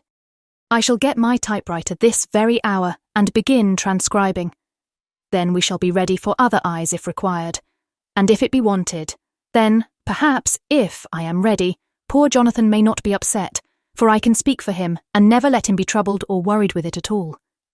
If ever Jonathan quite gets over the nervousness, he may want to tell me of it all, and I can ask him questions and find out things, and see how I may comfort him. Letter, Van Helsing to Mrs. Harker. The 24th of September. Confidence. Dear Madam, I pray you to pardon my writing in that I am so far friend as that I sent to you sad news of Miss Lucy Westenra's death. By the kindness of Lord Godalming, I am empowered to read her letters and papers, for I am deeply concerned about certain matters vitally important. In them I find some letters from you, which show how great friends you were and how you love her. Oh, Madam Mina, by that love I implore you, help me. It is for others' good that I ask, to redress great wrong, and to lift much and terrible troubles that may be more great than you can know. May it be that I see you, You can trust me. I am friend of Dr. John Seward and of Lord Godalming. That was Arthur of Miss Lucy. I must keep it private for the present from all. I should come to Exeter to see you at once if you tell me I am privileged to come, and where and when. I implore your pardon, madam. I have read your letters to poor Lucy and know how good you are and how your husband suffer. So I pray you, if it may be, enlighten him not, lest it may harm. Again your pardon and forgive me. Van Helsing. Telegram, Mrs. Harker to Van Helsing. The 25th of September. Come today by 10:15 train if you can catch it. Can see you any time you call. Wilhelmina Harker. Mina Harker's Journal. The 25th of September. I cannot help feeling terribly excited as the time draws near for the visit of Dr. Van Helsing, for somehow I expect that it will throw some light upon Jonathan's sad experience. And as he attended poor dear Lucy in her last illness, he can tell me all about her. That is the reason of his coming. It is concerning Lucy and her sleepwalking, and not about Jonathan. Then I shall never know the real truth now. How silly I am. That awful journal gets hold of my imagination and tinges everything with something of its own colour. Of course it is about Lucy. That habit came back to the poor dear, and that awful night on the cliff must have made her ill. I had almost forgotten in my own affairs how ill she was afterwards. She must have told him of her sleepwalking adventure on the cliff, and that I knew all about it. And now he wants me to tell him what she knows, so that he may understand. I hope I did right in not saying anything of it to Mrs. Westenra. I should never forgive myself if any act of mine, were it even a negative one, brought harm on poor dear Lucy. I hope, too, Dr. Van Helsing will not blame me. I have had so much trouble and anxiety of late that I feel I cannot bear more just at present. I suppose a cry does us all good at times, clears the air as other rain does. Perhaps it was reading the journal yesterday that upset me, and then Jonathan went away this morning to stay away from me a whole day and night, the first time we have been parted since our marriage. I do hope the dear fellow will take care of himself, and that nothing will occur to upset him. It is 2:00, and the doctor will be here soon now. I shall say nothing of Jonathan's journal unless he asks me. I am so glad I have typewritten out my own journal, so that in case he asks about Lucy, I can hand it to him. It will save much questioning. Later. He has come and gone. Oh, what a strange meeting, and how it all makes my head whirl round. I feel like one in a dream. Can it be all possible, or even a part of it? If I had not read Jonathan's journal first, I should never have accepted even a possibility. Poor dear Jonathan. How he must have suffered. Please the good God, all this may not upset him again. I shall try to save him from it, but it may be even a consolation and a help to him, terrible though it be and awful in its consequences, to know for certain that his eyes and ears and brain did not deceive him, and that it is all true. It may be that it is the doubt which haunts him, that when the doubt is removed, no matter which, waking or dreaming, may prove the truth, he will be more satisfied and better able to bear the shock. Dr. Van Helsing must be a good man as well as a clever one, if he is Arthur's friend and Dr. Seward's, and if they brought him all the way from Holland to look after Lucy. I feel from having seen him that he is good and kind, and of a noble nature. When he comes tomorrow, I shall ask him about Jonathan, and then, please God, all this sorrow and anxiety may lead to a good end. I used to think I would like to practice interviewing. Jonathan's friend on The Exeter News told him that memory was everything in such work, that you must be able to put down exactly almost every word spoken, even if you had to refine some of it afterwards. Here was a rare interview. I shall try to record it verbatim. It was 2:30 when the knock came. I took my courage à deux mains and waited. In a few minutes, Mary opened the door and announced, Dr. Van Helsing. I rose and bowed, and he came towards me, a man of medium weight, strongly built, with his shoulders set back over a broad, deep chest and a neck well balanced on the trunk as the head is on the neck. The poise of the head strikes one at once, as indicative of thought and power. The head is noble, well-sized, broad, and large behind the ears. The face, clean-shaven, shows a hard, square chin, a large, resolute, mobile mouth, a good-sized nose, rather straight, but with quick, sensitive nostrils that seem to broaden as the big, bushy brows come down and the mouth tightens. The forehead is broad and fine, rising at first almost straight, and then sloping back above two bumps or ridges wide apart. Such a forehead that the reddish hair cannot possibly tumble over it, but falls naturally back and to the sides. Big, dark blue eyes are set widely apart, and are quick and tender or stern with the man's moods. He said to me, "Mrs. Harker, is it not?" I bowed assent. "That was Miss Mina Murray." Again I assented. "It is Mina Murray that I came to see that was friend of that poor dear child Lucy Westenra. Madam Mina, it is on account of the dead I come." "Sir," I said, "you could have no better claim on me than that you were a friend and helper of Lucy Westenra." And I held out my hand.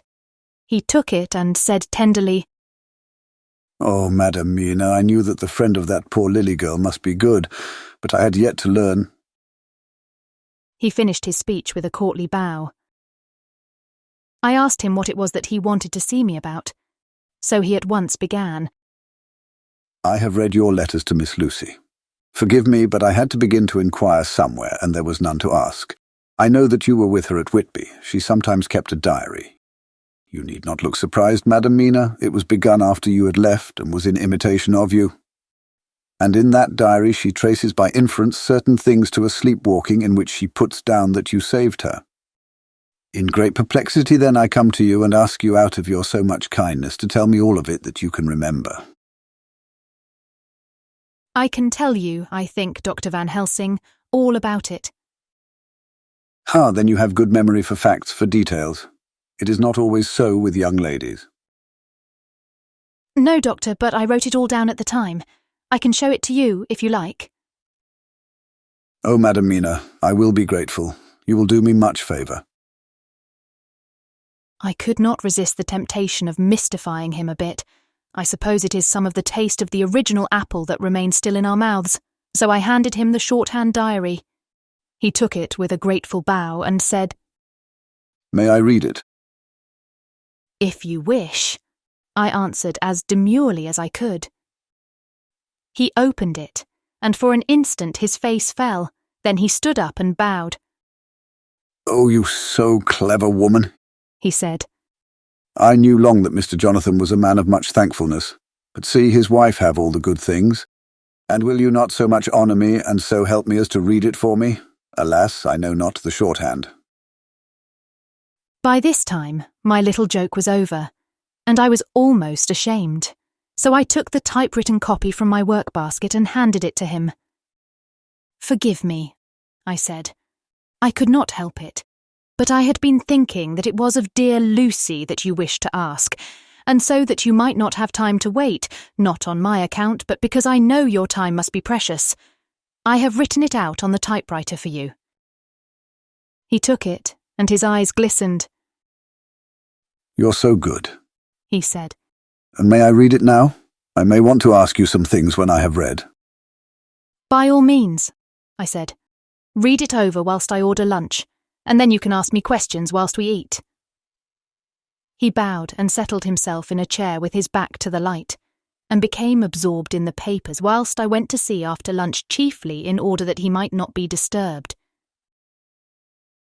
When I came back, I found him walking hurriedly up and down the room, his face all ablaze with excitement. He rushed up to me and took me by both hands. "Oh, Madam Mina," he said, "how can I say what I owe to you? This paper is as sunshine. It opens the gate to me. I am dazed, I am dazzled with so much light, and yet clouds roll in behind the light every time. But that you cannot comprehend. Oh, but I am grateful to you, you so clever woman. Madam," he said this very solemnly, "if ever Abraham Van Helsing can do anything for you or yours, I trust you will let me know. It will be pleasure and delight if I may serve you as a friend. As a friend, but all I have ever learned, all I can ever do, shall be for you and those you love. There are darknesses in life and there are lights. You are one of the lights. You will have happy life and good life, and your husband will be blessed in you. But, Doctor, you praise me too much, and you do not know me. Not know you. I who am old, and who have studied all my life men and women, I who have made my specialty the brain and all that belongs to him and all that follow from him. And I have read your diary that you have so goodly written for me, and which breathes out truth in every line. I, who have read your so sweet letter to poor Lucy of your marriage and your trust, not know you. Oh, Madam Mina, good women tell all their lives, and by day and by hour and by minute such things that angels can read. And we men who wish to know have in us something of angels' eyes. Your husband is noble nature, and you are noble too, for you trust, and trust cannot be where there is mean nature. And your husband, tell me of him, is he quite well? Is all that fever gone, and is he strong and hearty? I saw here an opening to ask him about Jonathan, so I said, "He was almost recovered, but he has been greatly upset by Mr. Hawkins's death." He interrupted. Oh, yes, I know. I have read your last 2 letters. I went on. I suppose this upset him, for when we were in town on Thursday last, he had a sort of shock. A shock, and after brain fever so soon.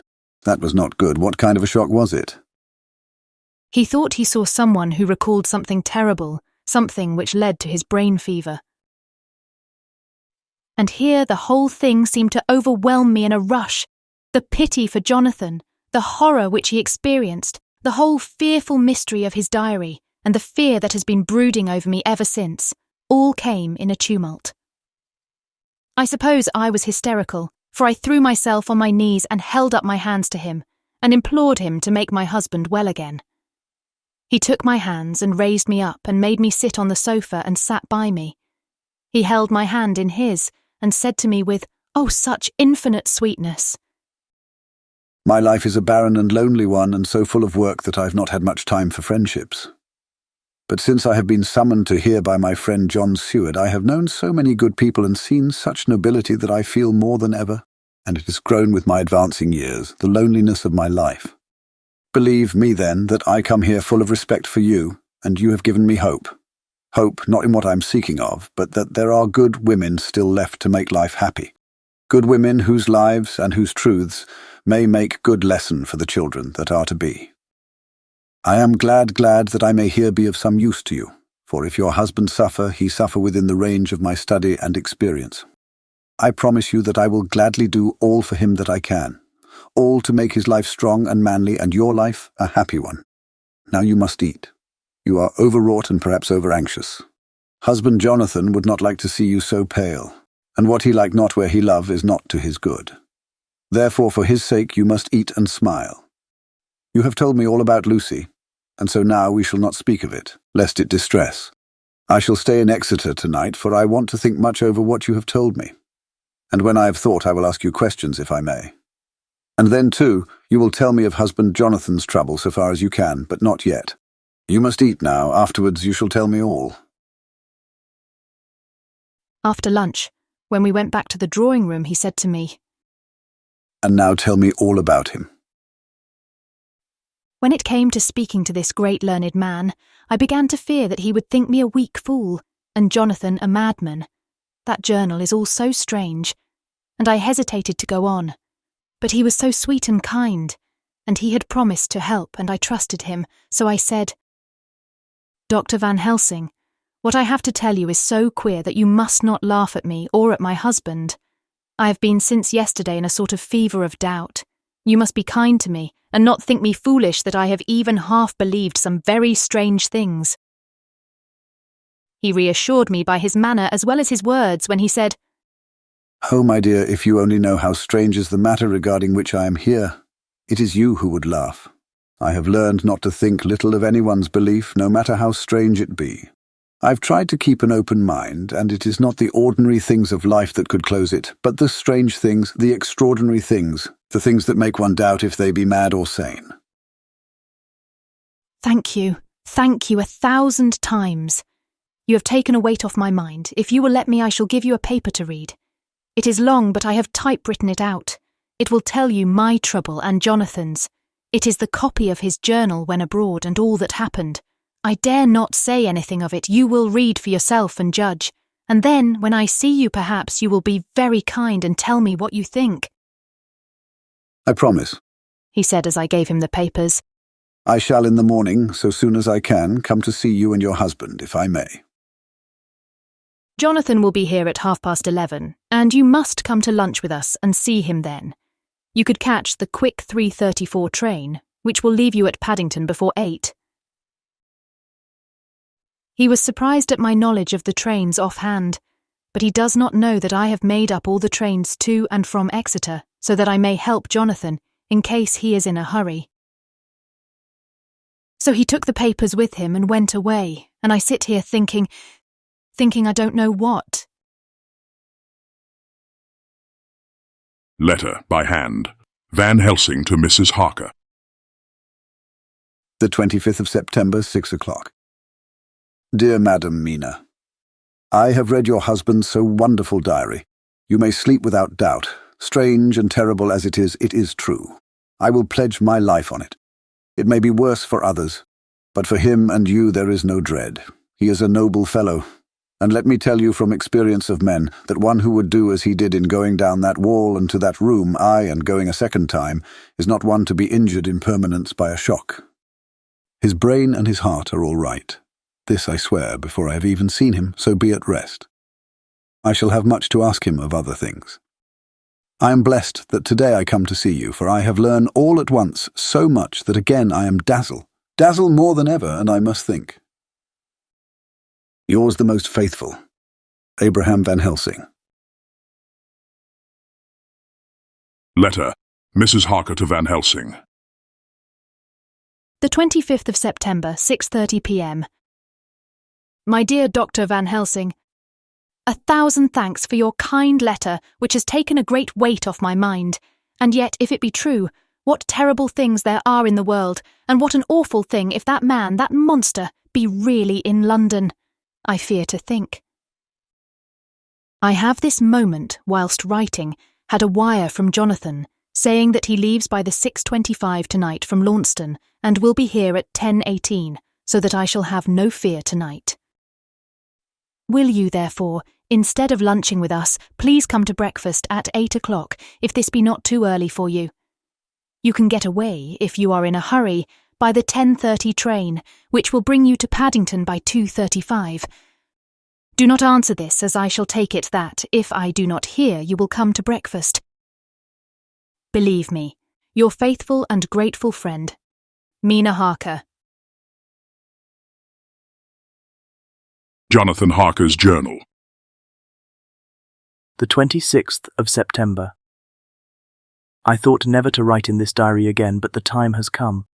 When I got home last night, Mina had supper ready, and when we had supped, she told me of Van Helsing's visit, and of her having given him the 2 diaries copied out, and of how anxious she has been about me. She showed me in the doctor's letter that all I wrote down was true. It seems to have made a new man of me. It was the doubt as to the reality of the whole thing that knocked me over. I felt impotent, and in the dark and distrustful, but now that I know I am not afraid even of the Count. He has succeeded after all then in his design in getting to London, and it was he I saw. He has got younger, and how? Van Helsing is the man to unmask him and hunt him out if he is anything like what Mina says. We sat late and talked it all over. Mina is dressing, and I shall call at the hotel in a few minutes and bring him over. He was, I think, surprised to see me. When I came into the room where he was and introduced myself, he took me by the shoulder and turned my face round to the light and said after a sharp scrutiny, "But Madam Mina told me that you were ill, that you had had a shock." It was so funny to hear my wife called Madam Mina by this kindly, strong-faced old man. I smiled and said, "I was ill. I have had a shock, but you have cured me already." "And how?" "By your letter to Mina last night. I was in doubt, and then everything took a hue of unreality, and I did not know what to trust, even the evidence of my own senses. Not knowing what to trust, I did not know what to do, and so had only to keep on working in what had hitherto been the groove of my life. The groove ceased to avail me, and I mistrusted myself. Doctor, you don't know what it is to doubt everything, even yourself. No, you don't. You couldn't with eyebrows like yours. He seemed pleased, and laughed as he said, So, you are physiognomists. I learn more here with each hour. I'm with so much pleasure coming to you to breakfast. And oh, sir, you will pardon praise from an old man, but you are blessed in your wife. I would listen to him go on praising Mina for a day, so I simply nodded and stood silent. She is one of God's women, fashioned by his own hand to show us men and other women that there is a heaven where we can enter, and that its light can be here on earth. So true, so sweet, so noble, so little an egoist. And that, let me tell you, is much in this age, so sceptical and selfish. And you, sir, I have read all the letters to poor Miss Lucy, and some of them speak of you. So I know you since some days from the knowing of others, but I have seen your true self since last night. You will give me your hand, will you not? And let us be friends for all our lives. We shook hands, and he was so earnest and so kind that it made me quite choky. And now, he said, may I ask you for some more help? I have a great task to do, and at the beginning it is to know. You can help me here. Can you tell me what went before you're going to Transylvania? Later on I may ask more help and of a different kind, but at first this will do. Look here, sir, I said. Does what you have to do concern the Count? It does, he said solemnly. Then I am with you heart and soul. As you go by the 10:30 train, you will not have time to read them, but I shall get the bundle of papers. You can take them with you and read them in the train. After breakfast I saw him to the station. When we were parting, he said, Perhaps you will come to town if I send to you, and take Madam Mina too. We shall both come when you will, I said.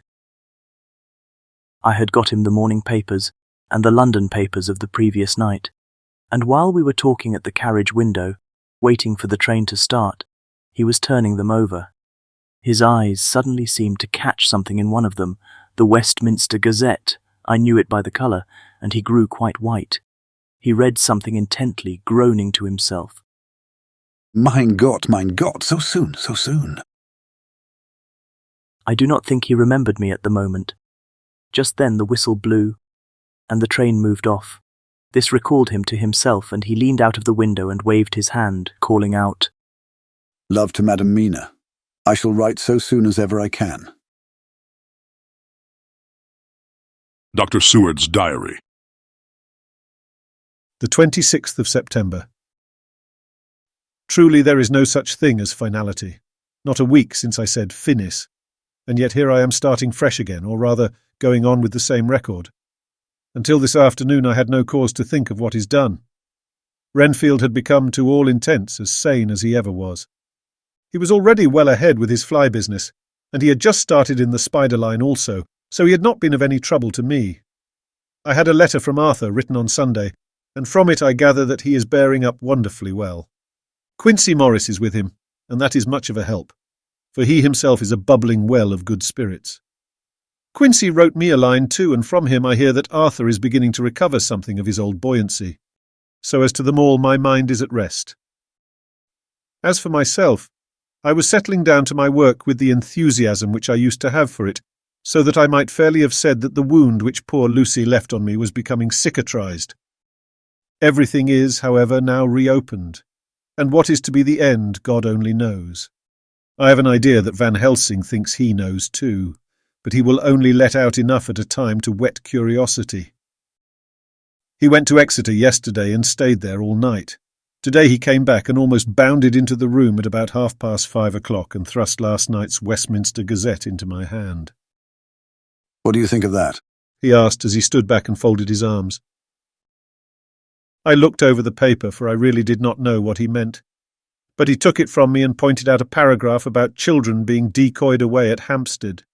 It did not convey much to me until I reached a passage where it described small punctured wounds on their throats. An idea struck me and I looked up. Well? He said, It is like poor Lucy's. And what do you make of it? Simply that there is some cause in common. Whatever it was that injured her has injured them. I did not quite understand his answer. That is true indirectly, but not directly. How do you mean, Professor? I asked. I was a little inclined to take his seriousness lightly, for after all 4 days of rest and freedom from burning, harrowing anxiety does help to restore one's spirits. But when I saw his face, it sobered me. Never, even in the midst of our despair about poor Lucy, had he looked more stern. Tell me, I said. I can hazard no opinion. I do not know what to think, and I have no data on which to found a conjecture. Do you mean to tell me, friend John, that you have no suspicion as to what poor Lucy died of? Not after all the hints given not only by events, but by me. Of nervous prostration following on great loss or waste of blood. And how the blood lost or waste? I shook my head. He stepped over and sat down beside me and went on. You are a clever man, friend John. You reason well, and your wit is bold, but you are too prejudiced. You do not let your eyes see nor your ears hear, and that which is outside your daily life is not of account to you. Do you not think that there are things which you cannot understand, and yet, which are, that some people see things that others cannot? But there are things old and new which must not be contemplated by men's eyes, because they know, or think they know, some things which other men have told them. Ah, it is the fault of our science that it wants to explain all. And if it explain not, then it says there is nothing to explain. But yet we see around us every day the growth of new beliefs which think themselves new, and which are yet but the old, which pretend to be young, like the fine ladies at the opera. I suppose now you do not believe in corporeal transference, no, nor in materialization, no, nor in astral bodies, no, nor in the reading of thought, no, nor in hypnotism. Yes, I said. Charcot has proved that pretty well. He smiled as he went on. Then you are satisfied as to it, yes? And of course then you understand how it acts and can follow the mind of the great Charcot, alas that he is no more, into the very soul of the patient that he influenced. No? Then, friend John, am I to take it that you simply accept fact and are satisfied to let from premise to conclusion be a blank? No. Then tell me, for I am student of the brain, how you accept the hypnotism and reject the thought reading. Let me tell you, my friend, that there are things done today in electrical science which would have been deemed unholy by the very men who discovered electricity, who would themselves not so long before have been burned as wizards. There are always mysteries in life. Why was it that Methuselah lived 900 years and old Pa 169, and yet that poor Lucy, with 4 men's blood in her poor veins, could not live even 1 day? For had she lived 1 more day, we could have saved her. Do you know all the mystery of life and death? Do you know the altogether of comparative anatomy, and can say wherefore the qualities of brutes are in some men and not in others? Can you tell me why, when other spiders die small and soon, that one great spider lived for centuries in the tower of the old Spanish church, and grew till on descending he could drink the oil of all the church lamps? Can you tell me why in the Pampas, aye, and elsewhere, there are bats that come at night and open the veins of cattle and horses and suck dry their veins? How in some islands of the western seas there are bats which hang on the trees all day, and those who have seen describe as like giant nuts or pods, and that when the sailors sleep on the deck, because that it is hot, flit down on them, and then in the morning are found dead men, white as even Miss Lucy was. Good God, Professor, I said, starting up. Do you mean to tell me that Lucy was bitten by such a bat, and that such a thing is here in London in the 19th century? He waved his hand for silence and went on. Can you tell me why the tortoise lives more long than generations of men? Why the elephant goes on till he have seen dynasties? And why the parrot never die only of bite of cat or dog or other complaint? Can you tell me why men believe in all ages and places that there are some few who live on always if they be permit? That there are men and women who cannot die? We all know, because science has vouched for the fact, that there have been toads shut up in rocks for thousands of years, shut in one so small hole that only hold him since the youth of the world. Can you tell me how the Indian fakir can make himself to die and have been buried, and his grave sealed and corn sowed on it, and the corn reaped and be cut and sown and reaped and cut again, and then men come and take away the unbroken seal, and that there lie the Indian fakir, not dead, but that rise up and walk amongst them as before? Here I interrupted him. I was getting bewildered. He so crowded on my mind his list of nature's eccentricities and possible impossibilities that my imagination was getting fired. I had a dim idea that he was teaching me some lesson, as long ago he used to do in his study at Amsterdam. But he used then to tell me the thing so that I could have the object of thought in mind all the time. But now I was without this help, yet I wanted to follow him, so I said, "Professor, let me be your pet student again. Tell me the thesis so that I may apply your knowledge as you go on. At present I am going in my mind from point to point as a madman, and not a sane one follows an idea. I feel like a novice lumbering through a bog in a mist, jumping from one tussock to another in the mere blind effort to move on without knowing where I am going." "That is good image," he said. "Well, I shall tell you. My thesis is this. I want you to believe." "To believe what?" "To believe in things that you cannot. Let me illustrate. I heard once of an American who so defined faith, that faculty which enables us to believe things which we know to be untrue. For one, I follow that man. He meant that we shall have an open mind and not let a little bit of truth check the rush of a big truth, like a small rock does a railway truck. We get the small truth first. Good. We keep him and we value him. But all the same, we must not let him think himself all the truth in the universe." "Then you want me not to let some previous conviction injure the receptivity of my mind with regard to some strange matter. Do I read your lesson aright?" "Ah, you are my favourite pupil still. It is worth to teach you. Now that you are willing to understand, you have taken the first step to understand. You think, then, that those so small holes in the children's throats were made by the same that made the hole in Miss Lucy?" "I suppose so." He stood up and said solemnly, "Then you are wrong. Oh, would it were so. But alas, no, it is worse, far, far worse." "In God's name, Professor Van Helsing, what do you mean?" I cried. He threw himself with a despairing gesture into a chair and placed his elbows on the table, covering his face with his hands as he spoke. "They were made by Miss Lucy." This concludes Part 1 of Dracula by Bram Stoker. Please continue to Part 2. Link in description.